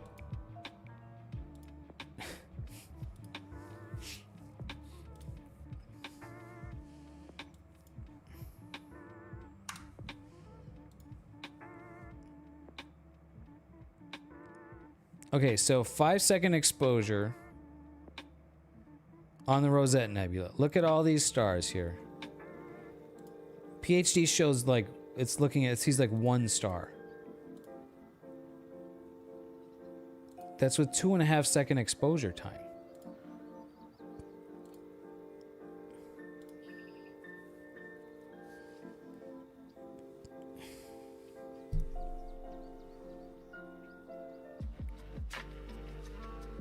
I set the exposure time way up to 10 seconds here now on PhD. I'm gonna see what this looks like.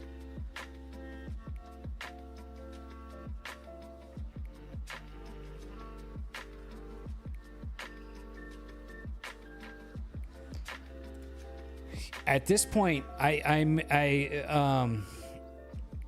yeah, right? Did I touch it and put like a big thumbprint on it?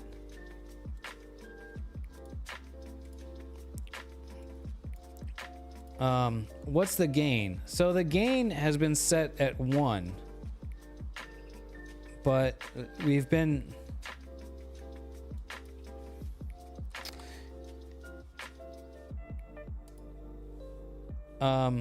so the gain was set at 1, but that's what it was set at before, and we were playing with the gain to increase it, and this is what got us into this trouble. So yeah, okay, now we see like a lot of stars.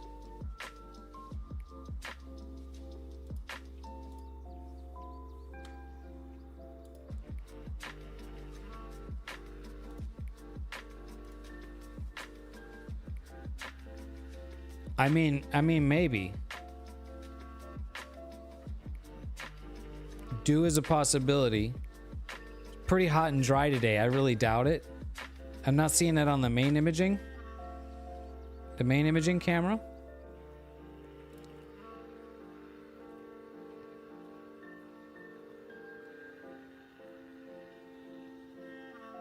All right, I tried increasing the gain.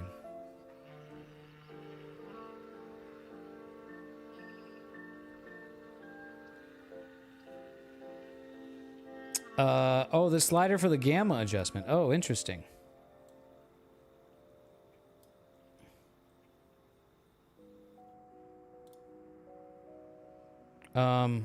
Screen gamma.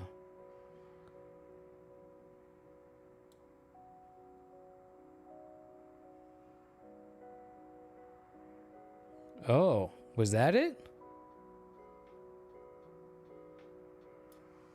Oh, you know what? Did I accidentally... I think this is... I seem to remember this being like at like around 75%. Did I accidentally like slide this all the way over here?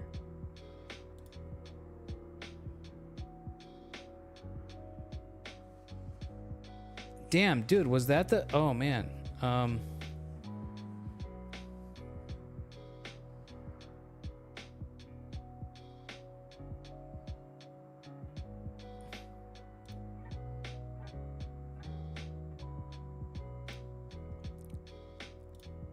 All right, I'm gonna slew back to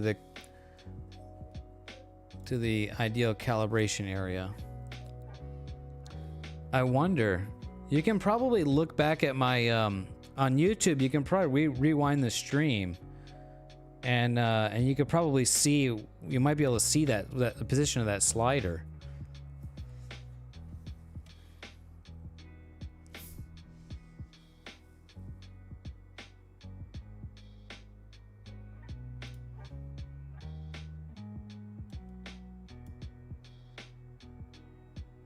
All right, well, I'm gonna try recalibrating again.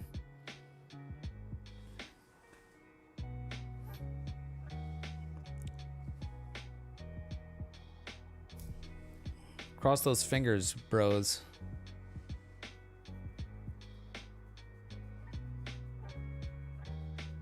Yeah, that's a thing that like I never touch, and so yeah, I wonder if I accidentally, or if PhD did something weird and slid that.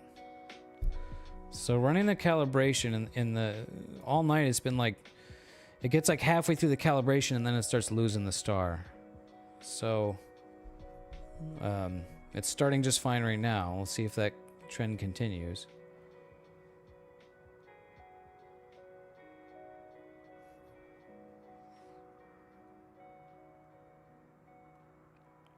I wonder if maybe like the calibration, it'll lose the star and then it'll eventually finish. So I'm wondering if losing the star during the calibration process gives you bad calibration data, so then when I went to guide, that's when it was having the problems with the guiding.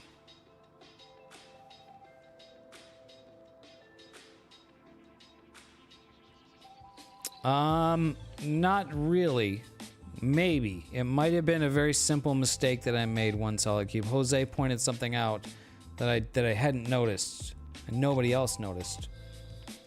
So, the gamma slider being in the wrong position. So, hopefully it was that simple.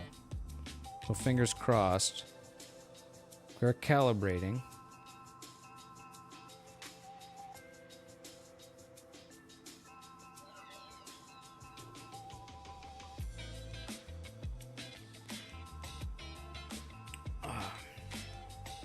We've got a cat on the lap for good luck. We had Mr. Cat treat time. She got some treats. Oh, I got her treats.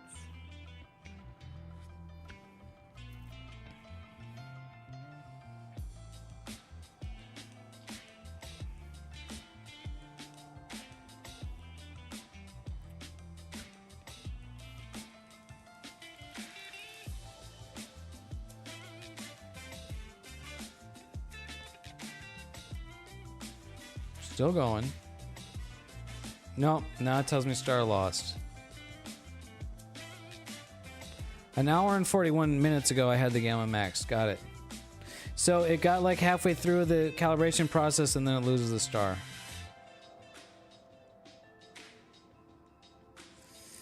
I wish there was a configuration file. I've reverted all the settings back, I'm pretty sure. And then, yeah, so and then it just like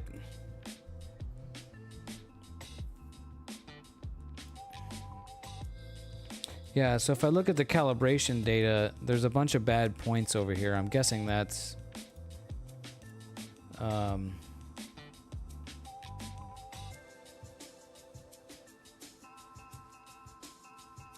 oh, restore calibration data.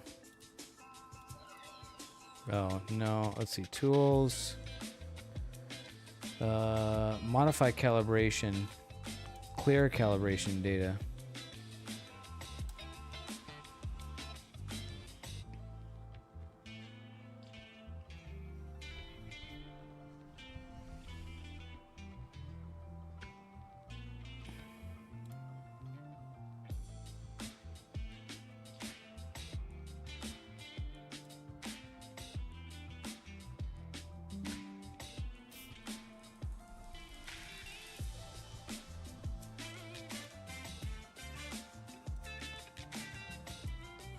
Okay, we'll just try this again.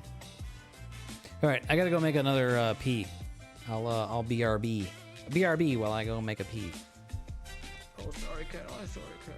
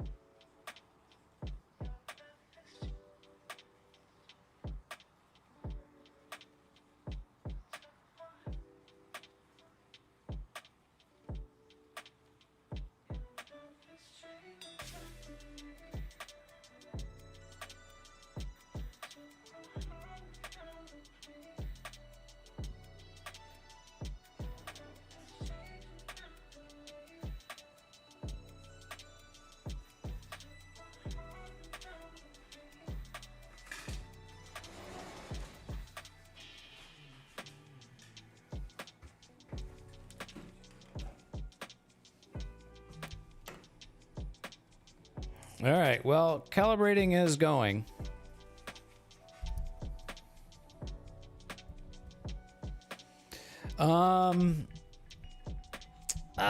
That is interesting, Myth. Nope, and then Star Lost. What in the ass? All right, now it's the point where we just start Googling. Star Lost.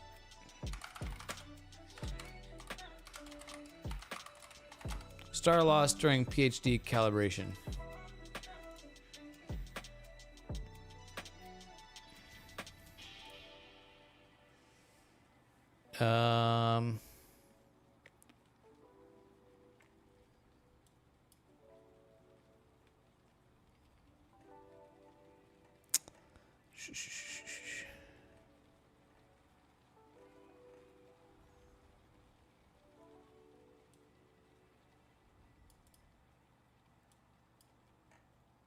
No, that's not a helpful link. Why is it losing the star during the calibration?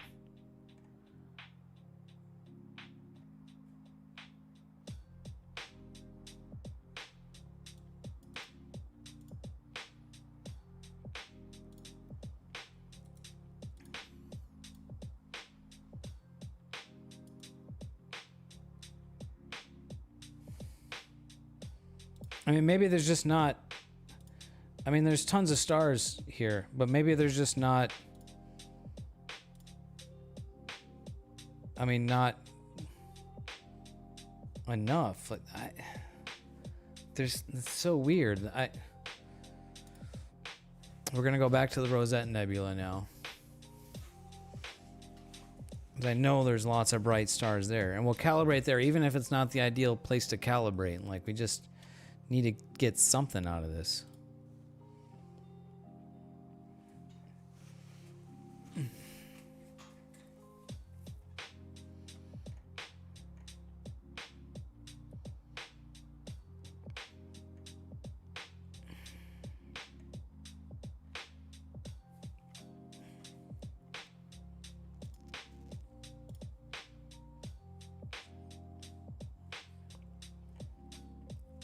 All right, so we should have...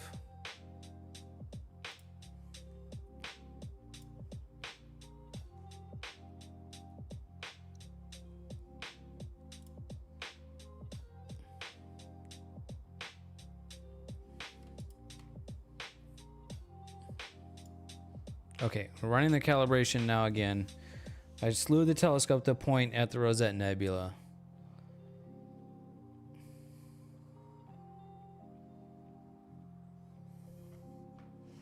And I'm kind of Googling.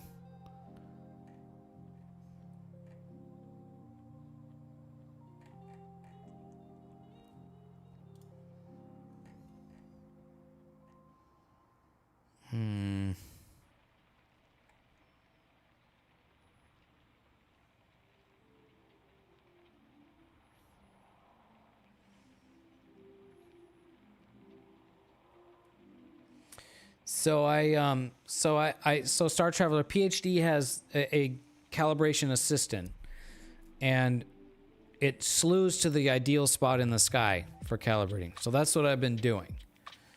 So what I'm guessing is that, well, that is the ideal spot in the sky. There's just not stars bright enough there within the light pollution to be able to calibrate on without losing the stars. So I've slewed to pointing the telescope at the Rosette Nebula, where there's a lot of really bright stars in that core, and now I'm trying to calibrate there. So it may not be the ideal place to calibrate, but maybe the calibration will actually finish.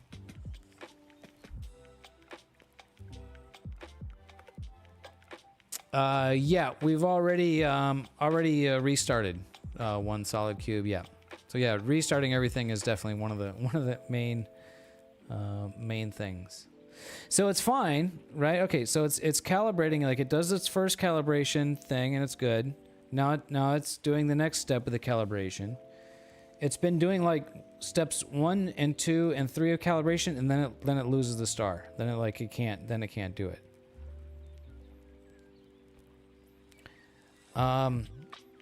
Yes, right, Mazif. That's kind of what I'm hoping for. So let's see. We're still going.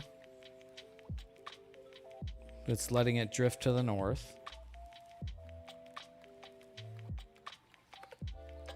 I haven't had any issues like this so far. This is just a total anomaly tonight. And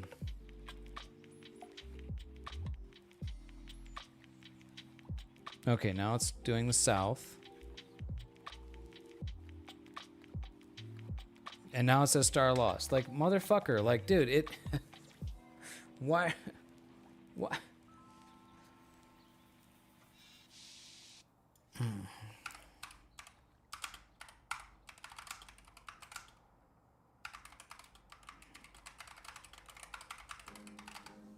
PHD2 losing star during calibration.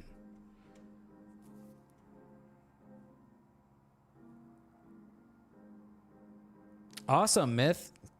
Hell yeah.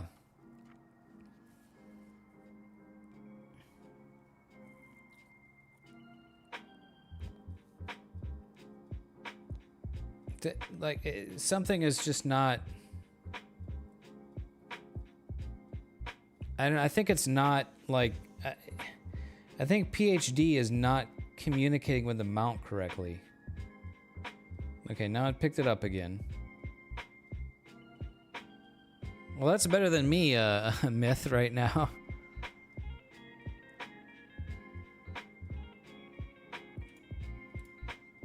Like, it's specifically...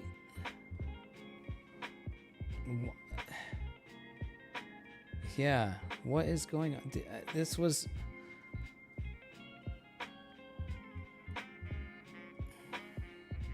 Okay, now, no, and it's picked it up and it loses it, and it picks it up and it loses it.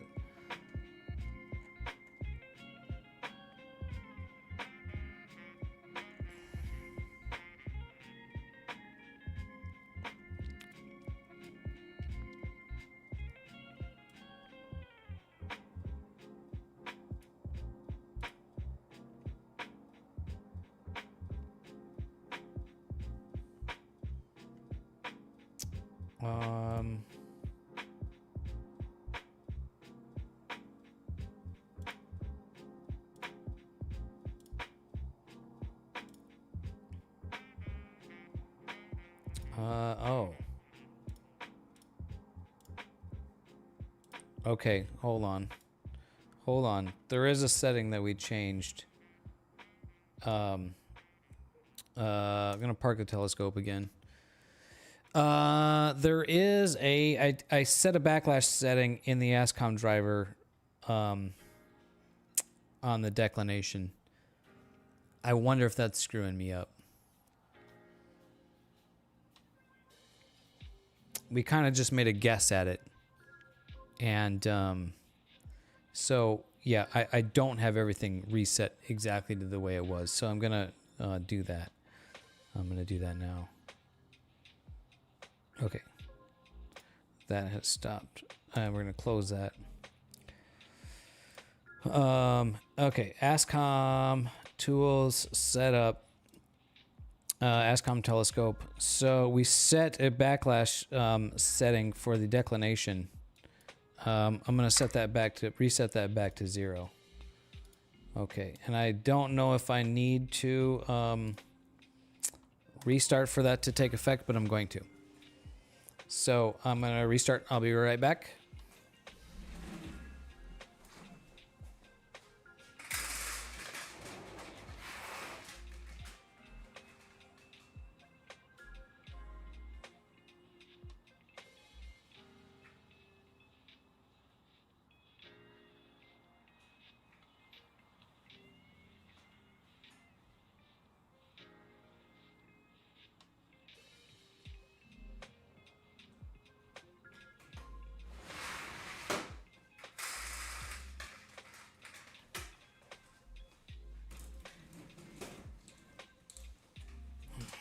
Okay.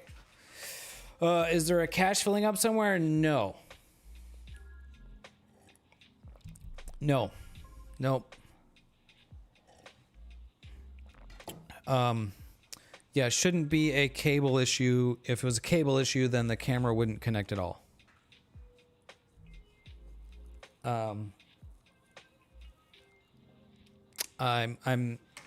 So when I Googled, somebody,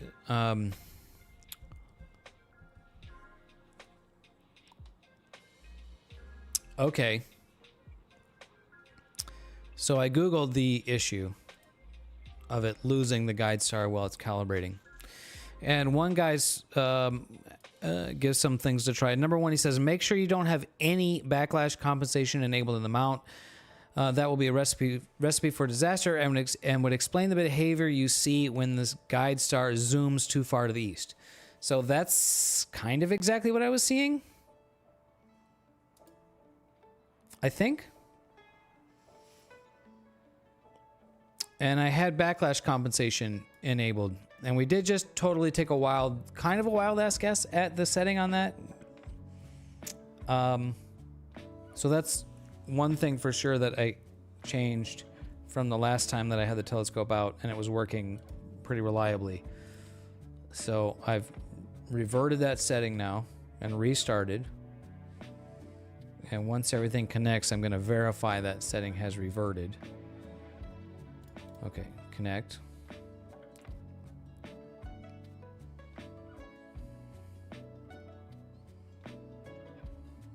Okay, mount connected. So I'm going to start ASCOM driver. And we go tools, setup, choose properties. Okay, deck alt is set to 0. Okay, cancel, cancel, close. Okay. That's really weird.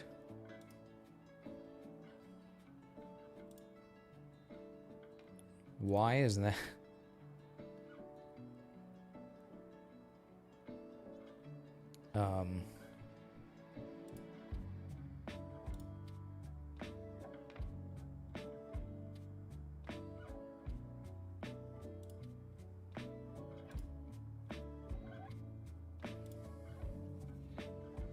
Okay. Is that thing set to...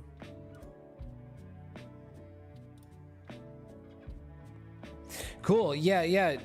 No worries. One solid cube. Yeah, I mean, totally. I mean, sometimes, you know, I mean, you're going to be thinking outside the box that I'm in, right? And definitely sometimes, you know, that's Put the gamma back to max. I'm thinking the gamma, like around 3/4, is where.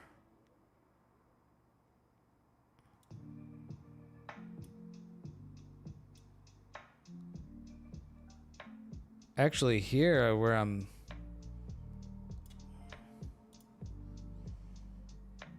seeing. Okay.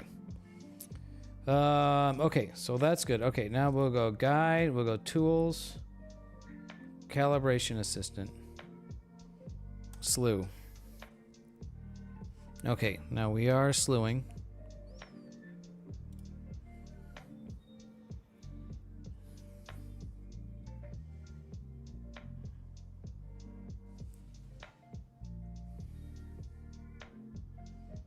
So it slews to the ideal spot to get some calibrationizing.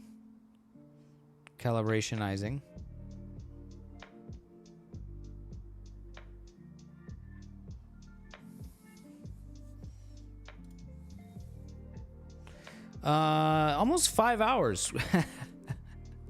Almost 5 hours of troubleshooting tonight. Terrific.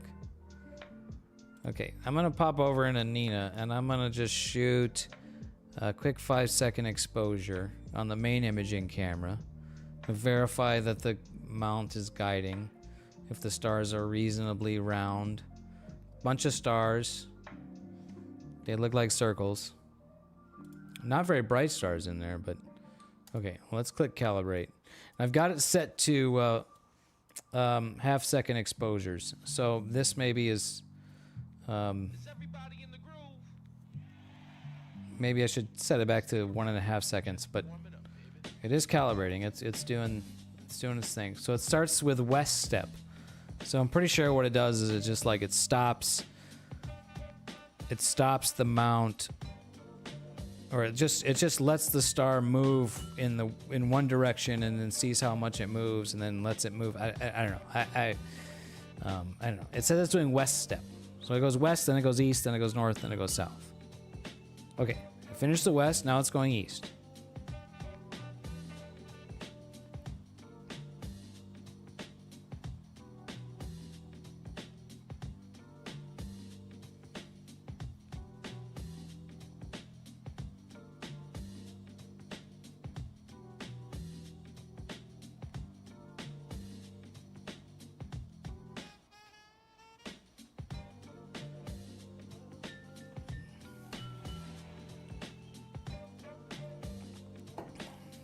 Clearing backlash, step 1, step 2, step 3. North step. Okay, now it goes north.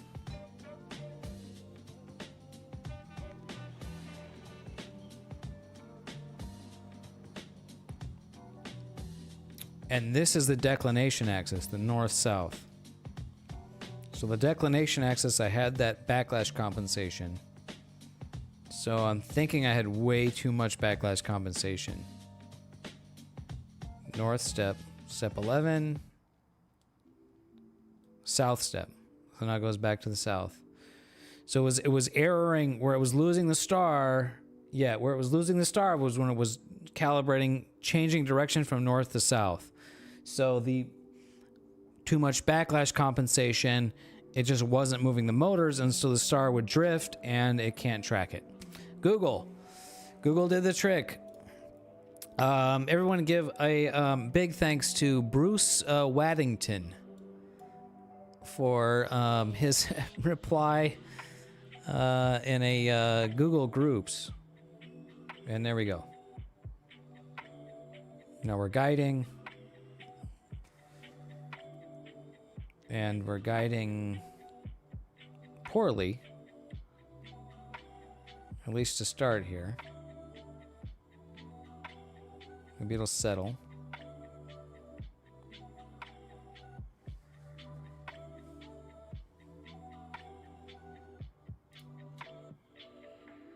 Okay, all right. That was definitely the problem.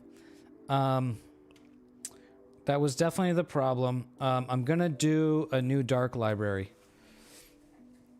Now that I know that was the problem. Okay, all right. It only took 4 hours and 51 minutes, 52 minutes to get to this step. All right, I gotta go pop the lens cap.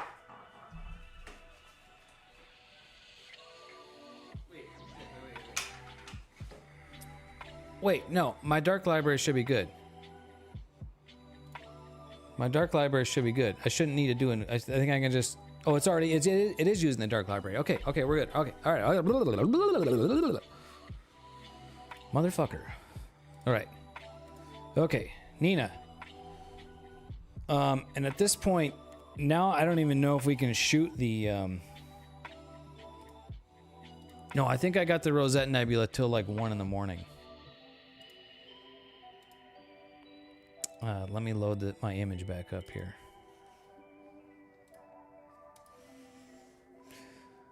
Holy moly. Yeah,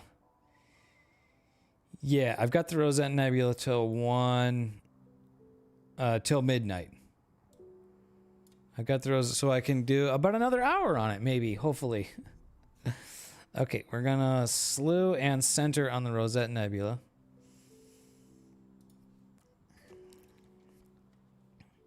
I remember the last live stream too. We were talking about guiding, guiding stuff, and we're like, should I add this setting? Like, I was like, yeah, man, no. I went back and forth on it. I'm like, should I add that? And then I was like, yeah, let's put it in. Yeah, that'll be about right. That has caused me a lot of headaches tonight. Need more beer. I could definitely use another fucking beer right now. I can tell you that. I can tell you that.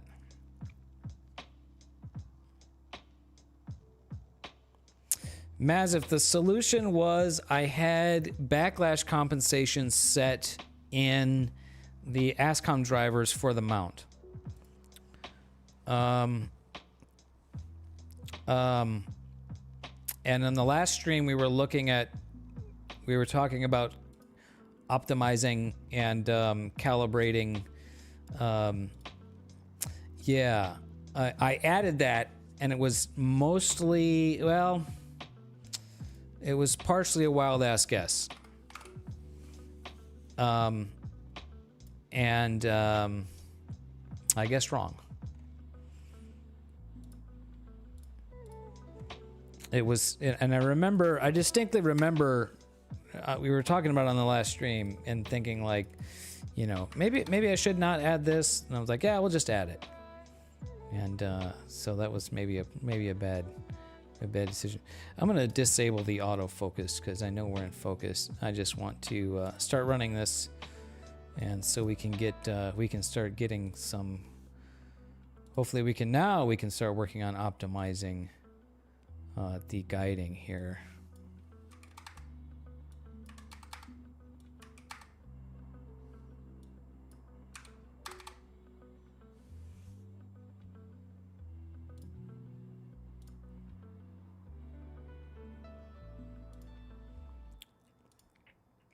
So yeah, it was something that I set, thinking that I needed to, and yeah, what a ride indeed. Okay, let's see what kind of guiding we get here. So I am running 1/2 second exposures, and I've got my max RA duration and max deck duration set to, both set to 400. So I think those are the main key things to change, is the exposure duration and the max pulse duration. And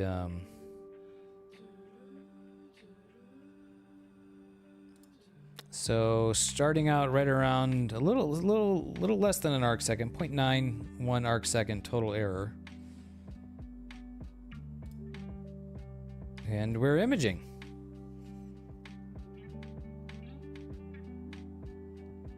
Yeah.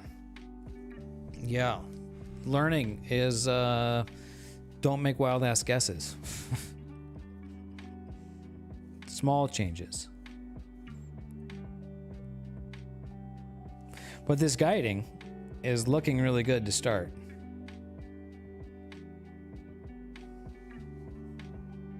So that's good. That's encouraging.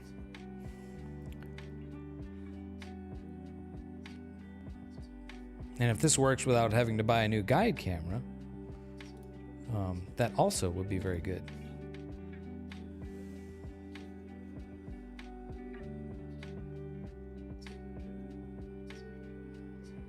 Minute 42 into this 2-minute exposure.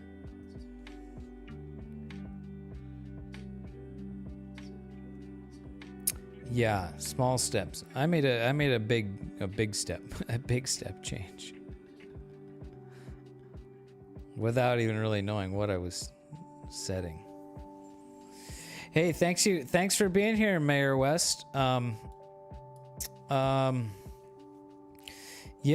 Next week, we're thinking about Wednesday through Saturday. So Wednesday night, Thursday night, Friday night, or maybe 2 of those nights for the new moon out in Panamint Valley. So if you're down to check that out, hit me up in the Discord and or Instagram. I think you're on my Instagram too.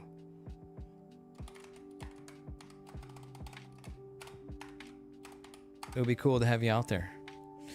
These stars look quite round in this sub that I just got here. That may be the roundest that I've seen. Nah, there's some eggs in there. Cool, man. That'd be awesome to have you guys come out.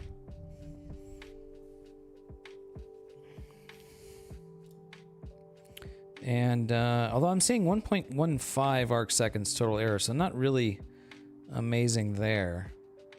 I think my deck aggression too high. This needed to be low, I think. But I'm not getting star lost errors, so that's good.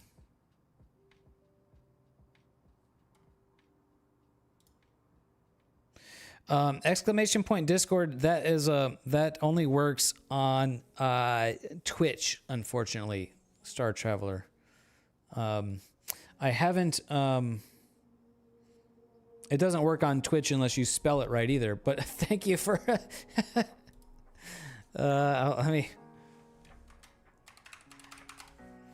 I need to research chat bots that will work on both Twitch and YouTube. Okay, here we go. Now we're showing 0.8 arc seconds total error. That's looking pretty good.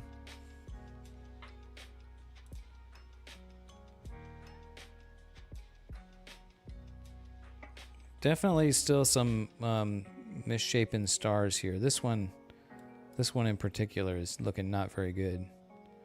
But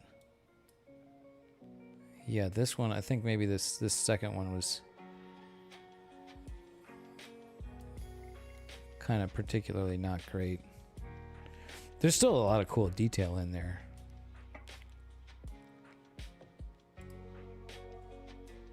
Okay, 0.75, 0.74 arc seconds. Okay, we're looking pretty good here.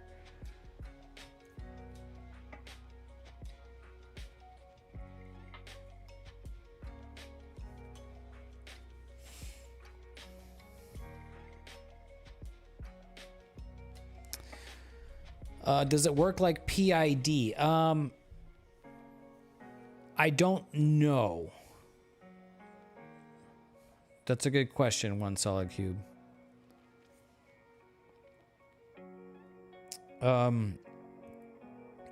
0.74, 0.75. That's pretty good. That's pretty good. I mean, people with strain wave mounts, from what I understand, you know, somewhere between 0.5 and 1 arc second total error RMS is what you can expect for a strain wave gear drive mount. So I think this is looking pretty good. So I think I have okay, this sub just came in. I think is looking pretty good. Let me bring the whoops, not the plate solving. Bring the history up. Look at the history. Okay, that one's really bad. I think that one just kind of had a bad. But yeah, that's pretty round. So I know I'm pretty confident. Well, I should say I think the collimation is not very good right now. I can actually be pretty confident that the collimation is not very good. There seems to be like a field flatness issue. Like the star shapes are kind of weird over here. Something's weird on this left side. I think this points to a collimation issue. And they're kind of better on the right side of the image. So, which I anticipated actually. I knew that was going to kind of be a thing.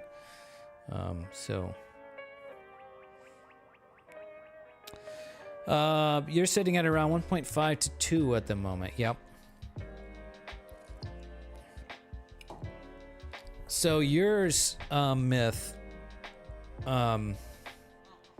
Yeah, the strategy is going to be different.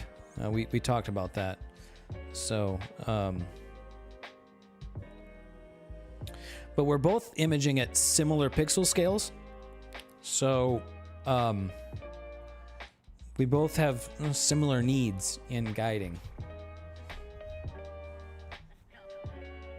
But unfortunately, the strategy is different, so I can't be of much help to you. Okay, so it's gotten a little bit poorer.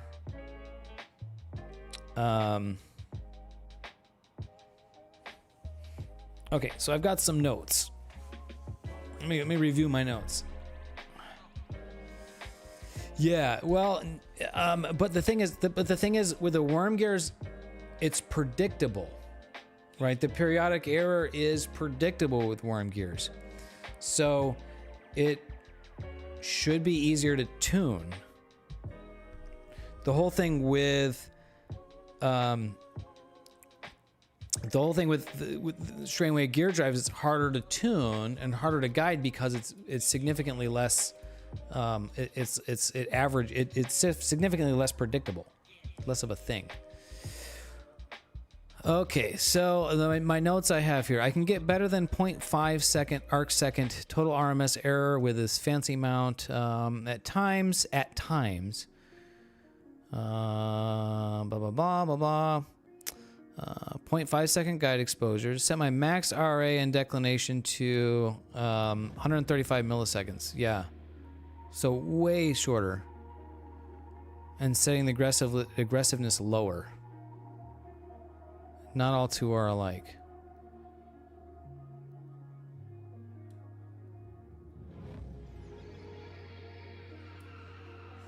Blah blah blah blah blah. Let's see. Okay, start with low aggressiveness and a max pulse of less than half of the exposure. Aha. So let's go 200 on the max pulse. I don't know if I need to like stop and restart for these settings to take effect or not. I don't think so. Only increase that value if you find that the guiding cannot keep up with the mount periodic error, even with increased aggressiveness. So the max pulse needs to be low. Only increase it if it can't keep up. So we'll see how this goes. We had a couple of bad errors here, so the total error is looking it's over 1 arc second now. But now it's smoothed out quite a bit. So we'll see what that does. Try increasing aggressiveness first before increasing the max pulse. My deck aggressiveness is at 40. My RA, I don't have aggressiveness setting on the RA because I'm using predictive PEC for RA. So this is a little bit different algorithm. So one solid cube. You have a question. Okay. Could heat cause that sort of collocation issue? No. I think you did mention heat before. And the answer is definitely almost definitely certainly not. You know, the telescope's been sitting outside. It's definitely going to be, you know, at equilibrium across the whole scope.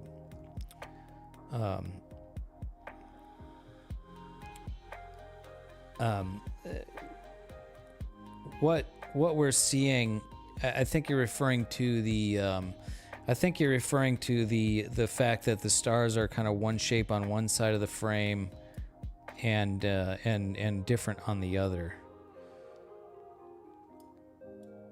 And maybe you said co-location. You might mean the word collimation. Collimation is the alignment of the mirrors relative to each other. In a Newtonian telescope, I'm terrible with spelling too. So, in a reflecting Newtonian reflector telescope, you have two mirrors, and they need to be aligned. Collimation, yes, they need to be aligned precisely relative to each other. We call that collimation. And so yeah, my guiding is looking not really great right now.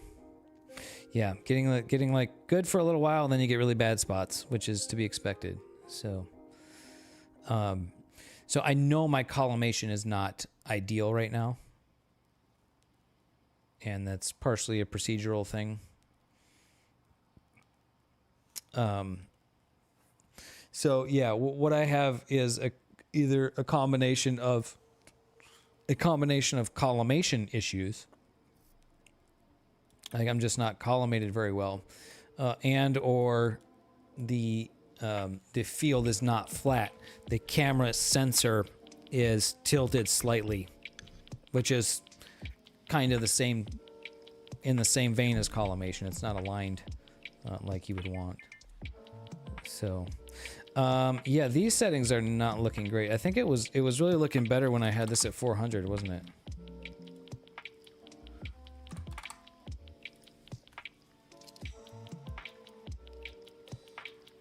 So I'm gonna set it back to 400. You gotta go pack up an OTA. Uh-oh. That sounds fun.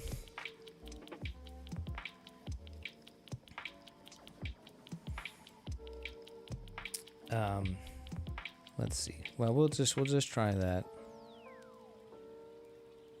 We'll let that go for a few minutes. And I think all these subs I'm getting are, I mean, they're definitely going to be as good as the ones that I got, you know, the other night. So, oh, I wanted it to go sequencer, and yeah, I wanted to set this to loop until time. Loop until time. Loop until time. And that time is going to be, what, midnight? Yeah, so I'm going to set this to loop until midnight. So we got another 40 minutes here.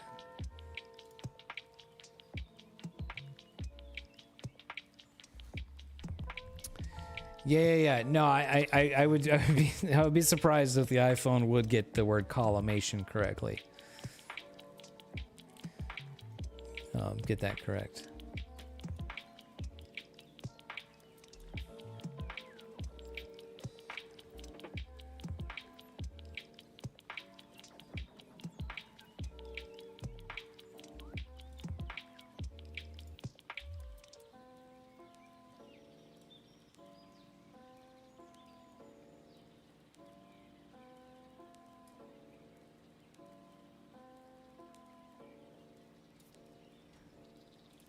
Jeffrey, what's up? This is the 3D printed scope. Yep, it is.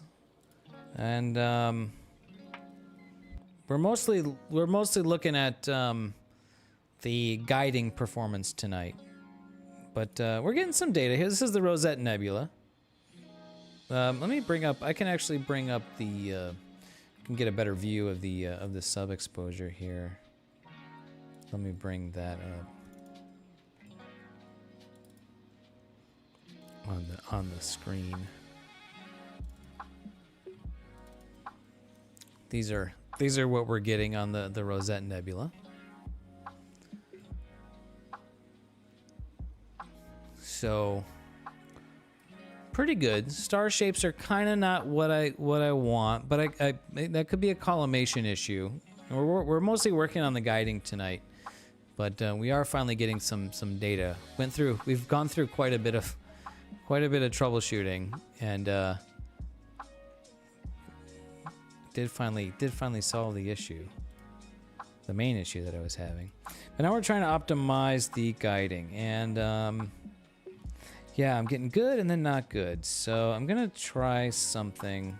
I'm gonna actually stop imaging right now, and I'm gonna stop the guiding, and I'm gonna go into here, and I'm gonna change my algorithm here to low pass 2,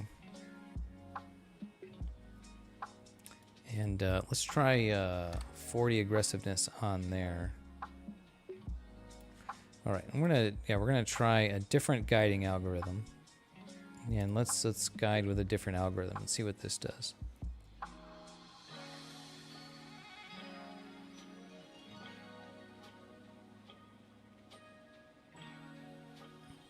So it started out kind of ugly, but it says calm down.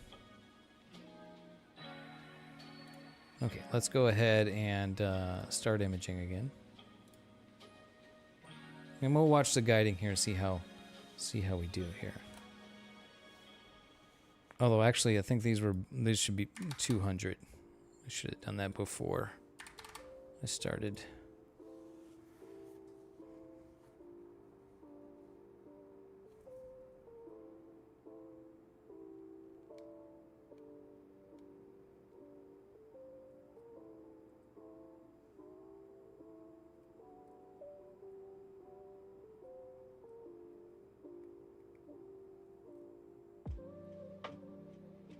So I'm showing about 1.01 arc second total error.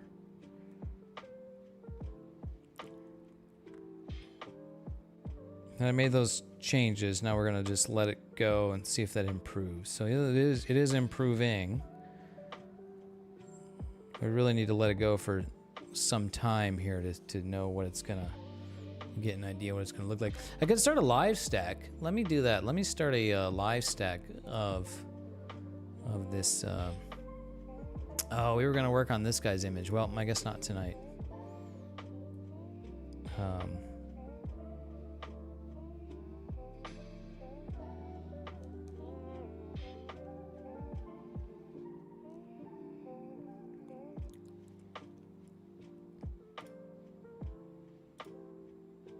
Let's start the live stack up so you can see what it is we're working with here.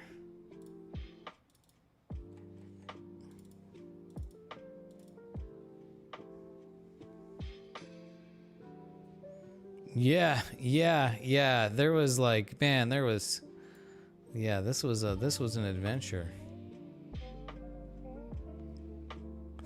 What camera? This is the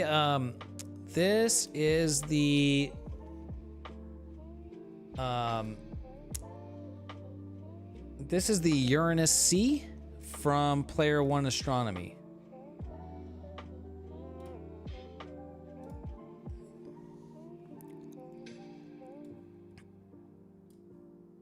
And got the live stack starting here.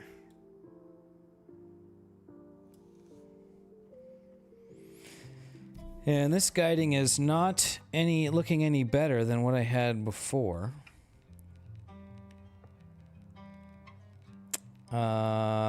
Let's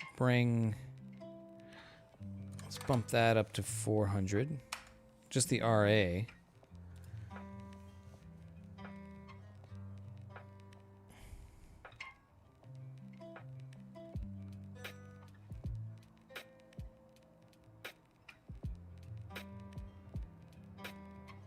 Guiding got significantly worse there, 1.4.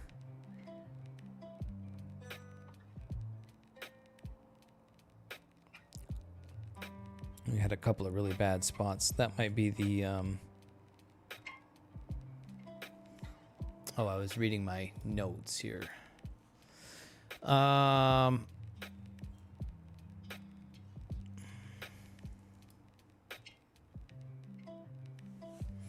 If the declination gears have the same quality as the RA gears, the declination pulse duration should not need to be anywhere close to the RA pulse duration. Typically, you don't need to correct declination axis at a rate anywhere close to the RA rate. So that's, yeah. And I'm hardly adding any declination corrections.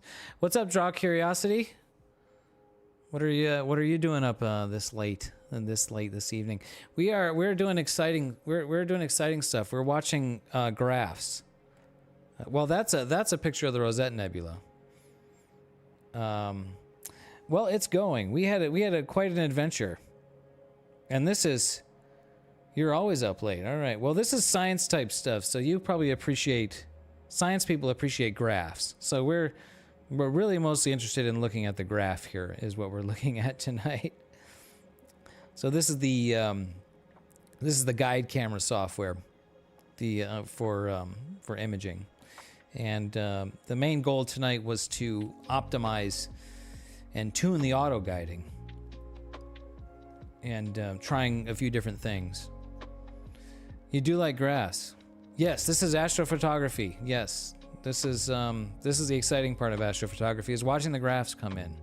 So this is the guide camera. The guide camera locks onto a star. This is actually doing multi-stars. So it's looking at all these stars, and it sees them drift or move a little bit, and then it sends pulses to the mount to correct for that motion to keep the guiding super accurate. And that's what we're seeing in the graph here. And this is looking poor. it was better before. So we're learning, we're trying, we're experimenting with some techniques from the internet. And yeah, so this error is this is not as good. This is not as good as what we had.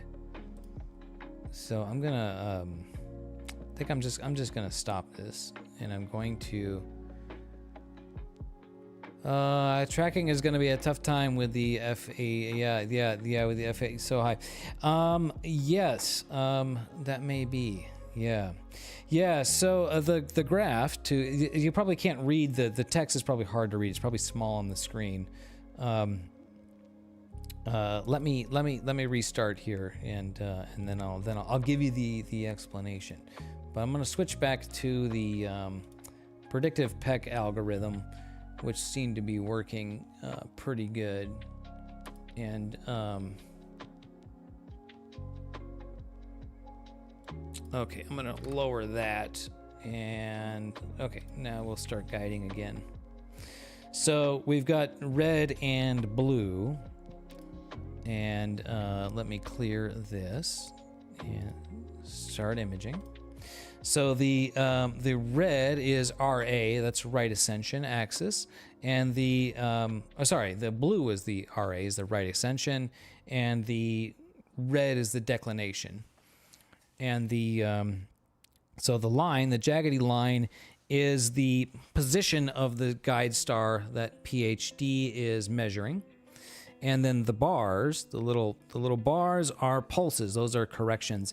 So right here, you can see I had a big deviation on RA, and then there's a corresponding correction in the opposite direction, the bar underneath it, and same thing in declination. So the total error, the error is measured in arc seconds, and the total error right now that it's measuring is 1.04 arc seconds, which is it's okay. It could be better. We're looking for, I really want to see sub arc second. I really want to be in the like 0.75 ish range. If I could get 0.8 arc second consistent guiding, that would be I think that would be very good. Honestly sub arc second. Right now it's at 0.95. I think for the imaging that I'm doing, if I can consistently be under an arc second guide error I should be able to get pretty nice, pretty darn good images. The pixel scale that I'm imaging at is I think it's 1.4. It's 1.3 something, but then I have this reducer lens on it, so that I think that brings it down to like 1.39 or 1.4 something. And so if the error in guiding is less than the pixel scale, then images should still be reasonably sharp. So yeah. Yeah, totally. Yeah, totally. Wind. Also, my balcony is not very stable. So, if I went out there and walked around, you'd see these spikes get crazy because the whole thing would be vibrating. So that would definitely do it. It would definitely hurt the guiding. So you're right about that one, Solid Cube. Or if a cable snagged or dragged, and I do have the cables just kind of hanging off of there, it's probably not ideal. Definitely not ideal. So. But we're getting sub arc second here. Well, I said that and now it just went up to 1 second. So, but okay, enough of that. Let's look at pretty pictures. Here is the Rosette Nebula, the live stack of the Rosette Nebula data that we're finally gathering after all that troubleshooting. Such a beautiful object, and end up maybe getting another hour of data on it tonight. We'll add to the data that I had the other night. And that will be, then I'll have like 2 hours, and that'll be pretty decent. What in the? All right, hold on, I got it.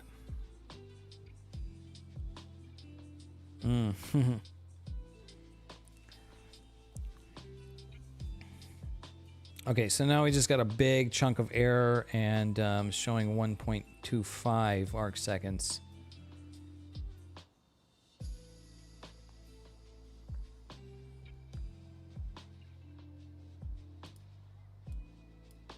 Okay, I'm going to bring the max RA back down to 200.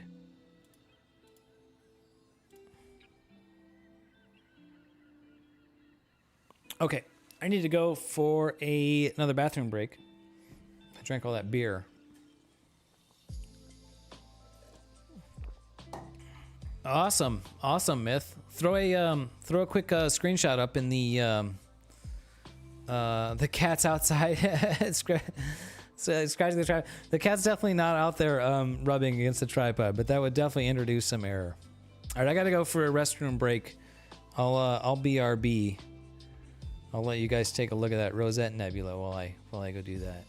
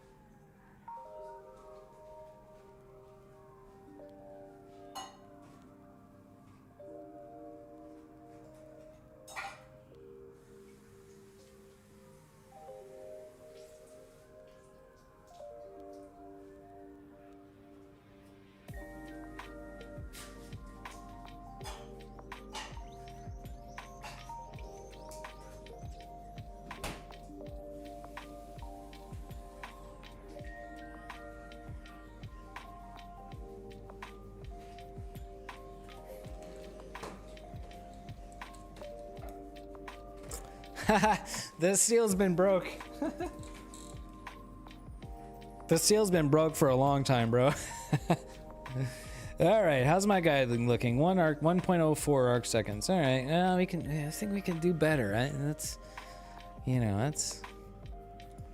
a thing. Had your neighbor's dog messing with your mount? Yeah, that would do it. Myth. Let's check out. Oh yeah, look at this. Our friend Myth over here, Mithridites, is shooting the Monkey's Head Nebula. That's gonna be a fun shot. He's been talking about trying to get this one for a while, so it's cool to see.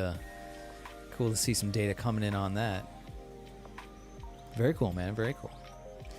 And we're up to 16 sub exposures in this live stack now.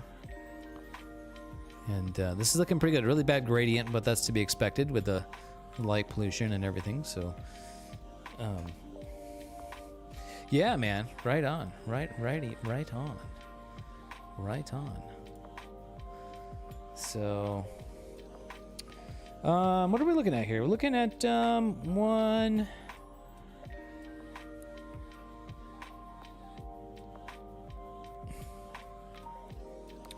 Yeah, getting not quite. I think I'm gonna try bumping that to the scope max max RA pulse up to 600 milliseconds. I think I need to increase that. We'll give that a try.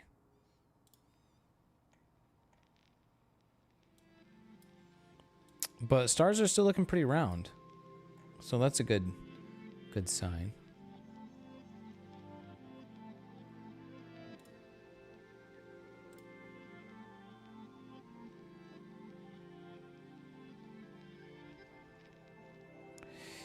Yeah, the guide stars look kind of not great. I wonder if I should increase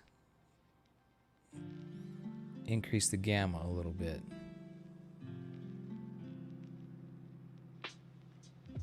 Oh. Yeah, as I increase the gamma, I get less, yeah, or I decrease the gamma, actually.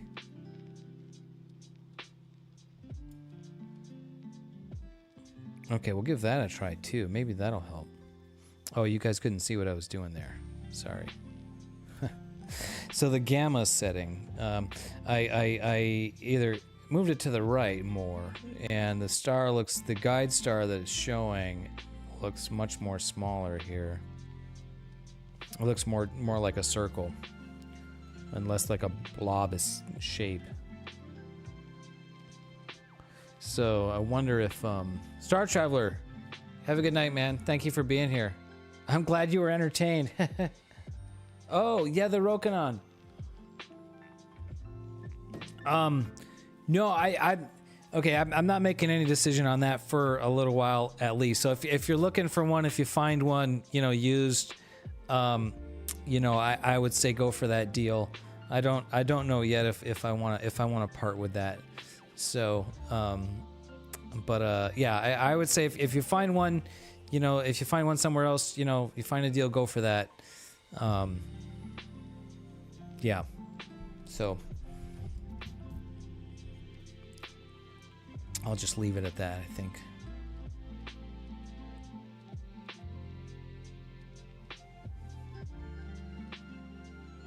Okay, yeah, if you get one for 300, that's a great deal. I would say go for that, for sure. I think they're like 450 or something like that new.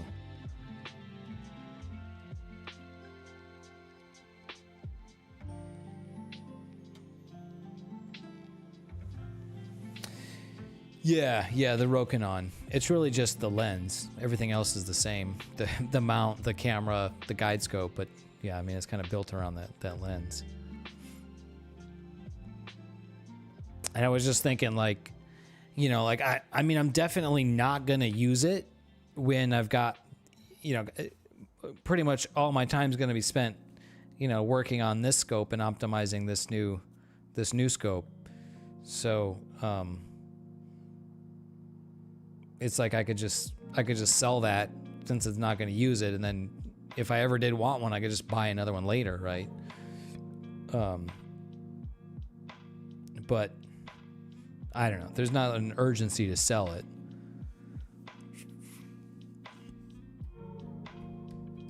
Yeah, right, exactly. Yeah, yeah.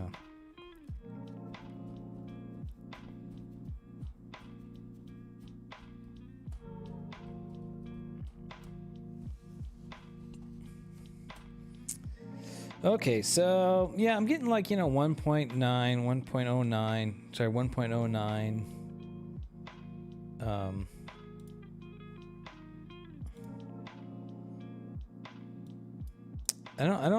Not really seeing, I don't think, any improvement in the guiding. I mean, the stars are looking in the middle of the frame here. That's probably the most round star I've ever seen out of this scope. So that's good.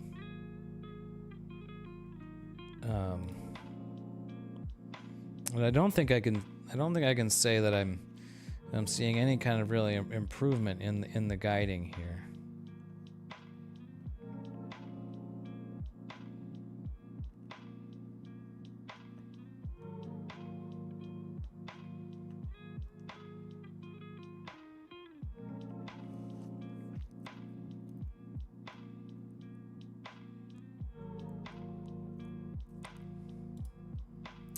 Let's see. Deck show me 0.53 arc seconds error. RA show me 1. Hey, thanks for being here. Draw Curiosity. I appreciate it. Yeah, I don't know. I drank a lot of caffeine earlier, and we did so much troubleshooting earlier that it was very frustrated, and now I'm at the point where I can finally just chill. So maybe I will be on for a bit later. I don't know. We'll see. But thank you for being here. Have a good night. And if I don't see you back again. All right. Let's see. Yeah. Now I'm showing 1.25 arc seconds error. That's not very. That's getting to be like above where I really wanted it to be, right?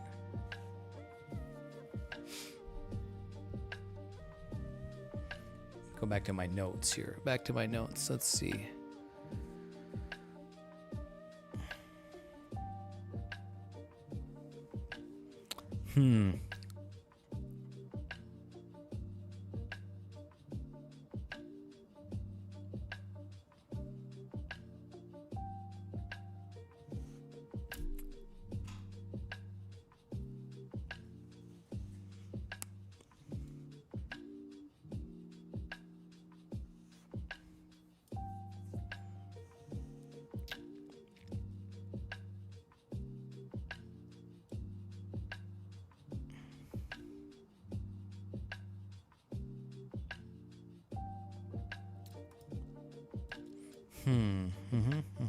Okay.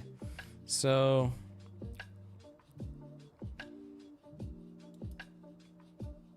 okay, I'm gonna go 250 on the max RA pulse duration, and okay, I'm gonna reset the these settings. I may need to lower these. Predictive weight, deck aggression.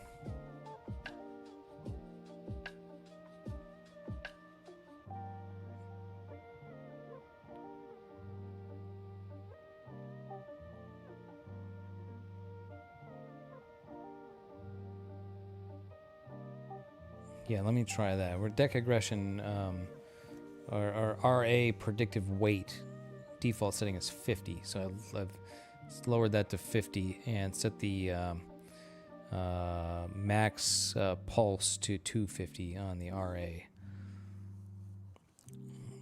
So we'll see if that averages out a little better over time here. One thing I think I'm kind of noticing on my target, which is hard to see because it was hiding behind my camera. The little dots correspond, the little blue dots correspond to where the star is being registered, and it looks pretty well randomized around the circle. In the past, it's been really concentrated along the RA axis, which would be blurring, streaking along in the RA direction in the images. So randomness is good for round stars, and I think that corresponds to what I'm seeing, except it decided to do an autofocus. So we'll have to wait for it to finish autofocusing.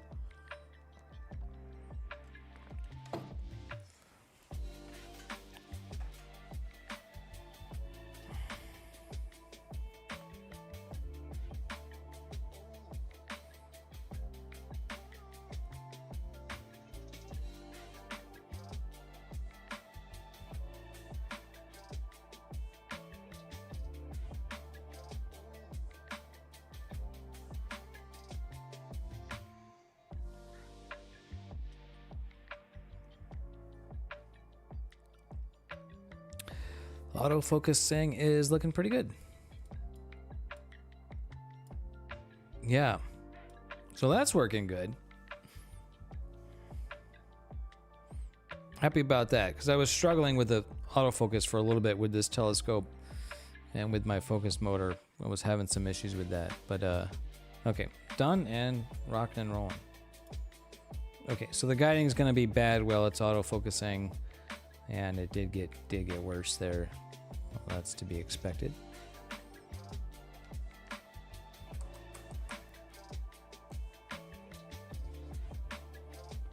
It's starting to get a little bit chilly. Now, finally, 11:38 p.m. I'm gonna go close the door.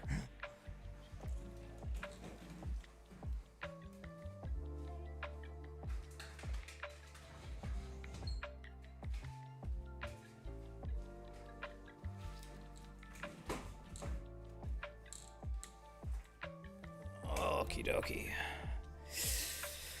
Alrighty, how are we looking here? 1.12.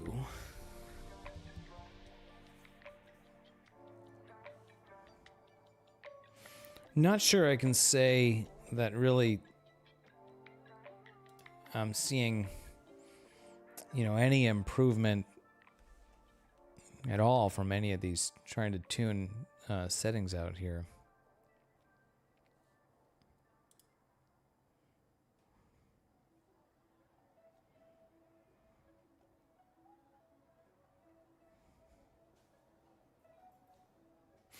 You can kind of get obsessed with this number, right? It's like, oh, you want to see this really low number. And, that does correspond to how, good your images can be. But, ultimately what's important is, how do your images look?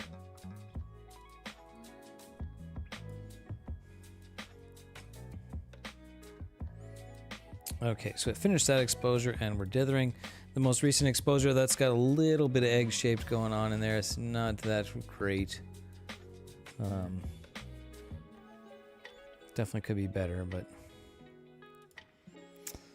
Well, let's take a look at the live stack.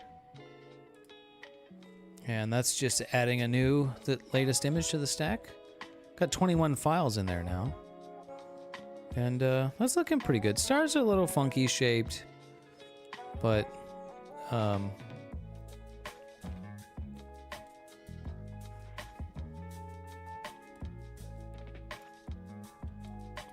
yeah, over here especially, yeah, these stars are like diamond shaped over here. Very, very strange, very odd shaped. And then over here they're more round, much more round. Look at the top right corner. Yeah, they get a little funky over there too. Then middle top is like very round. Middle left, they get this sort of diamond shape again.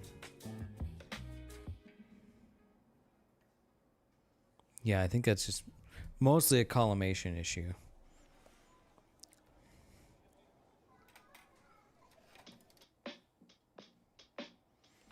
Okay, so it's 11:41. I got about 20 minutes left to image this before it sets behind the tree.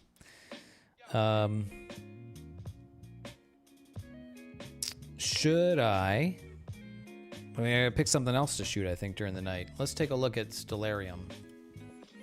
Guiding now. Oh, it got a little bit better for a second, and now it got a little bit worse again.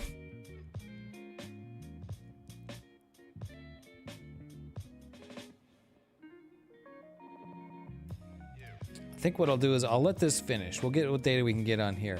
Then we'll play a little bit with the guiding assistant and let it suggest some settings.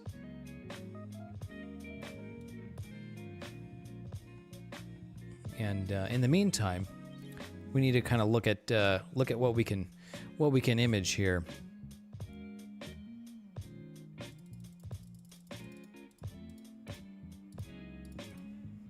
We've only got until about midnight on this target. So what should we look at next? We'd start to lose out on. There's just not a lot of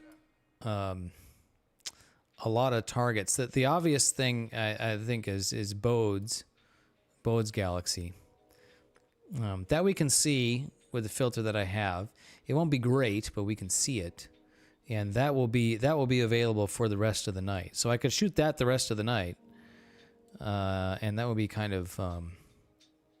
Oops, you can't see that. Sorry. So we've got Bode's galaxy over here to the north, and so that we can shoot the rest of the night. Do we have anything else? As far as the like emission nebula stuff, I think there's just really not much of anything left this time of year. You know, Leo, up around Leo is just going to be a bunch of galaxies, which is cool.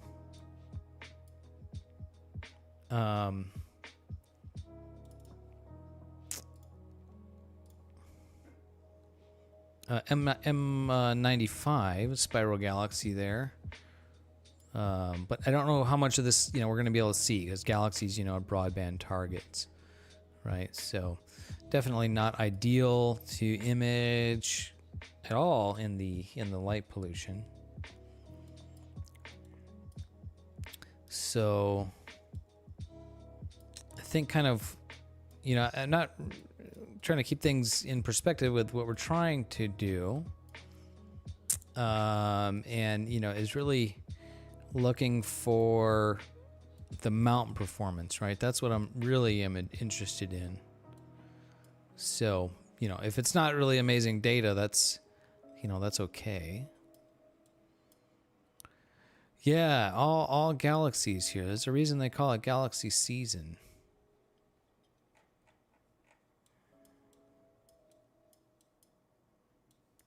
Well, maybe we should point the telescope at Bode's after this. Star clusters would be good to point at, because, yeah. So could do that.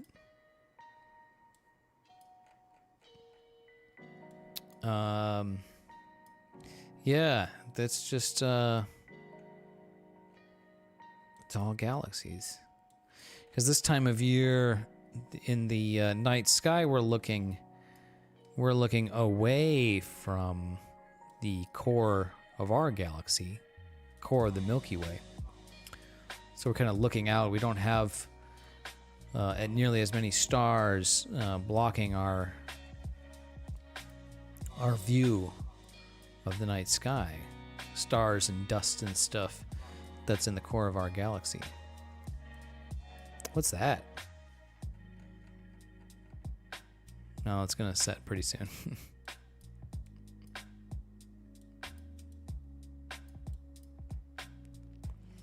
Yeah, I think probably my best bet is to point it at Bode's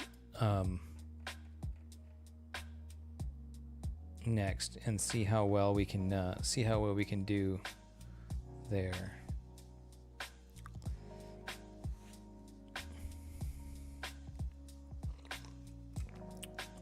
I don't know. Yeah, so I mean, ideally, what you're going to shoot in the light pollution with the filter is going to be something with, something hydrogen, something strong in H alpha. So if there were supernova remnants that were strong in H alpha, then that would be good. And stellarium is just not really good for looking up this kind of stuff. You kind of gotta like zoom way in. Oh, we've got the owl and the surfboard galaxy. Maybe I shoot those. Oh, those look maybe pretty good. I might be able to frame both of those. Owl Nebula I think is mostly oxygen. Let's center on there and then just advance the time. Whoops. Yeah, Owl Nebula and then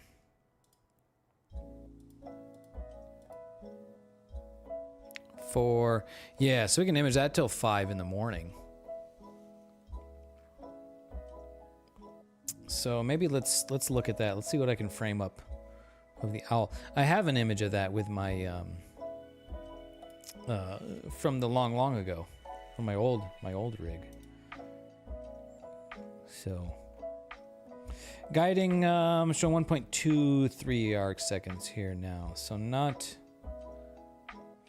really great. Let me bump this. Let me put this back up to put that up to 450.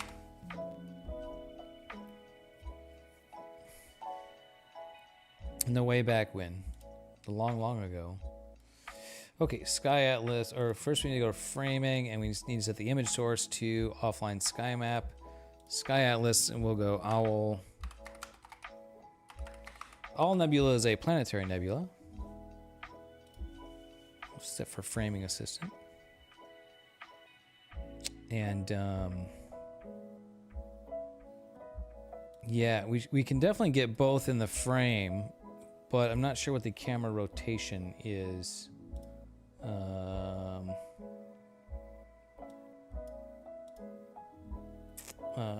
That says 2 degrees. So yeah, probably. Yeah, I think I'd have to rotate the camera to get both in the frame. Yeah, well, I can kind of do something like that. That's kind of weird. Maybe I'll just center it on the Owl Nebula.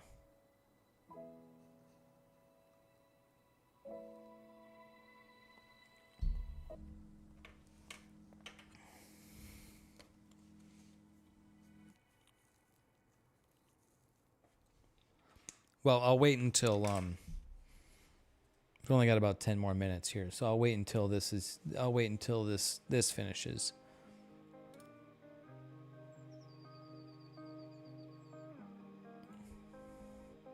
My scatter plot is looking very randomized, so that's good.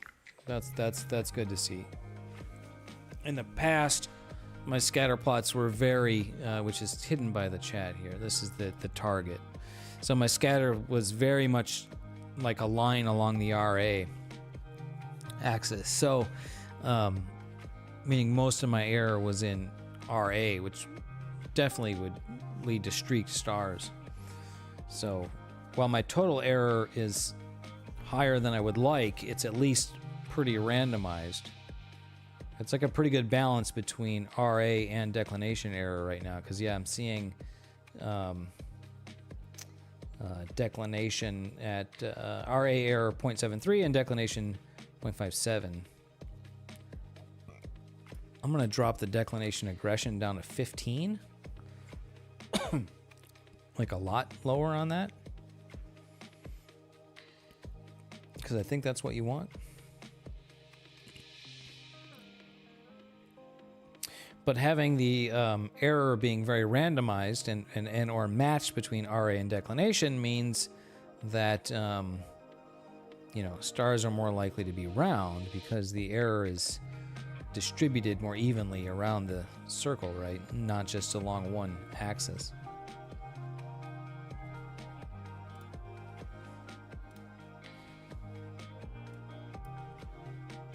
So the stars might be not as sharp as they might otherwise be, but at least they're round and not streaking. But your overall image will still be blurred slightly, if that makes sense.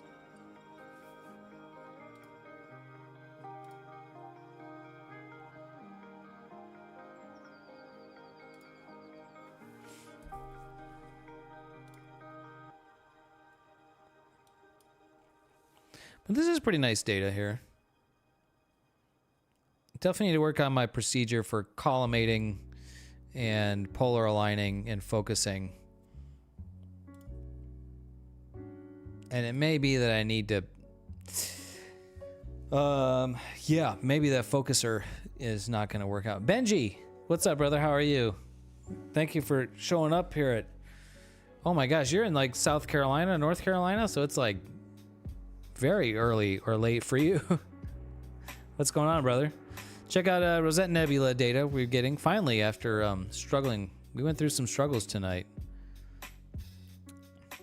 This is a live stack. I got 26 images in there. We should end up with about an hour of data on this, which will be cool. I'll be able to stack that with my other hour from the other night, and so I'll have 2 hours. Then it'll end up looking pretty good. And I'm thinking I want to image this when we go out to the desert too. Yeah, 3 a.m. Yeah, I figured. Yeah. Well, you're either a night owl or an early birdie. Yeah, 2-minute sub exposures. Yep. Yeah.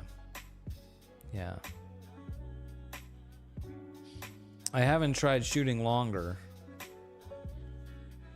Maybe I'll do that with the Owl Nebula shot, just to experiment. So my error is, my total error has been like creeping up to like, it'll creep up to like 1.2, 1.3, 1.25. Actually, I don't think I've seen 1.3. I think I've seen 1.25 RMS total error. And if that's under my, if that's lower than my pixel scale, then I think I should still have reasonably round stars. So, yeah. You're an insomniac, so astronomy. All right. Well, hopefully do you have clear skies, or you have some astronomy going on for yourself tonight?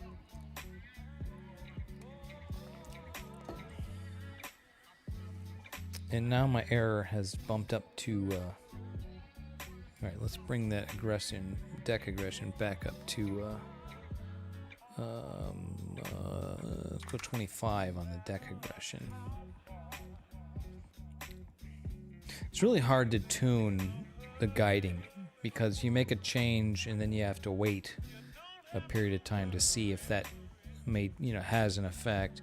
And then it's just totally subject to the conditions too, right? Like what are the weather, if the seeing gets a little bit bad for a few minutes, right? Then that's going to correspond to your guiding. So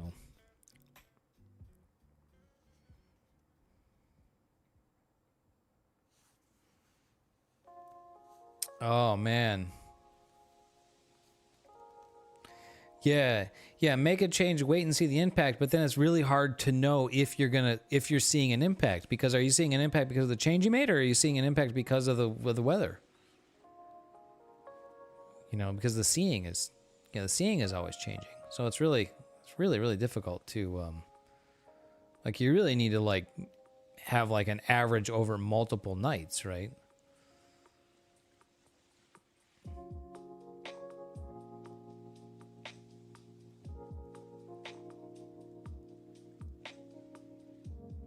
Cold outside. That sucks, Benji.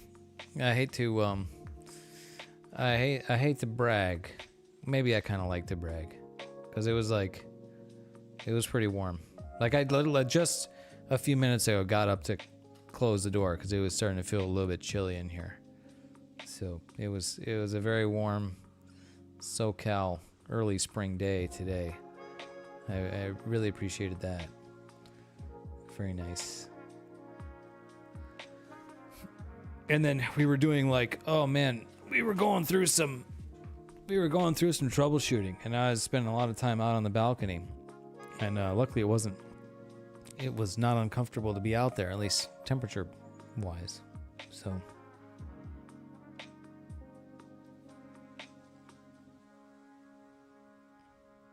$51 out. You have 51 minutes, 19 degrees. Woo. Well, let's see. What's my sensor temp is 14.7 Celsius. Somebody do the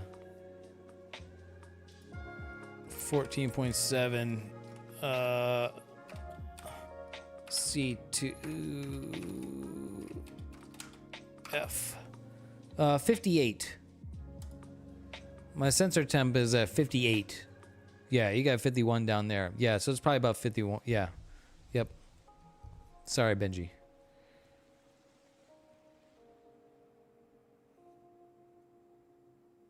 Double it and add 30.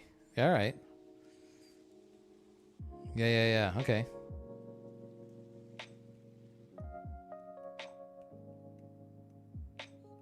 I just Google it. But no, having those quick conversions are a good get you close. Yeah, exactly. It's good to be able to do that in your head.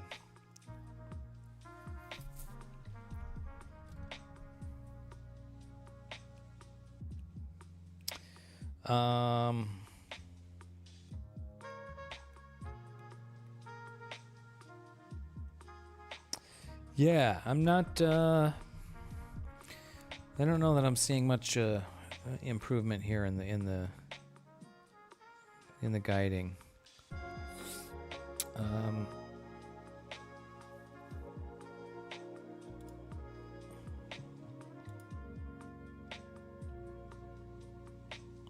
I think we're on the last exposure here too.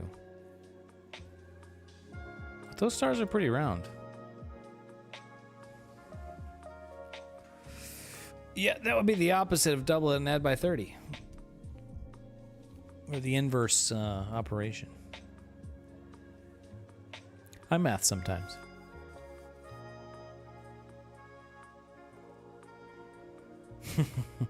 I math sometimes. Okay, we are done with that.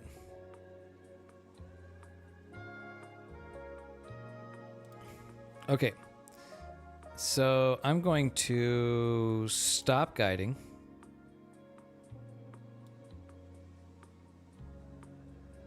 And oh, actually I think it does need to still be guiding.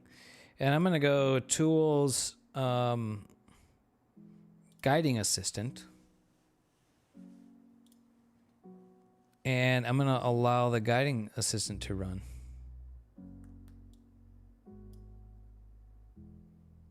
And it says to click stop after 2 minutes. Longer if you're measuring RA tracking accuracy of the mount. I think I'm just going to let this run for 2 minutes.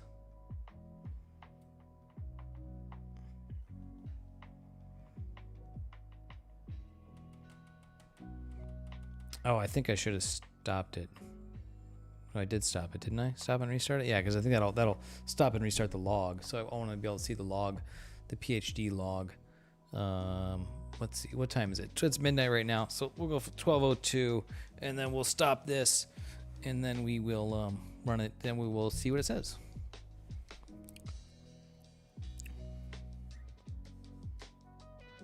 Ah, cool, right on. Well, I'm glad you got a spot. I remember you were mentioning that you had really limited view of the sky from your balcony, or your porch, your patio, or porch, or whatever. It sounded like you didn't have any view, or very, very limited. But it looks like you're able to do something, so that's good. Just a slice, yeah. Well, I guess it's enough.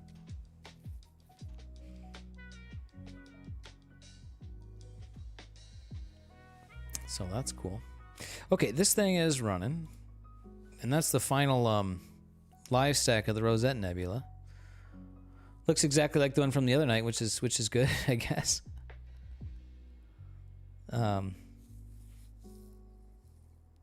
Yeah, we'll process that tomorrow.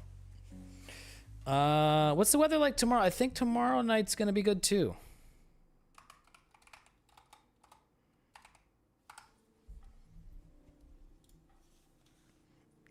Tomorrow night, Friday night, yeah, Friday night looks pretty good. Maybe a little bit poorer on the transparency side of things until after midnight. Saturday night not available. Sunday night looks good.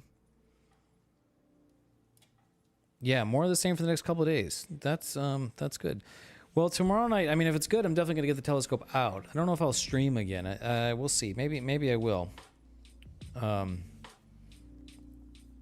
Maybe I'll get the telescope out and get it set up and working, and then start the stream. Maybe that'll, maybe things will go a little more smoothly if we do it. If I do it that way.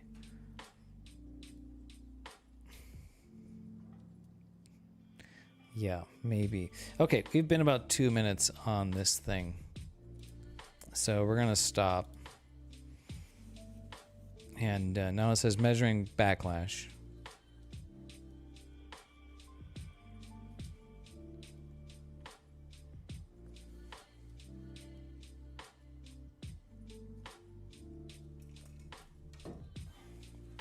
Yep.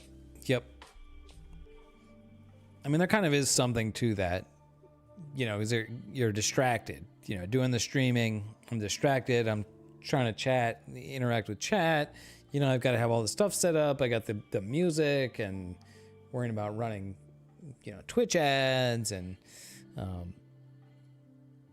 you know, having things connected and what's showing on the screen, what actually is showing on the stream. So it's a lot more to process and you know, and I don't think that was I don't think that was a cause of any of the problems today. It's not like I made a mistake because I was distracted. I was looking at the chat or something. I mean, there may have been a couple of mistakes, but you know, not really. But no, I didn't set up the time lapse. I was going to mention to you that I decided to just say, you know what, fuck it. I'm not going to mess with it because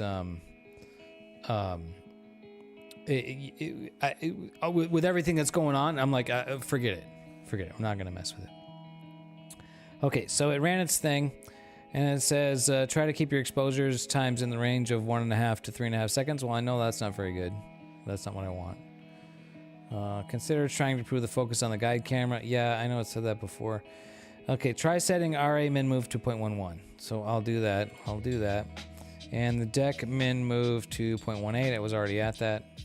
And, okay.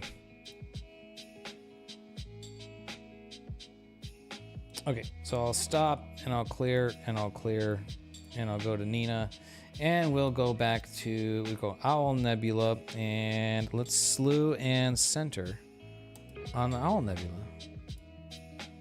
We'll watch the telescope do that.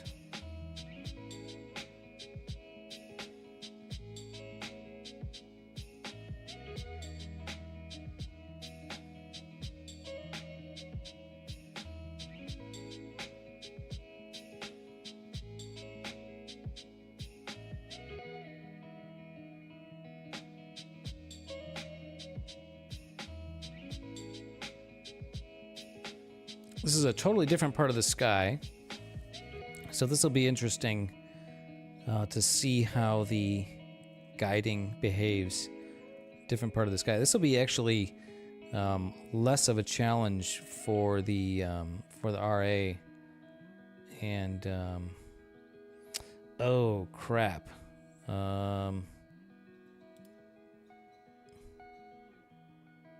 Shit. I hope I didn't have another collision out there. It kind of looks like it might because it's blurring right now.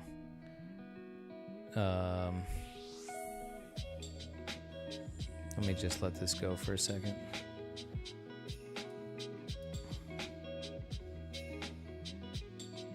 Yeah, it shouldn't. It shouldn't.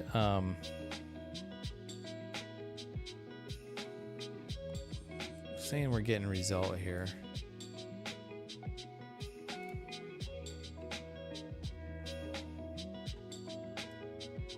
Wait, is that?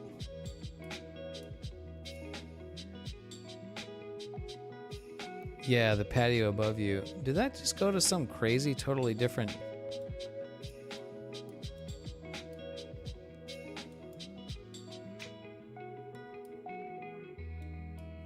Oh, I'm looking at 5 in the morning. I need to look at right now.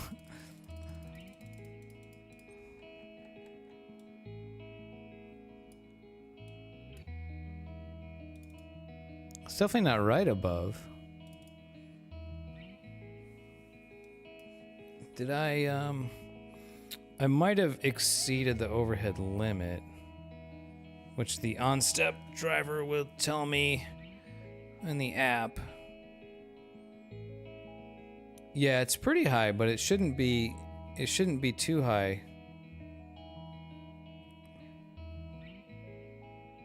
It's telling me no connection.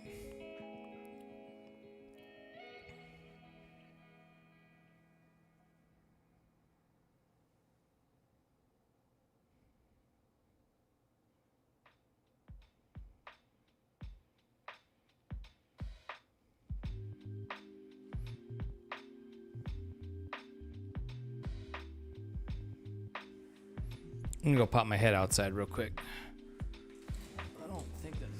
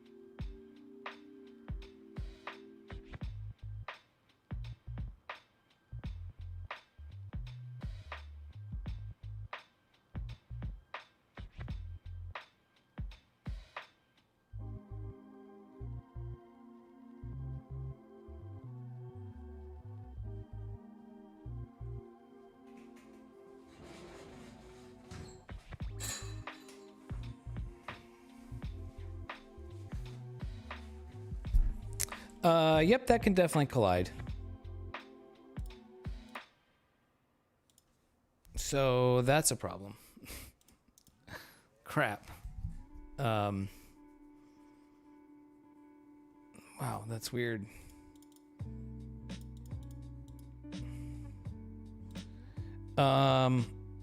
Okay, so it definitely had another collision. I need to home the telescope.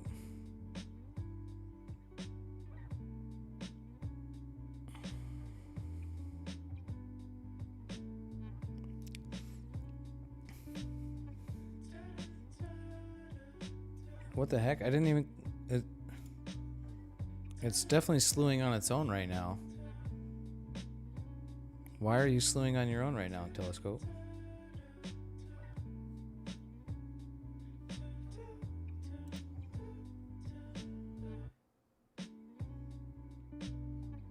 Oh, it's meridian flipping.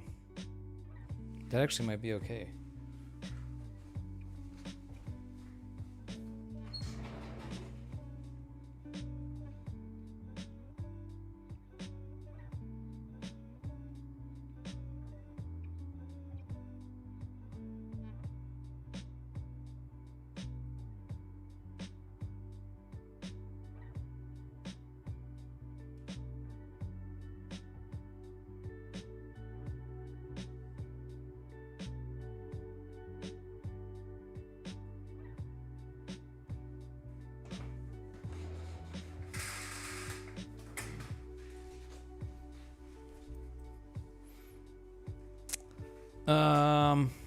Yeah, I feel you.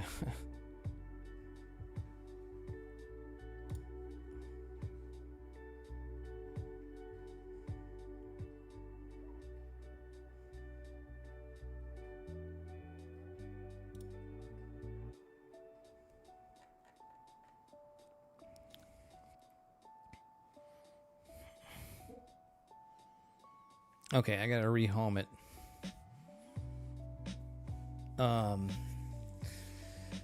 Yeah, I've got an interesting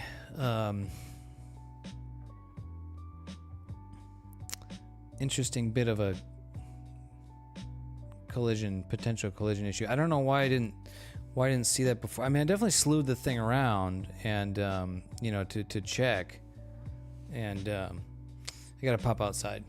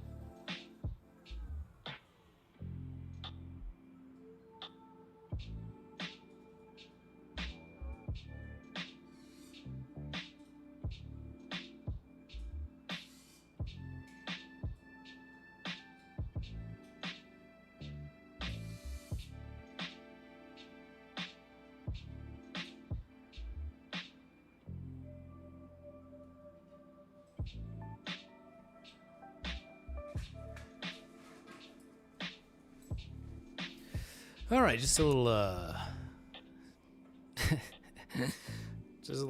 just a little excitement here.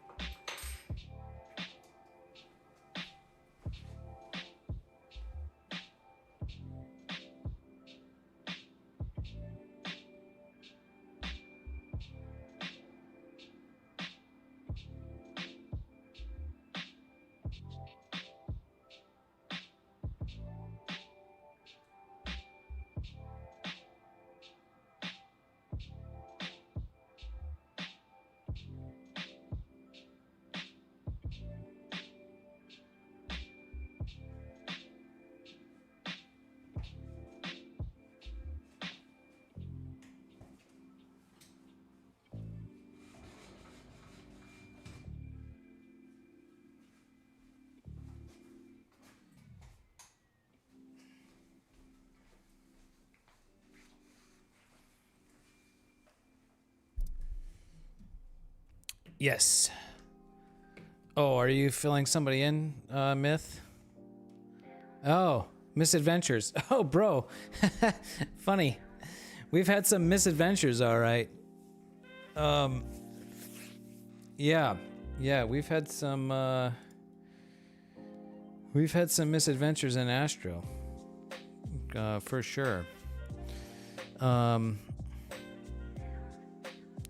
Yeah, Owl Nebula is not that high overhead. This should not have an issue.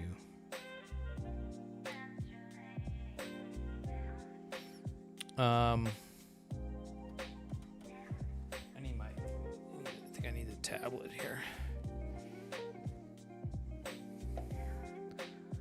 Yeah, thanks for being here, Misadventures in Astro. Yeah, we're still going. Yeah, we've had some misadventures tonight, and I'll fill you in on all the details. But we're running into another misadventure. I reconfigured the mount and rebuilt the mount a bunch of times. And yeah, now we're having we're having some collision issues with the mount. And I thought for sure I was pretty confident that I was safe. You know, I slewed it around and verified manually. But well, we're finding out that that's not the case. Got to pop back out onto the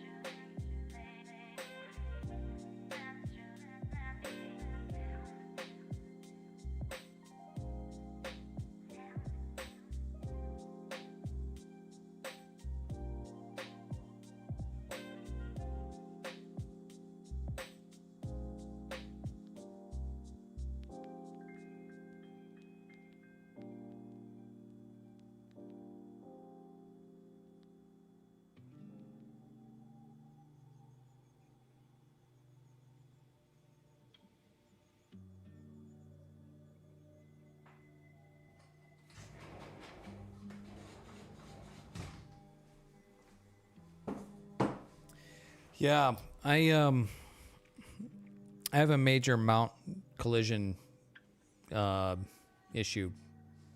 A major overlook when a major oversight, and yeah, this is a bummer because this means that yeah. Anyways,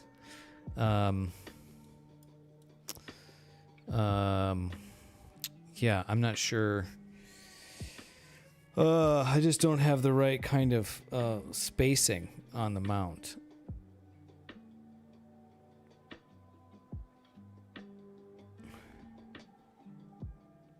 No, not with the tripod. The dovetail the dovetail saddle is colliding with the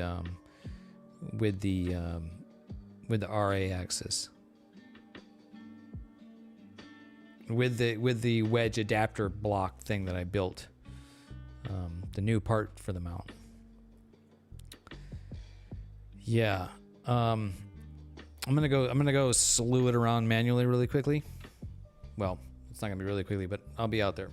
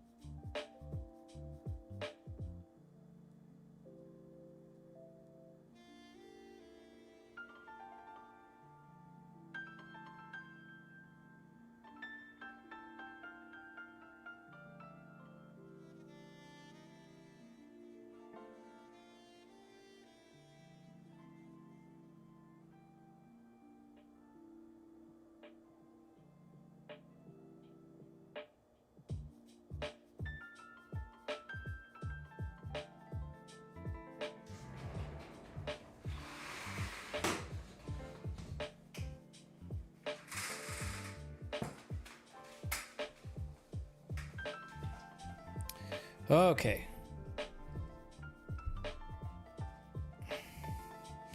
What weapon is best? Well, it depends on the one you know best. Yeah, I was gonna say the right tool for the job. So yeah, it looks like I'm really not safe to image anything to the north. So I have potential collision issues if I'm shooting to the north. And I think the fix is relatively simple. I need a 3D print a spacer. I made things compact and I made them too compact. Yeah, nitty gritty. Yeah, I made things compact because I wanted it to be really compact, and that really didn't seem to improve the performance really that well anyways. So, but so yeah, it looks like I can't shoot anything to the north right now. So I need to look into that. I think it's a pretty easy fix. But yeah.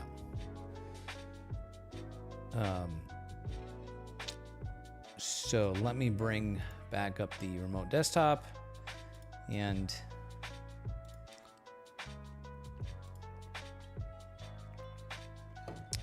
we'll have to shoot at something in Leo.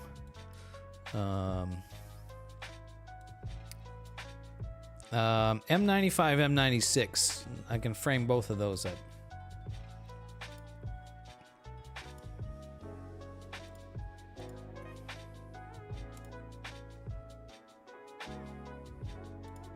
And it looks like I really just, I need to be really careful when I'm slewing here. So we're shooting for M95.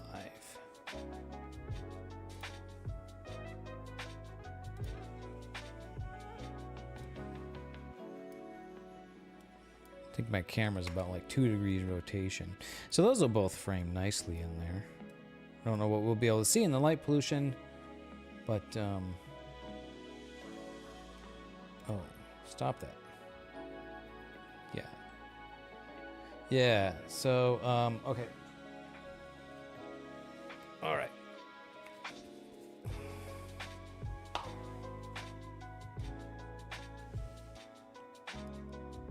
And how long can I shoot this until? Well, I can shoot this until about 4 in the morning, so that's good. There you go.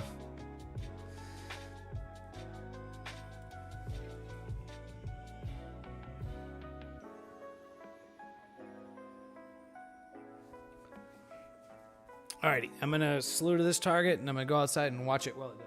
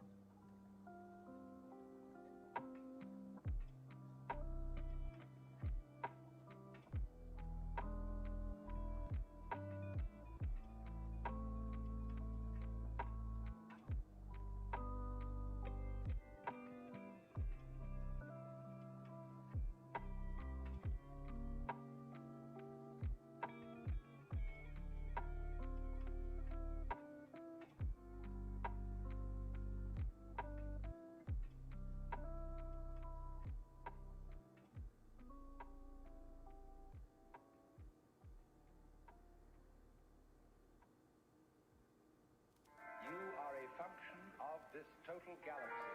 The real deep down you is the whole universe. And it's doing your living organism and all its behavior. It's expressing it as a singer sings a song.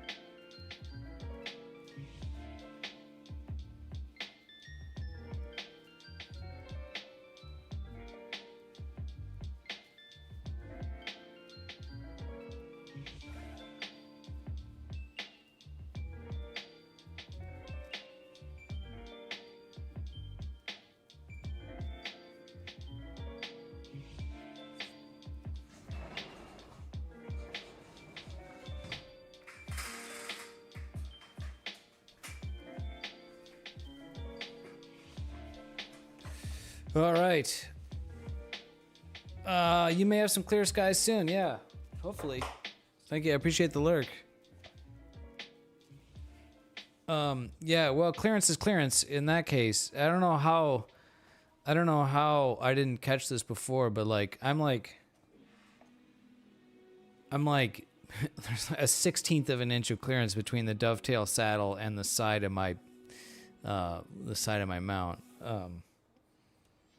Yeah, it was quite a big oversight. I mean, I slewed the thing around and looked at it. I don't know how I didn't see that, but I think we're okay. Like, I'm just barely safe here on this object.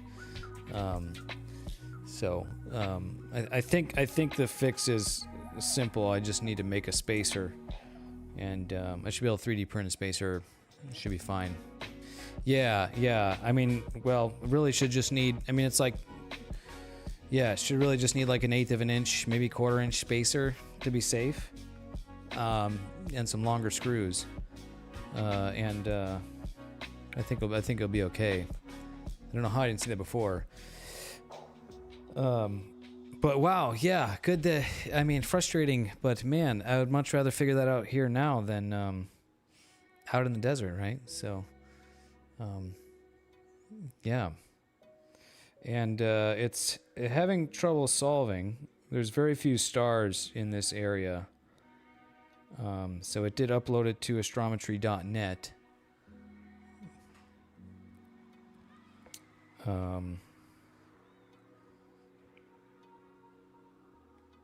So we'll get the let me get the remote desktop back up on the stream for you guys.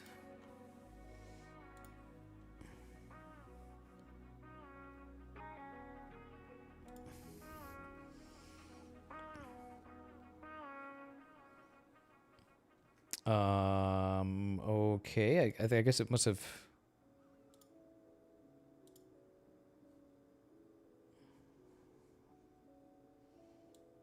Yeah, it must have just finished just now. Yeah, that would definitely ruin the trip for me. Yeah.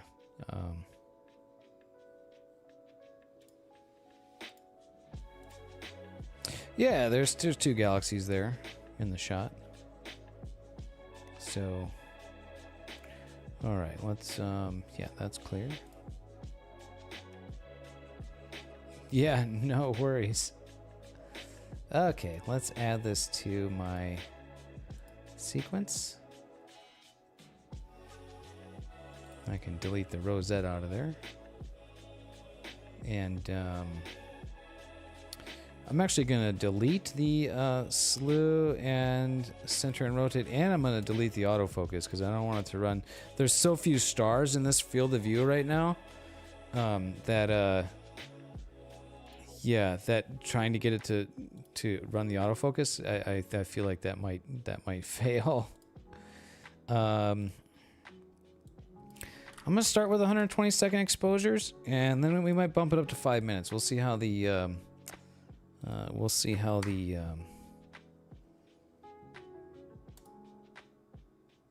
it goes here. Okay, start guiding.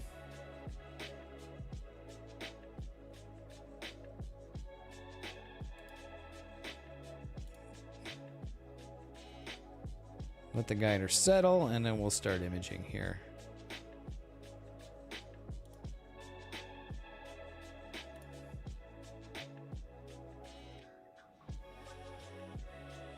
Guider looks like it's settling to a decent spot. 0.86, oh, I'll just jump to 0.97. Yeah, it's sub-arc second, that's okay. All right, we're imaging. All right, now while that's going, now I'll go back to my sequencer and I'll set it to loop until time instead of loop for iterations. Yeah, we're gonna go until 4 a.m. The stream probably isn't gonna go till 4 a.m. but we'll have this thing run until 4 a.m. Yeah, I'm starting to get a little sleepy. How you guys feeling?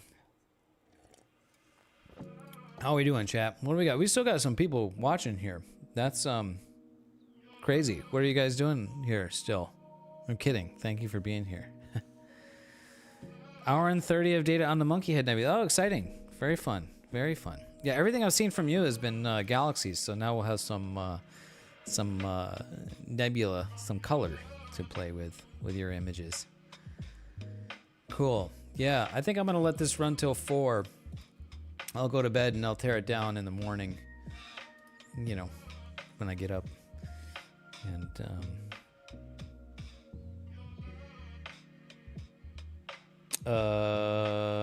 whoops, I broke this. I broke my sequence here.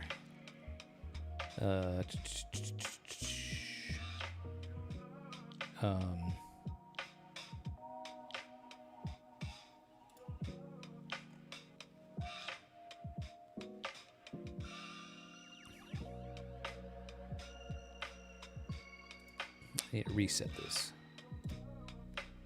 Stop.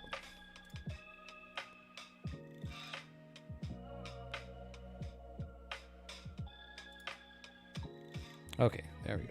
That should be right.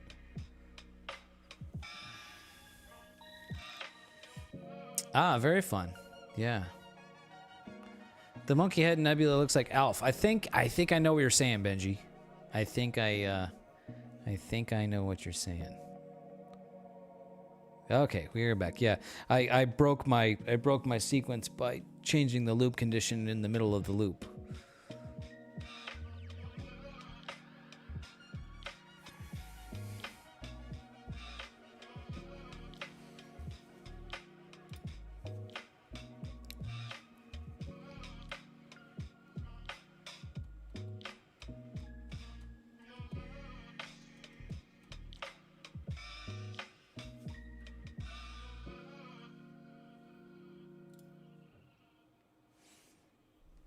All right, so we'll let this run. Yeah, I've got that issue there to deal with the with that collision stuff. Holy fuck. Man, it's amazing I didn't break anything more out there.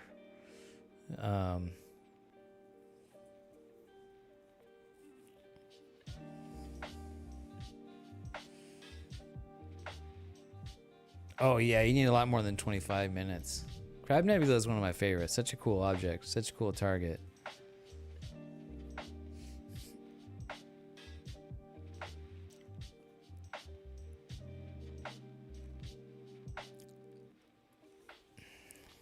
Guiding is not looking very impressive. 1.17.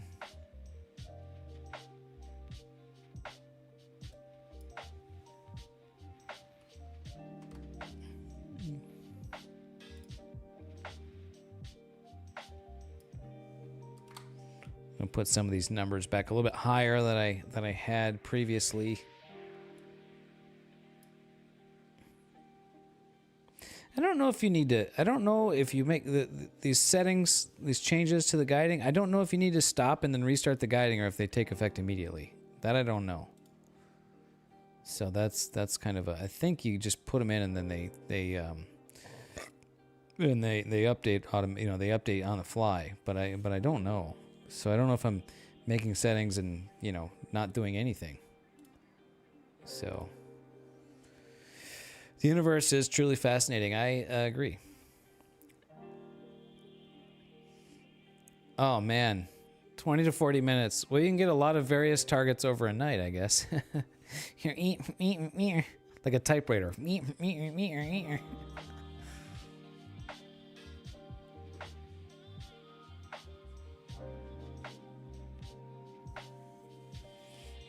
Okay, we do have an exposure there. Yeah, we're not going to get much detail in galaxies here.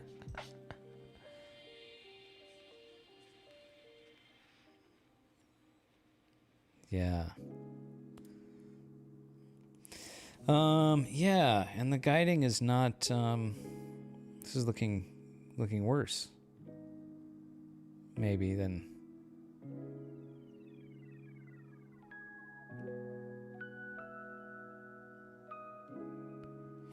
That's kind of disappointing. I was really hoping I could, you know, really get the guiding dialed in here, and just yeah, it doesn't seem to be the case.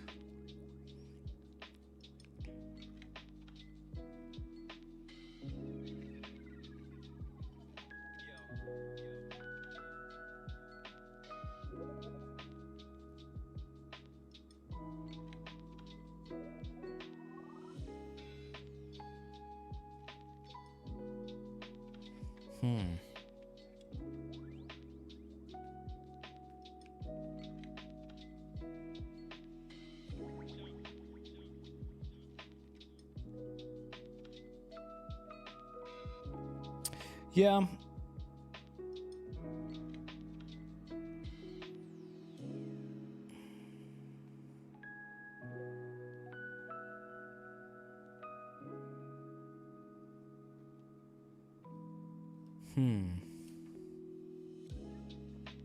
Oh, I think we decided to do an autofocus here.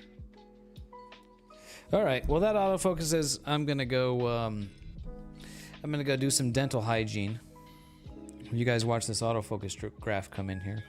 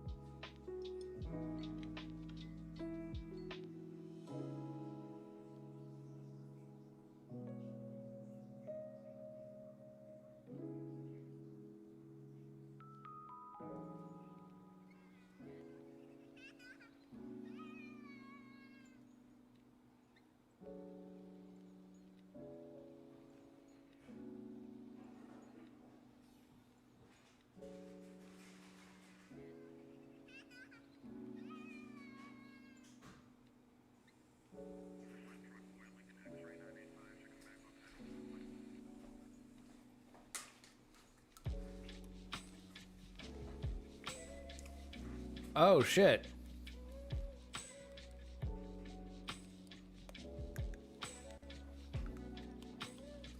Pardon me while I floss my teeth.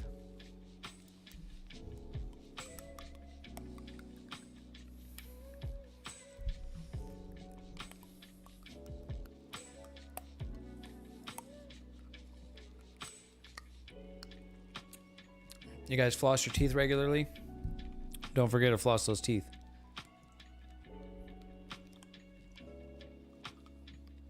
Ah.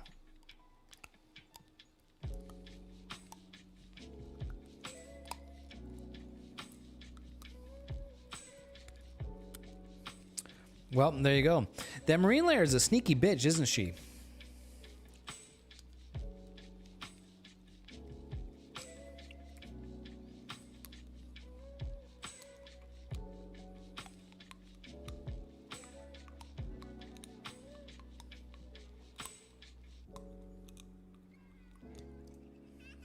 Wow, and these flossers suck, man. These things are like, my teeth are just shredding this floss.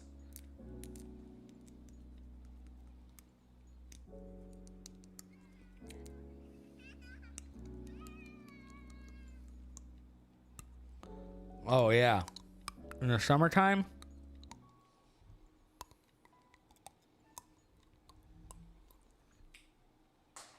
Back when I live in Orange County, oh man, the marine layer in the summertime. I mean, it kind of sucked because it's like it's gray and dull, every morning or whatever. But man, when it's like really hot everywhere else and it's like 80 in Orange County, 85, it's like, yeah, you appreciate it.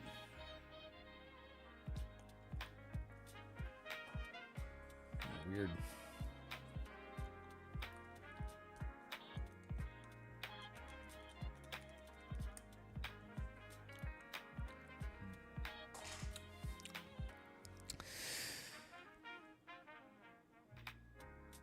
Yeah, and then it burns off most days. Yep. Okay. Well, we're showing about one arc second here of error now. I'm going to run 5-minute exposures after this one's done. Forecast doesn't show any clouds or marine layer running in here tonight for me.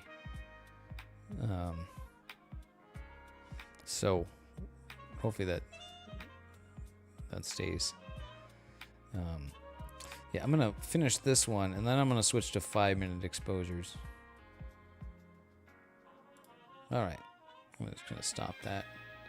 And yeah, there's galaxies in there, you know, and it looks like it's in focus. And yeah, let's we're just gonna try 300-second exposures.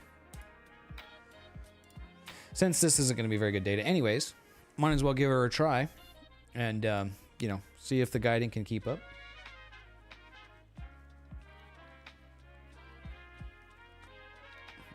Oh wow, and then like the second, what is going, like the second I stopped and started it, it just like went bonkers.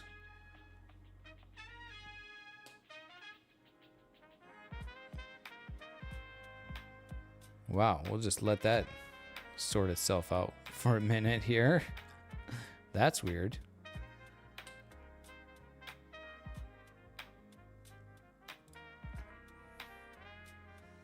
Yeah.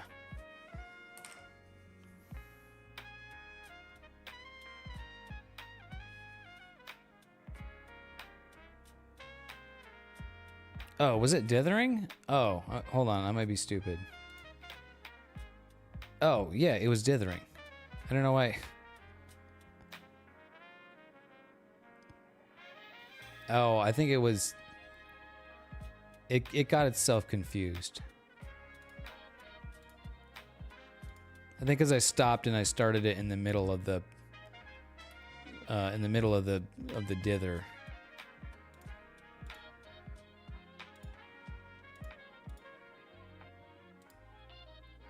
Yeah, I think it just got itself confused momentarily there.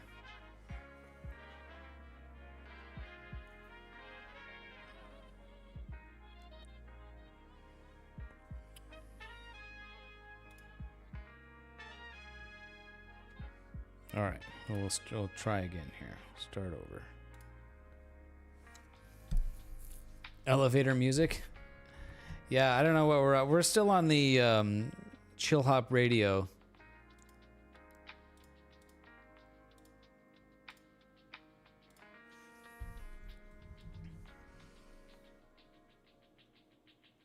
Now I'm showing 1.4 arc seconds error. That's not what we want to see. It was getting 1 point, you know, pretty accurately at 1.0, and then now it's, which made me feel, you know, 1.0 to 1.2, it made me feel pretty confident to shoot 5-minute exposures. But now if I'm at like 1.4, 1.3, that's pushing it. But I don't know. We'll run it. See what it looks like. Maybe it'll settle out. All right, let me go brush my teeth. Watch the PhD graph. Let me know what you guys think. BRB.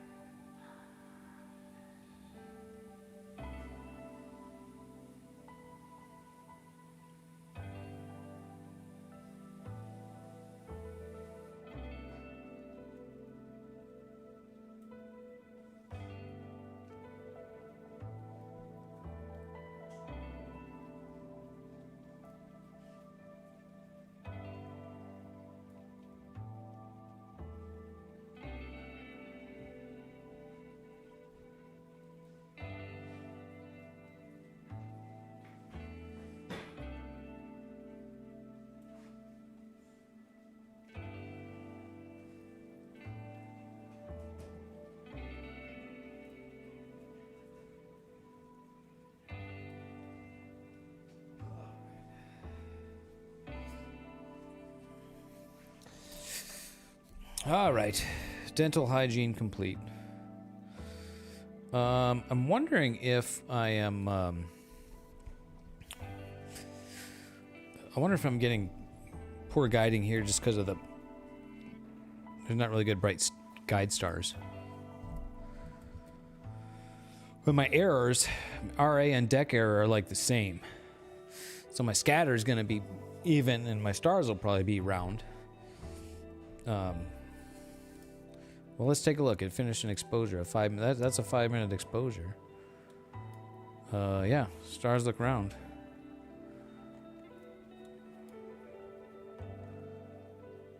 Yeah, there's just stars look very round. Well, that's good. A little less round over there. Yeah, so it'll be interesting to see if we get better results, you know, out in the desert when there is, you know, the stars will be brighter compared to the background. So, yeah, see if we get better guiding in that case.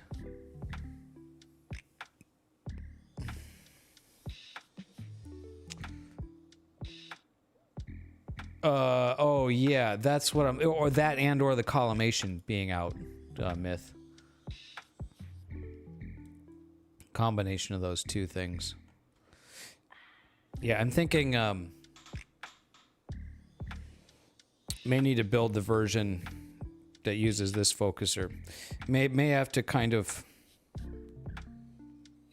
abandon the 3D printed focuser, which I don't want to do. Kind of as a source of pride to use that, you know. This thing's kind of heavy too. So, but I don't know. I mean, it definitely works. I mean, I've shown that it works, and you know, yeah. I don't know. Anyways. Always more work to do. Always more work to do. That won't be able to use that for the next. I almost certainly won't have that ready by next week for the next new moon trip, but maybe the month after that. So, yeah, kind of a sense of pride or something, you know, that the 3D printed focuser, the thing that I designed, you know, to work, and but I want that to be, you know, pretty good. I want that to be decent because I want that to be something that others can, you know, download the files and print and build themselves. And, you know, these things cost like minimum like $120. I think on AliExpress it's like 110, then shipping or whatever. And on, I think it's like $150 on Agena Astro. So, you know, if you can print one for like $10 or less, that's, you know, mostly as good. That's pretty great. So there's good to have options. I think you know, best results will be from, you know, a proper metal machined focuser. But if you don't have the money or you don't want to spend the money on that, you know, you can build one yourself too. So, yeah. Yeah,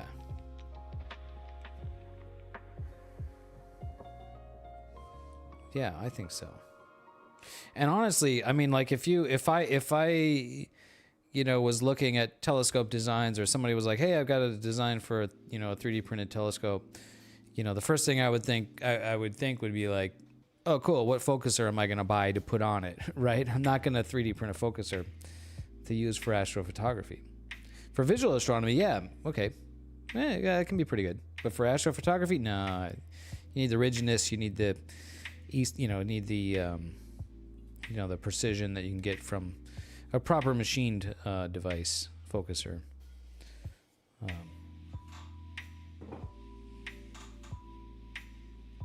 I would be very skeptical, and so I'm kind of seeing my own skepticism here.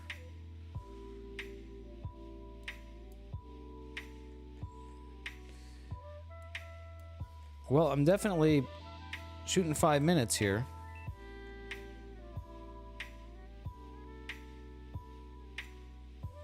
We'll I'll just run this all night. I'll just run this for 3 more hours. What time is it? Yeah, it's 1 o'clock. So this is gonna go till 4. I need to add the park scope at the end of my sequence here. And I'm gonna get ready for bed, guys. Actually, no, I don't want that there. I want that. I don't know if it matters, but we'll go end sequence area. So we'll park the scope when it's done. Yeah. So I'll let that run. I'm tired. It's this has been a long one. Oh my gosh, 7 hours.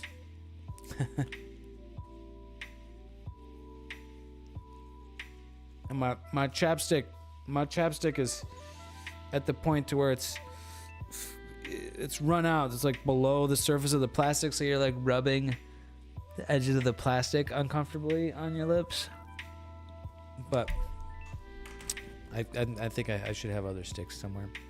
Thank you for being here, Myth. Thank you everyone for being here and who is still here. Thank you, Benji, for being here up late. Hope you can get some sleep.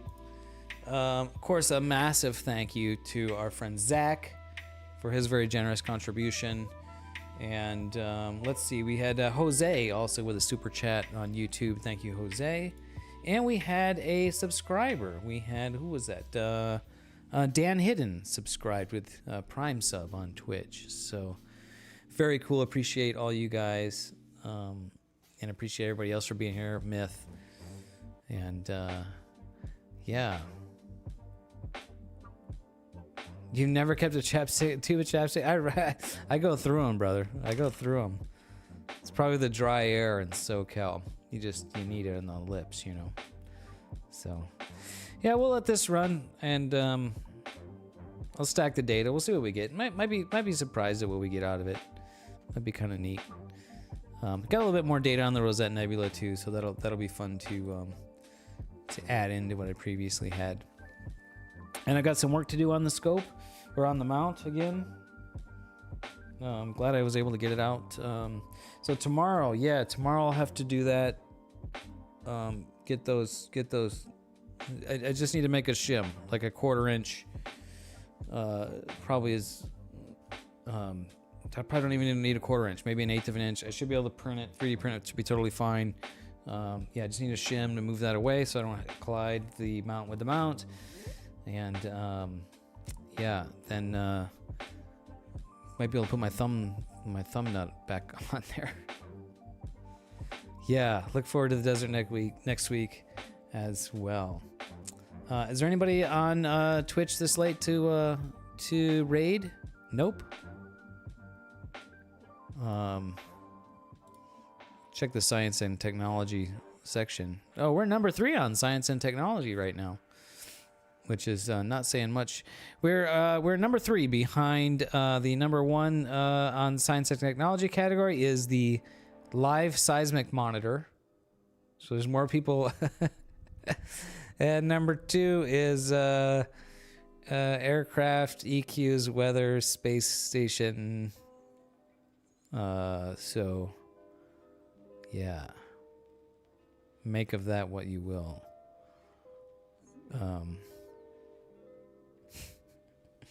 I don't know.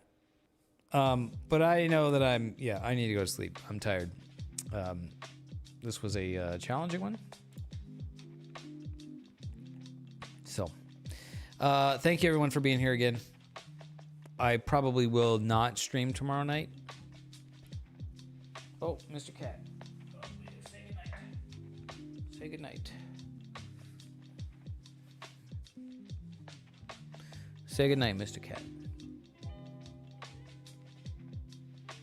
All right, buddy. All right, brothers and sisters and friends. Good night.